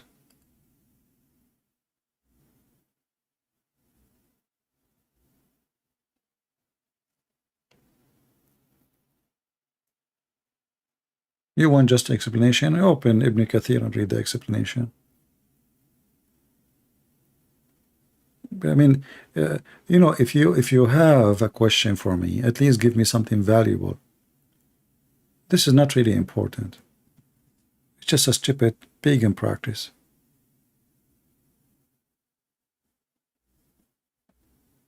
I thought you have something serious.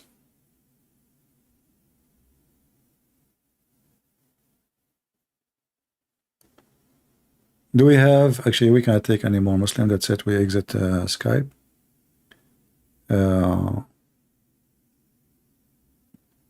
Why stupidity is still amazing? Because it's amuse you, you know, it's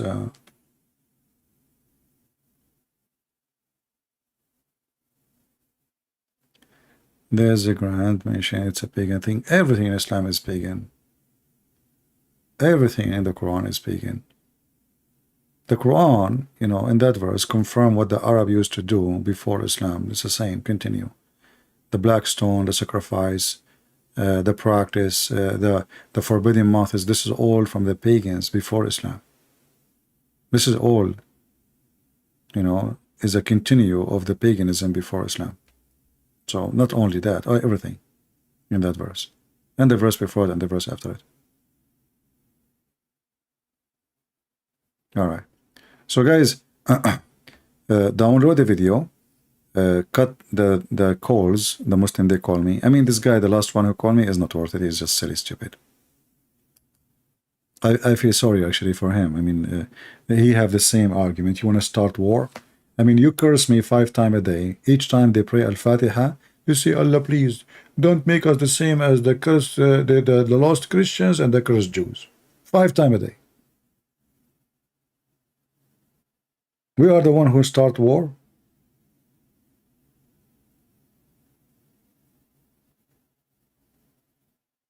Can you find me one Muslim country is a safe place for any, even for Muslims?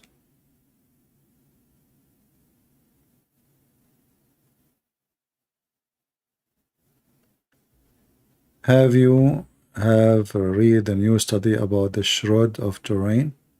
I'm not really interested in those studies because those studies can be true, can be false. My friend, all studies, people, they choose what to believe too, and they call it, to make it sound authentic. Let's say they are saying to you the shroud is true, or even a study saying it's not true. So the one who is a believer, he will take the study where it says is true, and the one he is not a believer, he will take the study where it says is not true. However, are we Christians because of that? No. Who care? Why even I should care for this? We don't believe in Jesus because there is an image of Jesus somewhere. If it exists or not, that will not change anything. And for me, I never and I will never believe in studies, because mostly studies is based on agenda. You know, the decency is very rare, you know, between those who make studies. Very rare. Like, you know, for how long they are teaching your kids about the Big Bang? They don't even agree it's a study. They call it a fact. The fact, when the fact it is a theory, is not a fact. And now they start discovering that all their theory is a fraud, is a stupid. They study how many years can take for a galaxy to exist. It turned to be all the numbers is wrong. Based on what? Based on a new study. And then later, another study will prove that the second study is false, not only the first one. And then the third, fourth study, fifth study, and seventh study, and then they keep, you know, upgrading their studies, because simply all those studies are a fabrication. All of them, they are based on theory, not in science. We send a telescope to the space, but did we really, can the telescope discover anything? No, pictures. Sometimes even pictures can be illusionate. Like as an example, the black hole, they teach always that those hole, it's a hole, it's empty. And now they are saying, no, it's not empty. So all this time we are teaching children that it is empty hole. Massive, empty, black, dark. It turned to be. So, I mean, don't be driven by faith, have nothing to do with the study of science. The one who tried to prove to you the image of Jesus, it is the image of Jesus, are scientists, right? I will never take what they say for granted, because never mentioned that Jesus, in order to prove himself to us, he will leave something like this. All the miracles Jesus did, and now we will believe because of an image on a tower? A human being, when he is weak in faith, he looks for anything. He's desperate to prove himself. The atheists do the same. The Christians do the same sometimes, because they have weak faith. And Muslims, they do the same. Your faith is your challenge.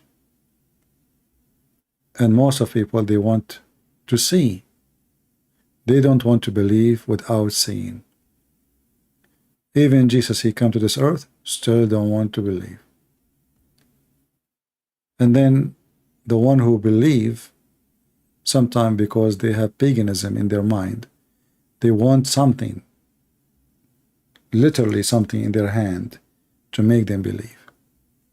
A Christian person, he believes without any of those things. God is good, my friend, for he did good, he said good, and he is good. Not because there is a good scientist trying to prove to me that my belief is true. That's not why we believe. In fact, if you believe in Jesus, you should believe that science does not agree that if you put some mud on the eye of somebody who is blind, you can make him see. Do you need scientists to prove that to you? So if you base your belief in science, then you should not believe in Jesus. For the miracles of Jesus is totally against science.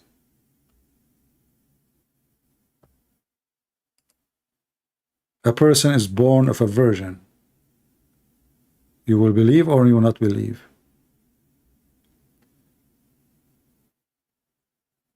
You know, don't do the same mistakes as the Muslims, who they are trying to find legitimate reason to believe in Islam by fabricating science fit with the religion. I don't care what science says.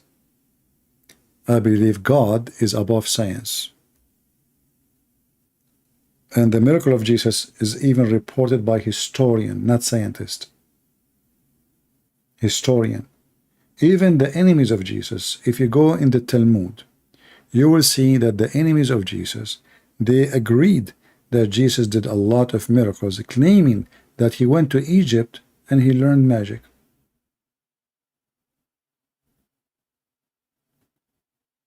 Even the enemy of Jesus, in the most hateful book against Christ, the Talmud, they agreed that Jesus did miracle. Historian. You know what this guy, his name, Borat Haraman, whatever his name. Even this guy, he agreed that Jesus did miracles. So how you say you're an atheist? How you deny him? Even he agreeing that he came from the grave. David Wood, he asked him, did the disciple, they saw Jesus after the crucifixion? He said, yeah, they saw something. Those are the enemies of Jesus.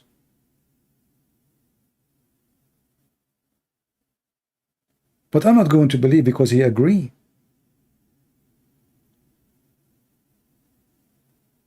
I call him Borat, man, not, he's like a Borat. He's silly and stupid. The second you listen to those people, 2 seconds, you will see how you can you can conquer their argument from their own words.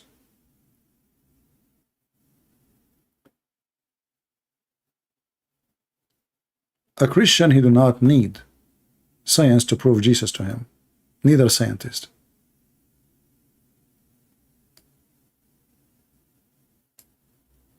Because God something and science something else. Science actually, the purpose of science when it's come to creation is to make you believe in theories, not in facts. And this theory will live until another theory come and bury the previous one. Remember, scientists before they believed the earth is a flat. Scientists, not like normal people, like the educated ones. Scientists before, like the scientists of the Greek people, they believe in many fiction stuff. Scientists, they are the scientists of their time. Science today is no different. It's based on experiment, and the experiment can be proved to be wrong anytime. Anytime. Our knowledge is very limited, and the more knowledge we have, the more we find that we know nothing. So I believe that science, at the end, not now, is going to prove that God is true. For the only science that exists is the science of God. Let be light, light was. They're trying to understand how light to come to existence. They give you tons of theories. Theories. Don't go by their, agenda.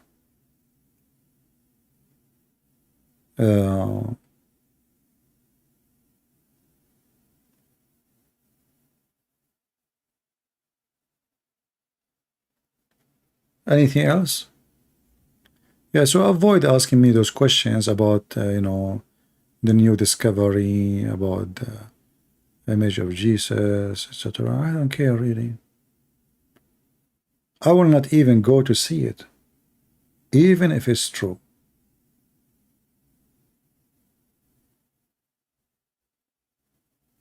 Because I believe in him, not in an image.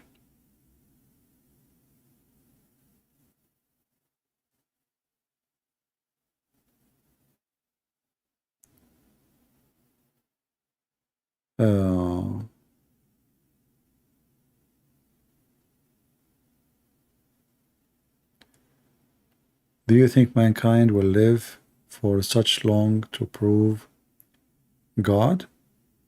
No, you do not need to live long to prove God. You will prove God as soon as you die. You do not need to live to know God. When you die, you will know God.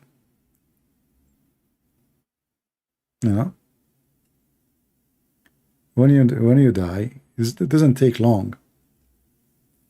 A human being can reject as he wish But as soon as he die, he find if God is true or not.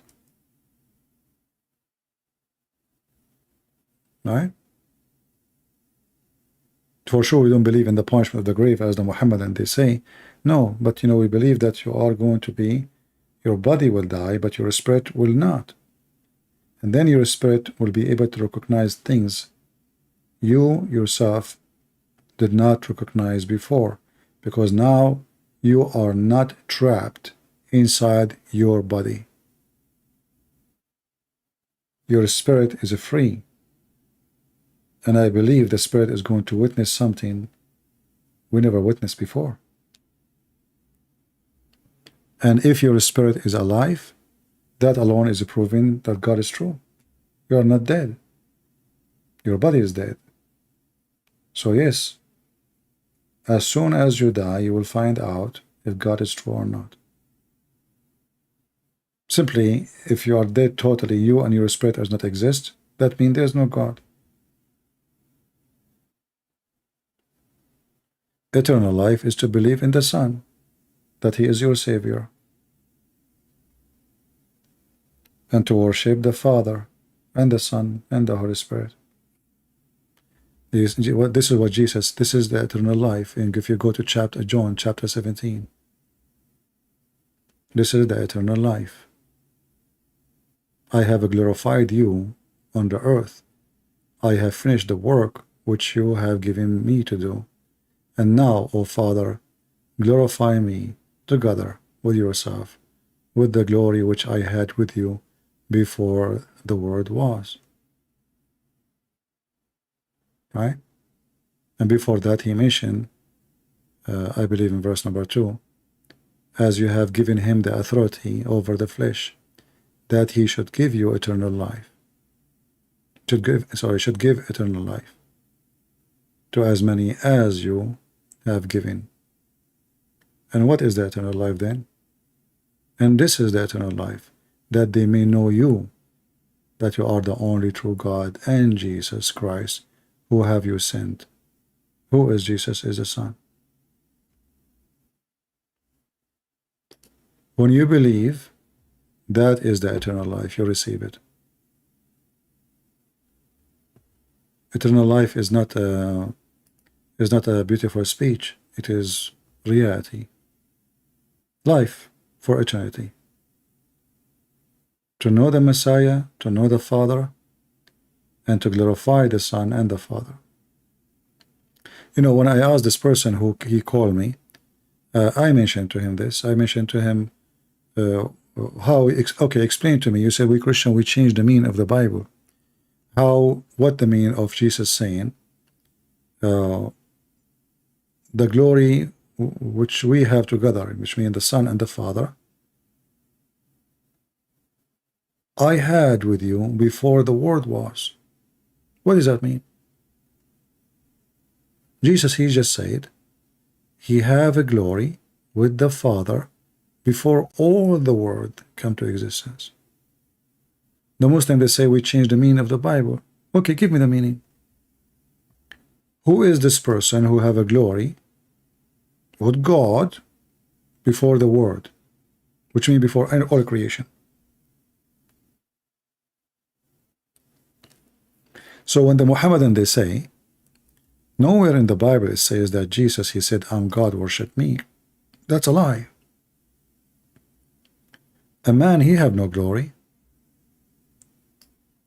But Jesus, yet he is in the flesh of a man, he have the glory of God, for his glory before the existence of all creation.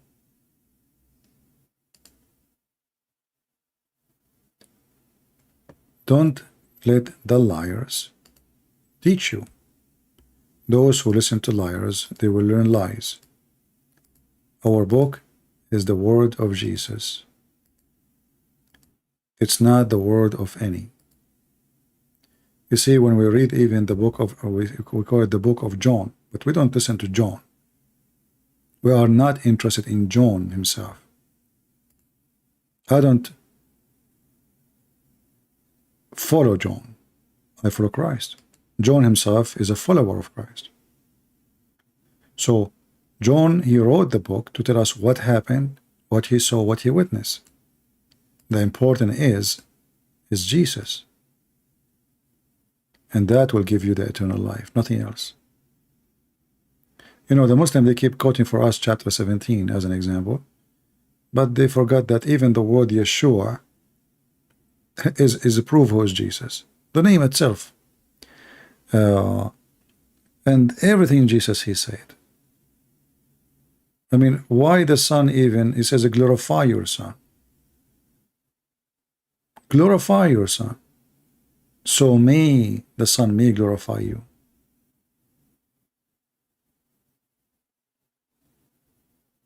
I mean, God will not glorify me. Who am I? For my sin? For the temptation I live? For the wrong I do? In order to be glorified by the Father, you have to have the quality of a glory.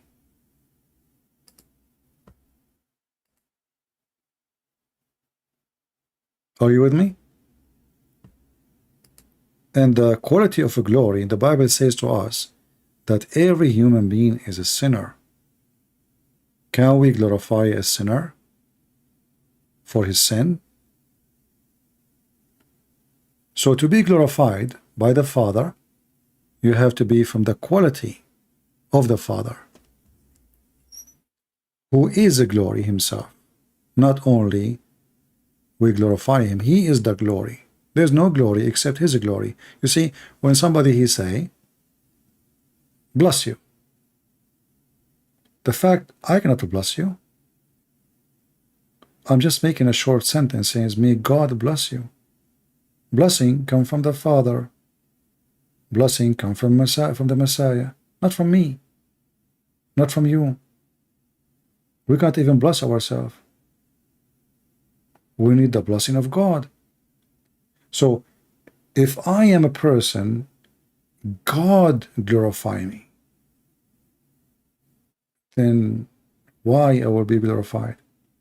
You see, the Bible speak about David have a glory, but not the glory of Jesus, the glory of a king.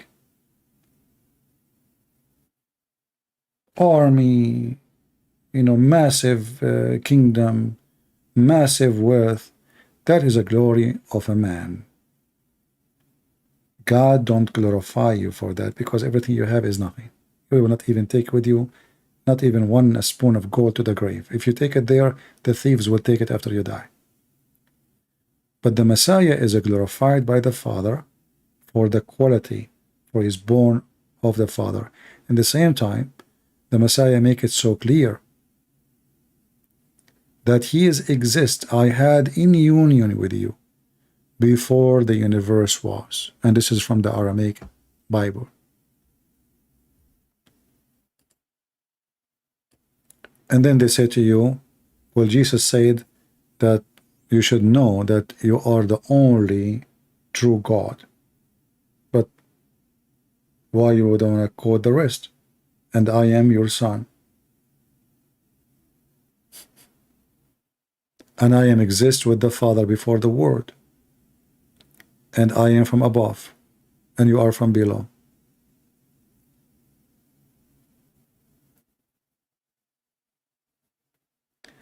I have a priest in my city who support LGBT.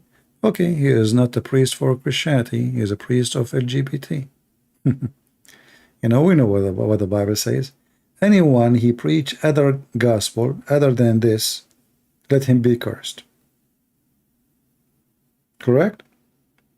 So we do not need even to debate about it. He is a satanic. He is not a Christian.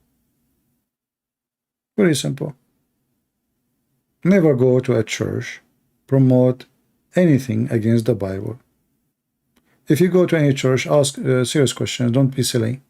Okay, what time of the service? This is not a question. Ask the priest, what do you think about homosexuality? What do you think about Islam? What do you think about abortion? If he agrees with all those things, he is not the one to be in his church. This is the synagogue of the devil. Very simple. You do not need to argue and debate. Just clean your sandal from the dust of that building. This is not a church of God. They have a cross in the building, they have whatever. This is satanic place. All of them, by the way, because they are cowards. Those are fake priests. They don't dare to say what the Bible is saying.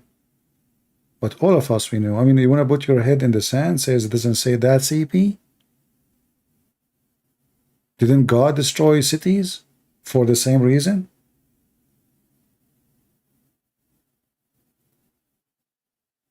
So don't let the devil be your master.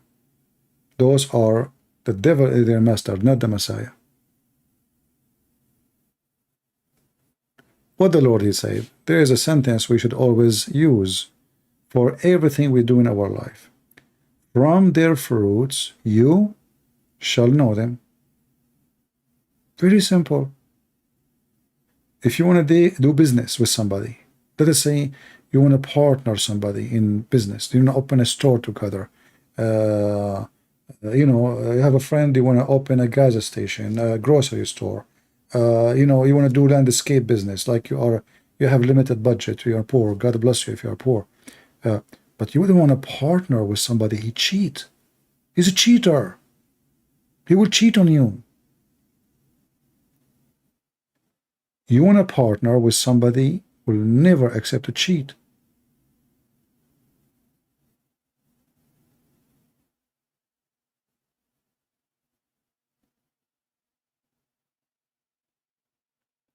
If you partner with a cheater and you know he's a cheater, then how you expect him to be decent in the partnership?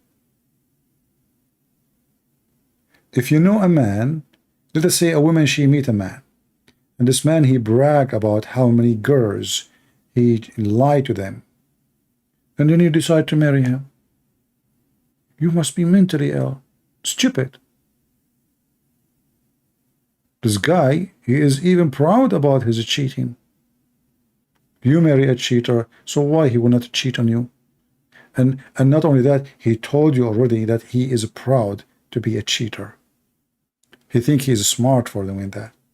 Same for a woman. If you marry a woman, she have no shame to speak about such a thing. You marry her, good luck. Here we go. She already cheated somebody before you. She will cheat on you too. From their fruits you shall know them. This is why we believe in Jesus, because his words is priceless. It can be our best guideline, not a statement of a man. People, they can speak so good, but they do so bad. Good tree give good fruits. Otherwise, why we call it good tree? What is good about it?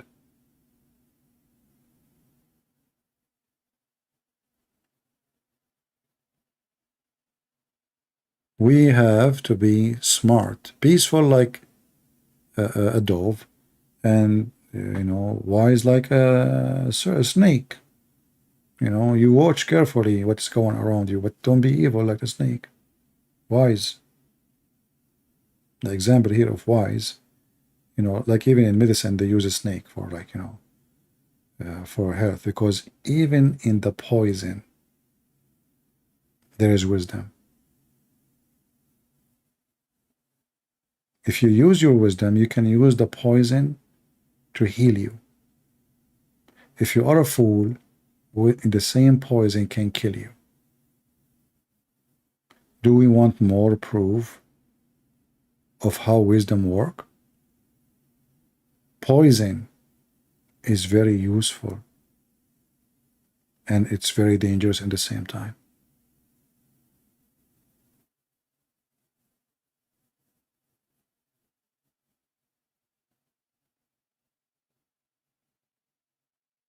So we don't refuse poison. We can use it for good. As an example, when I quote the Quran every day, this is a poison book, but I am immune against it. it doesn't hurt me. It helped me to make Muslims leave Islam. So I use the Quran and Muhammad words as a medicine, which is a poison, to make them leave. I show it to them, I read it to them, I explain it to them, and they leave Islam. I don't even quote the Bible unless they try to escape the topic, because I believe that it's not worth to put the word of God between the hands of somebody disrespected.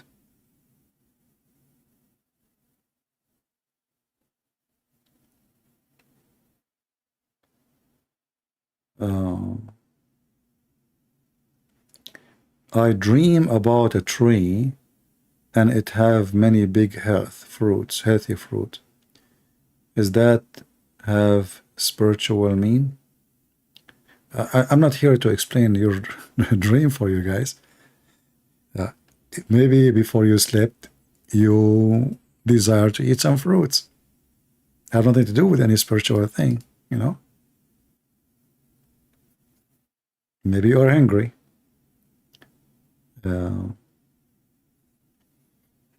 Only you can tell what you feel. However, we as a Christian, we should be wise, and the most important decision of wisdom is to arm yourself with the word of the Messiah, not the word of the foolish men and women around us. They will destroy you, you know. They want to convince you that wrong is right and right is wrong, and they have all the tools. They are using even beer. I've been told by somebody that in California they have a day, it's called Get Out of Your Closet, to kids, and they make kids is talking about sex. Did you see your mom and your dad having sex in the bedroom? Tell us about it. Tell the kids. Look how evil those teachers are. So you have to be careful, even when you send your kids to school, who is teaching them, what they are teaching them, what they are saying to them. In fact, if I have kids, I will not send them to school. I will teach them at home. Such a program is approved in USA. I don't want to come back to teach my son or my daughter the filth they do. You better be sure that when you send your son to a school, who is the teacher, what they teach, what they stand for, what they believe. Otherwise, you just delivered your child to the devil.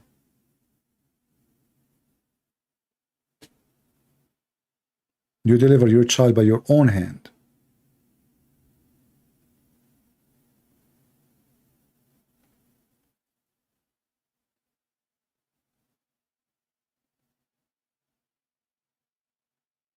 God created man to be a man, and God created women to be a woman. You are respected when you are a woman, not when you are acting like a man, saying for the man.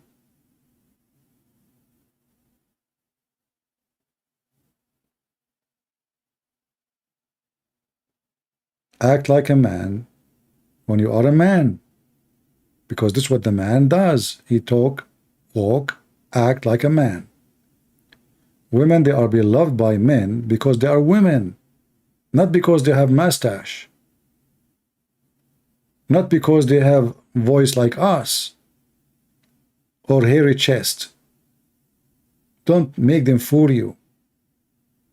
God gave you a gift actually as a woman. Man don't have.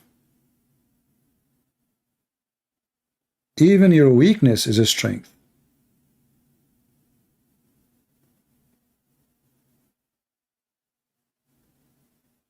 Women beauty, women kindness, women emotion, all those things can be a wonderful gift if the women knew how to use them. You will capture the man, the real man. You will capture his heart, you will capture his eyes, you will capture his thought. Yet you are weaker than him. The Bible says that the man, he go join his wife.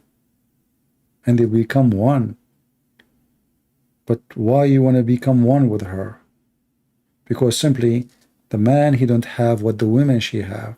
He don't have her kindness. He don't have her fame. He don't have her softness, her loving, her kind, tons of things. The man is different. We are different. So the man, he find what he is not having is there, and the woman, she find that what she don't have is there too. So both, they complete each other. But if a man, he marry a woman, she thinks she is a woman, she is a man. What's the point of this marriage? Or if a woman, she marry a man, he think he is a woman. That would be hilarious.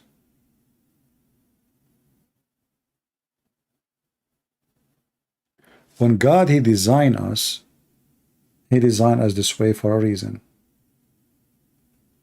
And remember, God, he created Adam and Eve from one flesh. In fact, the Bible in the beginning called both Adam. Adam meaning human, actually, it doesn't mean even male. So Adam and Eve are the same flesh. That flesh being given blessing, each one of them to be different, so they can be companions. And when God created Adam and Eve, he created only one Eve. We are not animals where there's a rooster and there's a bunch of a chicken. The man, he have one heart to love with. If you are a person who fell in love with everyone you meet in the way between men and women, that means you love nobody. And you don't know what love is. Easy come, easy go.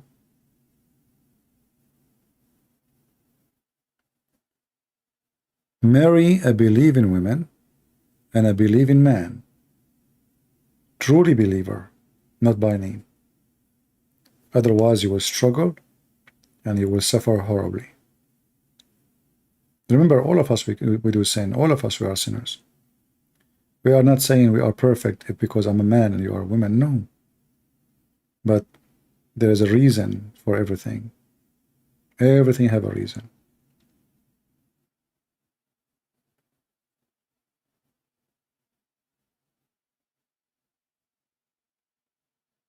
What do you think about guys who order their wife what to dress like?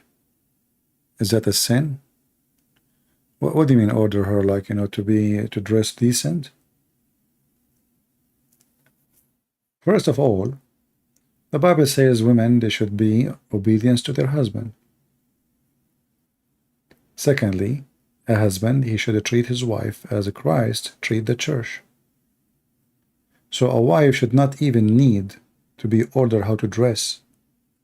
Should dress decent. She should not need the husband to tell her what to dress. If you marry a woman, you need to tell her how to dress. That means you married the wrong woman.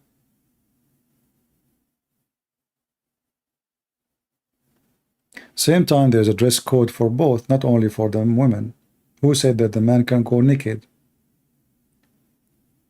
If a man, he go in the street and he open his t-shirt, all those bumps showing his chest, that doesn't sound like a decent man, right? So dress code goes for both. However, clothing is not a reason to believe a person is bad or not, but it is a sign of the personality, how you think, what you think, and how you make decision.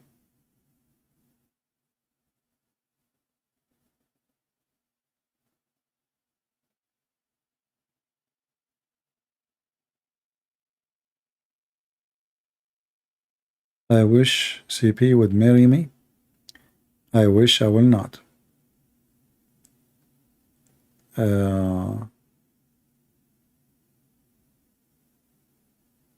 All right, any other question?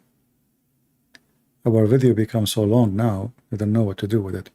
So I will give you time to download those calls. Most times they call me, especially the Abdul, he called me in the beginning. And then we will take down this video. Anything else?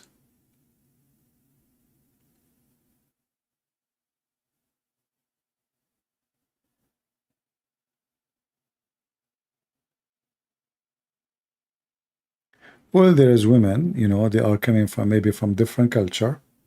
Remember, you know, like everybody is coming from different place. So what is okay for women, Western women, to dress is not okay for me. So maybe she is not trying to be bad, but she is coming from different culture. Their dress code is different, you know. So you have to understand first that she is coming from different culture, and I will not command her. I will explain to her why I don't like what she is dressing, as an example, you know. And but this should happen before the marriage, because don't you see her how she dressed before you marry her? If you agree with the way she dressed before marriage, you lost your right to question the way she dressed after marriage, because this is how she dressed from the beginning, right? You were blind? You did not see how she dressed? What do you think of jeans? Nothing wrong with jeans. Don't think I'm a Taliban. I'm not saying that. I'm saying, you know, there is a clothing, like, you know, there is, you go, you see people go in the street. I mean, if you look in the videos on YouTube, you're disgusting. It's stupid, silly. You know, you lose respect for people when they dress like that, men and women. You know, showing too much skin, that means your brain is getting shorter. This means your brain is you think your skin is what will make you valuable, you know. The more you show, it means you are shallow. Why a woman, she want to wear a skirt? You can see her panty when she's standing. So what we will see when she sit down? And what you are trying to do exactly? What the point of this skirt? You tell me. Are you trying to make all the men look at you? Are you trying to look like available for everybody? What do you want? The same for the man. The man should dress in a certain way. Otherwise, you know, he will give a wrong impression of what his purpose, why he's there.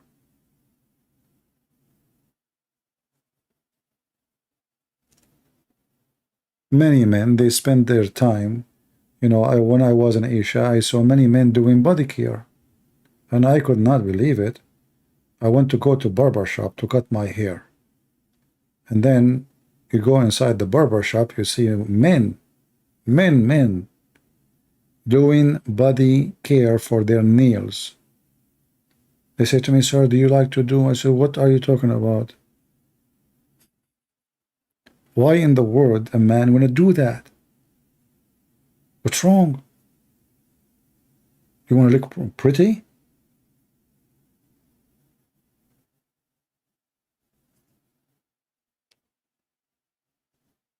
Actually, me myself, I don't even shave in the barber shop. I have a machine.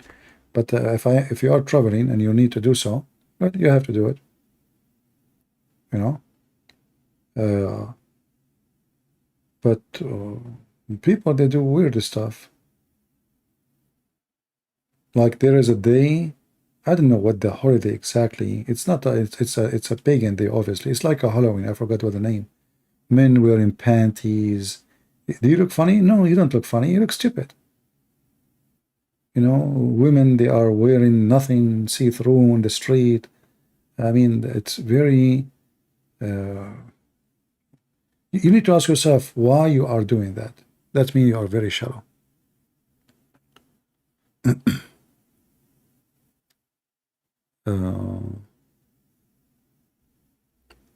Say Allah God is the only one. He is self-sufficient. Yeah, well, you know what? Allah is self-sufficient, but yet he cannot have a son unless he have a girlfriend. So look like the sufficient of your God does not function unless there's a private part of a female next to him. Do you see how self-sufficient he is? Very self-sufficient. And the self-sufficient Allah, he could not do what Jesus can do. Nobody heard him, not even his fart, but he is self-sufficient. And by the way, the verse you are saying, it doesn't say, so it's Allah is one. It says he is one of. So again, your God Allah is not even self-sufficient in Arabic. He used the wrong word. The word ahad is the same as the Hebrew word echad. Echad is not one as a number. It's one as a unity. Echad. He begot not nor begotten, but yet Allah, he have a Quran, and the Quran is not created. So I will give you 10,000 years to tell me where the Quran begotten from. Remember, it's you who just posed for me that he begot not nor he begotten. And if the Quran is not created, the Quran is begotten from where? I will give you 7,000 years as long your prophet like number 7 trying to use what Jesus say. There is nothing like him. Well, that's me. Ask my mom. Nothing like me. I used to be fired from the school every 2-3 days. My mom, she says, none of your brother like you. Yeah, I must be Allah then. And even that sentence is taken from the Old Testament where it says nothing like God. But your God, everything like him. As an example, he's stupid. He says stupid things. He does stupid things. He believes in fairy tale stories. So when you say nothing like Allah, I have to agree. He is so stupid to the point he beat everybody. Solomon, he died standing, holding a stick, and nobody noticed. For sure, Allah, nothing like him. He have to be literally mentally ill to the point he believe in such a story, to the point he want to print it and publish it. Imagine I'm writing a book, and then I say to the audience, I want to tell you a true story happened to me. That my grandfather, he died standing for a year. How many people will show respect to my intelligence after that? But for sure, people will agree, nothing like me.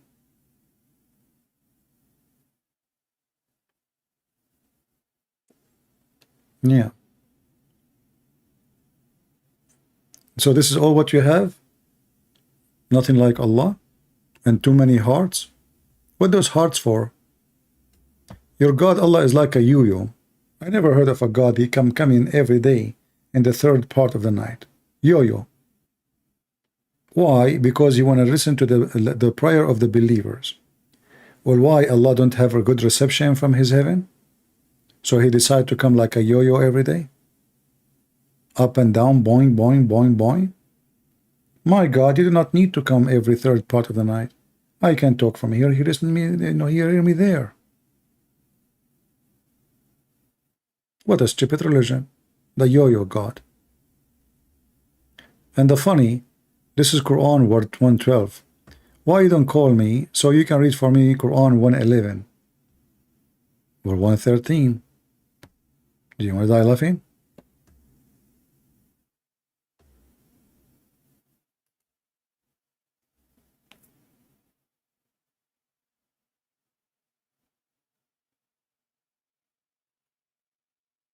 This is why those Muhammadan, they are always ashamed. They try to change the topic and they don't want to talk about. They mention something to you. The second you start showing them how stupid what they say, they do their best to change what they just said. Like the guy, this Indian guy, he called me. What a horrible answer he gave me. He exposes the Prophet horribly.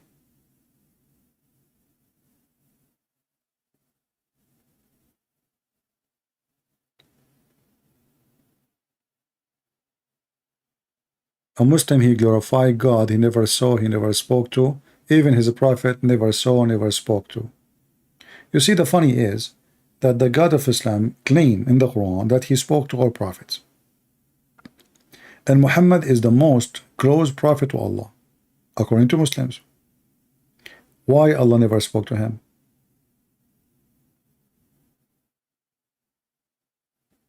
Any Muslim can tell me? The Quran mentioned that Allah, he spoke to Moses, he spoke to Abraham, he spoke to Isa, he spoke to everybody. Even he spoke to Shaitan. Allah never spoke to Muhammad. He sent a messenger to deliver a message to Muhammad.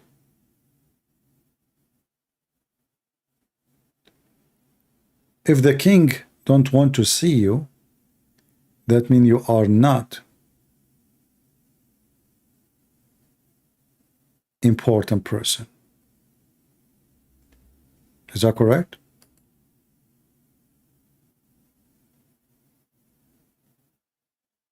Yeah, Muhammad is one of the most 100% influence in the world in terrorism, sexualism, all kind of evilism. But the truth is, the one who wrote the book is an idiot.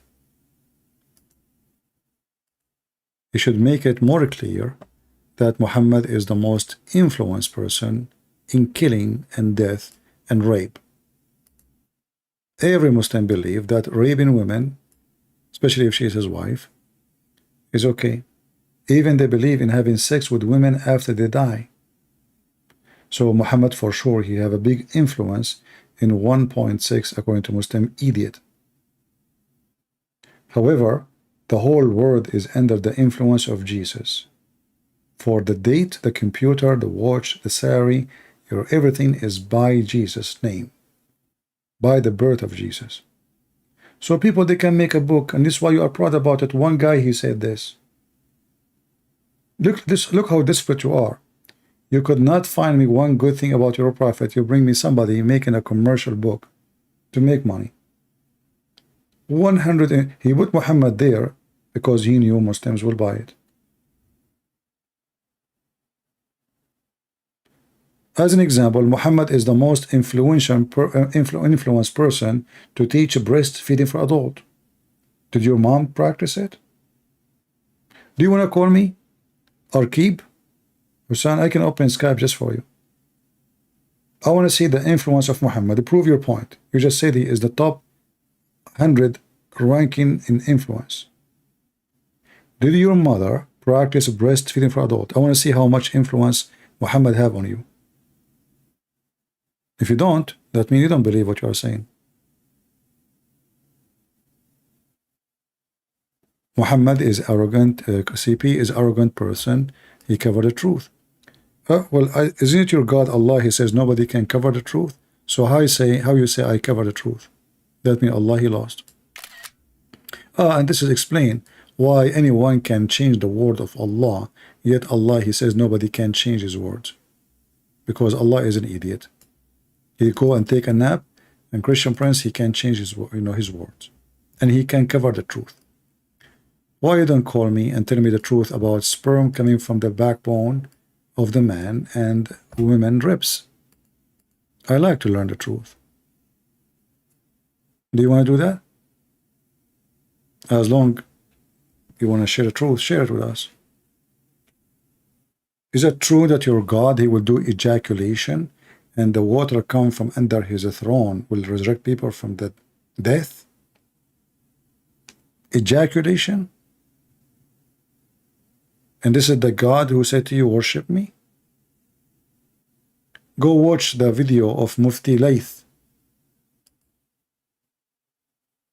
What's the name of the video? Maybe we can play it before we go, just for fun, to make you have some good time before we sleep. It's getting very late for me, actually. How am I going to sleep now? For me, if it's getting late, I will have difficulty to sleep.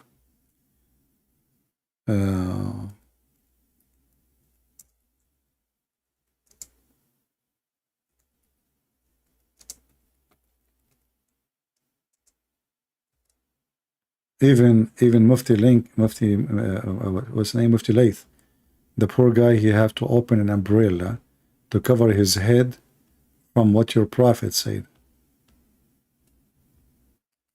Allah will do ejaculation.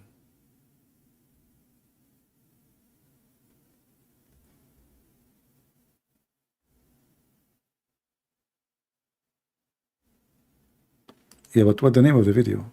Umbrella video? Abu Layth?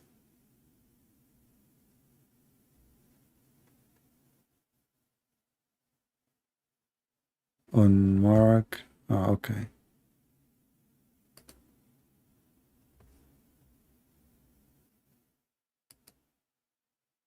Yeah, but this is my video. You're posting my video. No, we don't want that. Anyway, you will bow before Allah? Well, I doubt that, because you have to prove for me first that Allah is exist. What kind of God he create himself from the sweat of a horses? You will bow down, you and your prophet, under the feet of Jesus, and you will be sent to hell with Muhammad if you don't do that. I assure you that Muhammad will be in hellfire in the day of judgment when he meet the Messiah. You see, even the filthy Muhammad, he admit that even when the Antichrist, he meet the Messiah, what will happen? Anyone remember? What will happen? The devil, when he see the Messiah, he will melt, the same as salt melt in water. That is the Messiah, my friend. Shaitan, he gave your prophet satanic verses.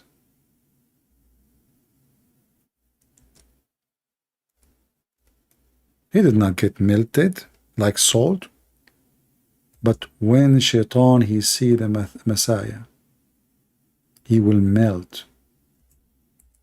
That's what your prophet's saying. Not me.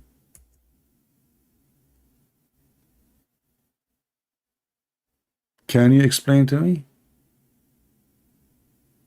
why he will dissolve like salt in water?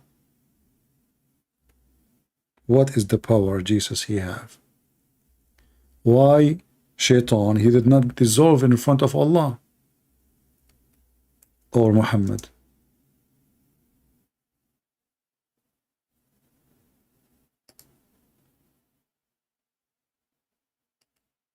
Hmm?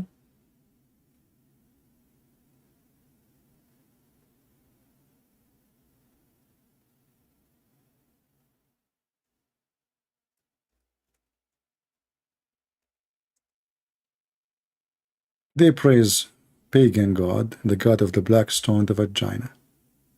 They know and we know that he is a pagan god.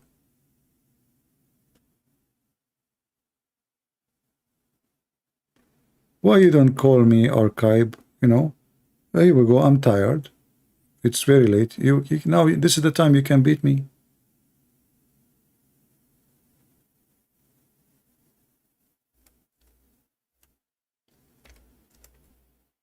Actually, I'm yawning. I mean, what kind of a prophet he says that yawning is from the devil and sneezing is from Allah? This is how stupid your prophet is. Yawning from the devil and sneezing from Allah. So if somebody have a flu, that is a good thing. Allah is happy. Not only that, your prophet, he says, Allah, he get happy when people, they sneeze.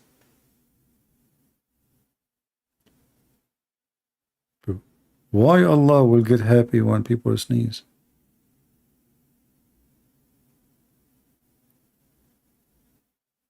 Mental, stupid stories, you know, and those potatoes, they believe in this garbage.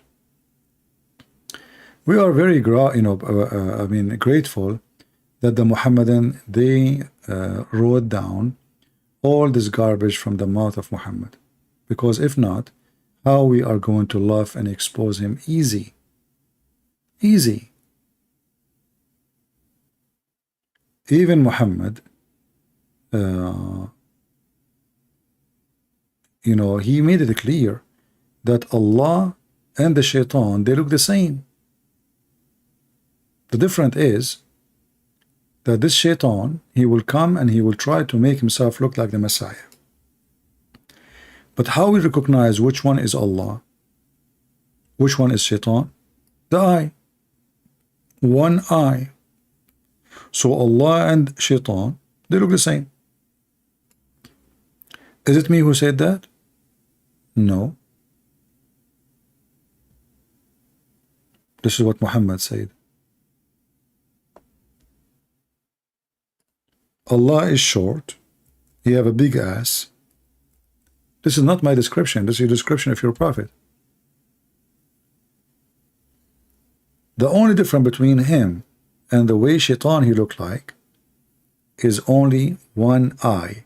And Muhammad was worried that the Muslims will be confused about who is Allah. Which one is Allah? Shaitan or Allah? Why? Because shaitan, he will come in the look of a man. He claimed to look like the Messiah as a look. And Muhammad is worried that the Muhammadan, they will think that this is Allah. But why they want to think he is Allah if he look like a man? I will leave that question to the Muhammadan. They cannot answer. Why don't you and your mood start Discord server and account? It's more popular. You know, I tried it once. It turned to be like a bathroom. I do not know who's talking, many voices. It's a stupid program. I don't like it. Here we can show on the screen, we can share evidence, reference. I went only to this program called Discord.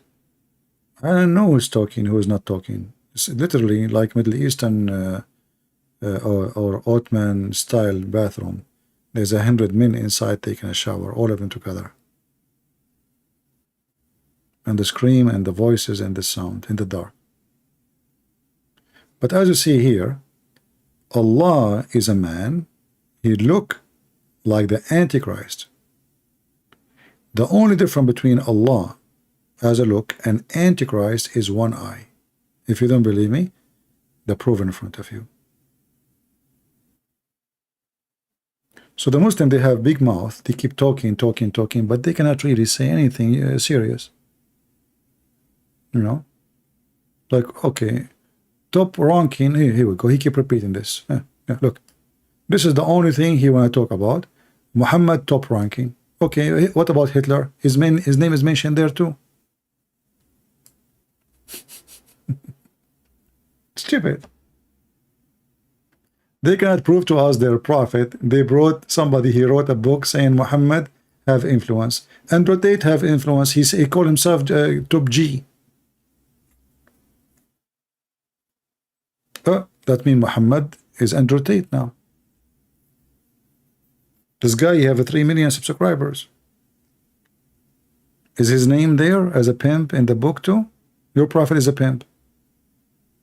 Very silly, very stupid people. You know, they are bankrupt, truly bankrupt. You know, actually, in fact, instead of saying Allah is the biggest influence in the world, they are saying Muhammad. Pagan, you know, they are pagan. They worship a man. Shouldn't you say that Allah, the God, supposedly, is the one who have the real influence? You praise a man. Actually, his name is Muhammad. You praise his name, the praised one. Muslims are pagan. They worship a man. His name is Muhammad. His name is the praised one. If Muhammad is the praised one, who is praised to? Pagan.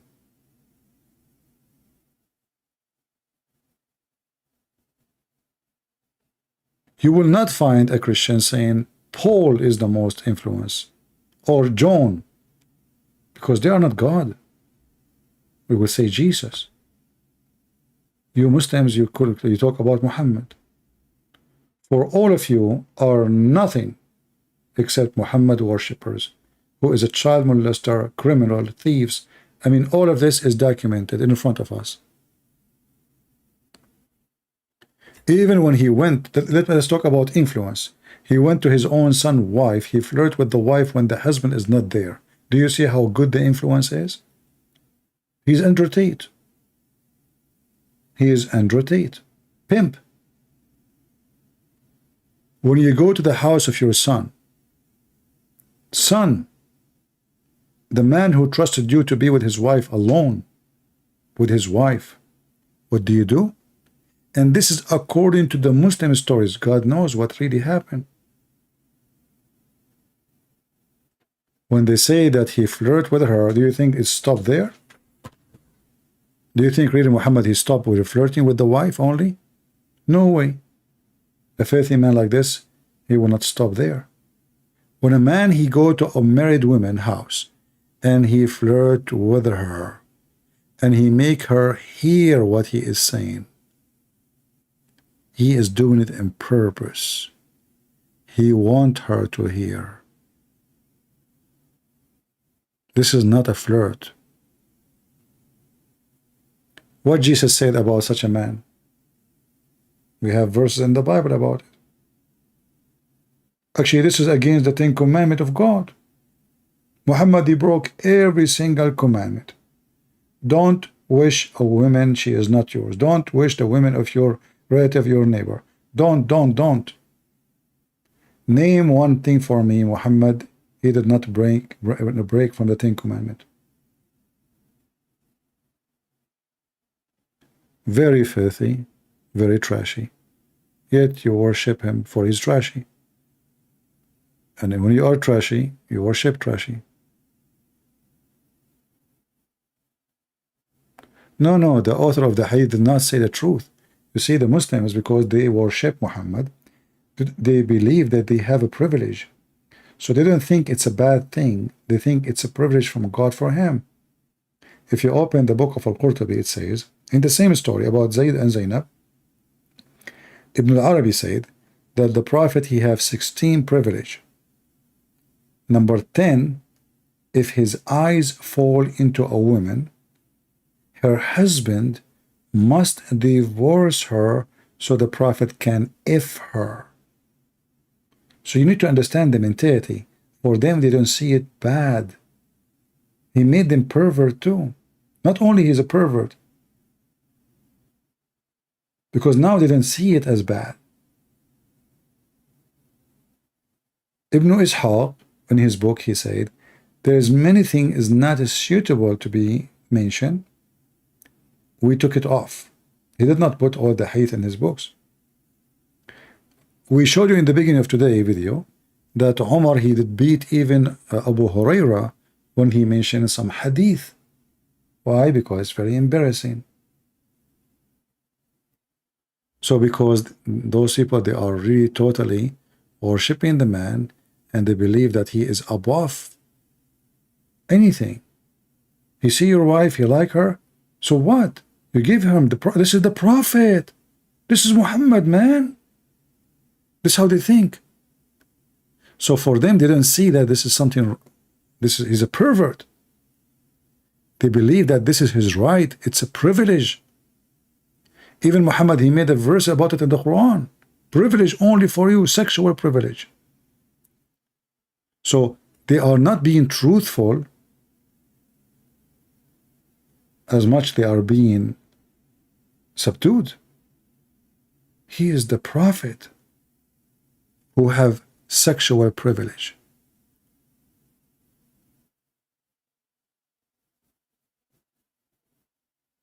I spoke to many Muslims. I said, if the Prophet, like mentioning that story, if the Prophet come to your house and he like your wife, you will not mind. He said, I will be honored.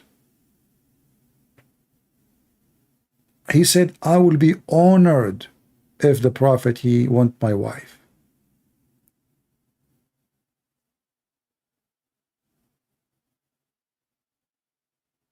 They lose their manhood in the front of Muhammad. They are cowards. They don't dare to say, oh, shame, no way.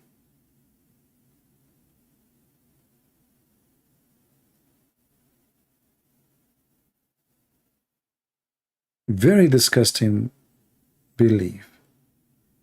Do you know that in Islam there is no penalty for having sex with your mother?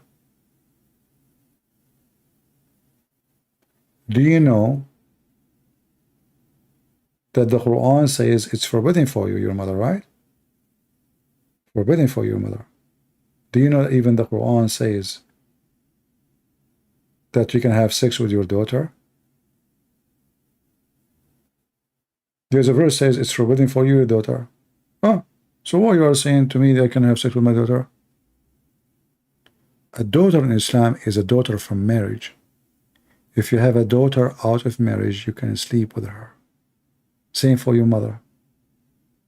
Your mother is not from marriage, is not your mother. You are just an animal.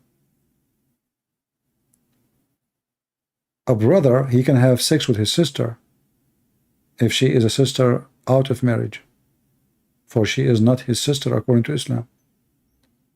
Just to make it simple for the ignorant who do not know, in Islam, if you are a son is born of wedlock, you don't have the name of the father. You have no right to inherit neither his name or his inheritance as money, or even to live in the house. Why? Because according to Islam, you are not a son or a daughter. Therefore, and this is their book, so we can show it, it says, the father is not forbidden to have sex with the mother and his daughter, even though this is his daughter from his blood. This is how satanic this cult is. How far Satan can go. Right? In fact, the whole Quran, you see in the Bible, is speaking about a specific penalty for homosexuality. In the Quran, it says, hurt them, hurt them. That's it. Hurt them. You read the interpretation, beat them with sandals. It's not a big deal for Muhammad.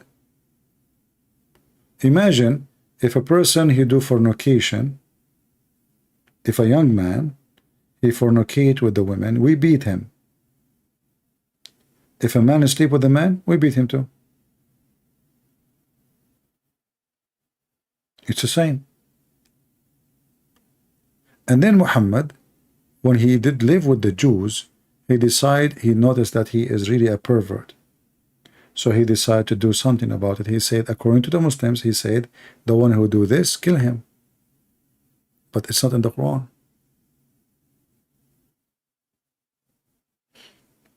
Anyway, people, it's getting late, very late here.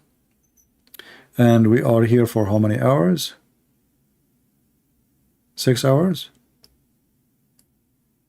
5 hours, 7 minutes. What I will do now? I mean, I have to cut this video.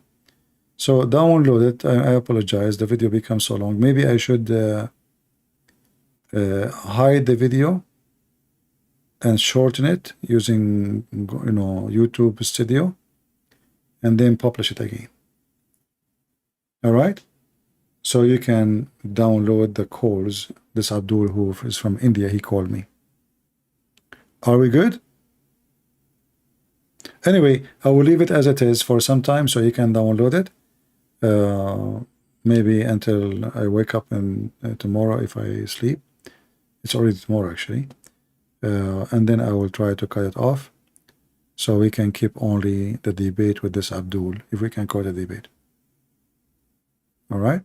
I want to say thank you for being here, and I pray to the Lord that the Muslim will see the truth, and the truth will set them free. A pervert cannot be a master of anything except to teach me how to be a pervert. The only one is holy. His name is the Messiah. If you can find me someone is better than him, let me know. I would like to know. Your God Allah is not even close to be considered holy in any way, in any mean. God who approved muta, prostitution, having sex with married women, lying to the wife lying to her husband, he have zero ethic. From their fruits you shall know them, the Messiah, he said. If you want to know who is the Messiah, go check his fruits. If you want to know who is Allah and his prophet, go check their fruits. And then you will be the judge. Again, from their fruits you shall know them. Thank you very much, and may the Lord bless you. See you soon again.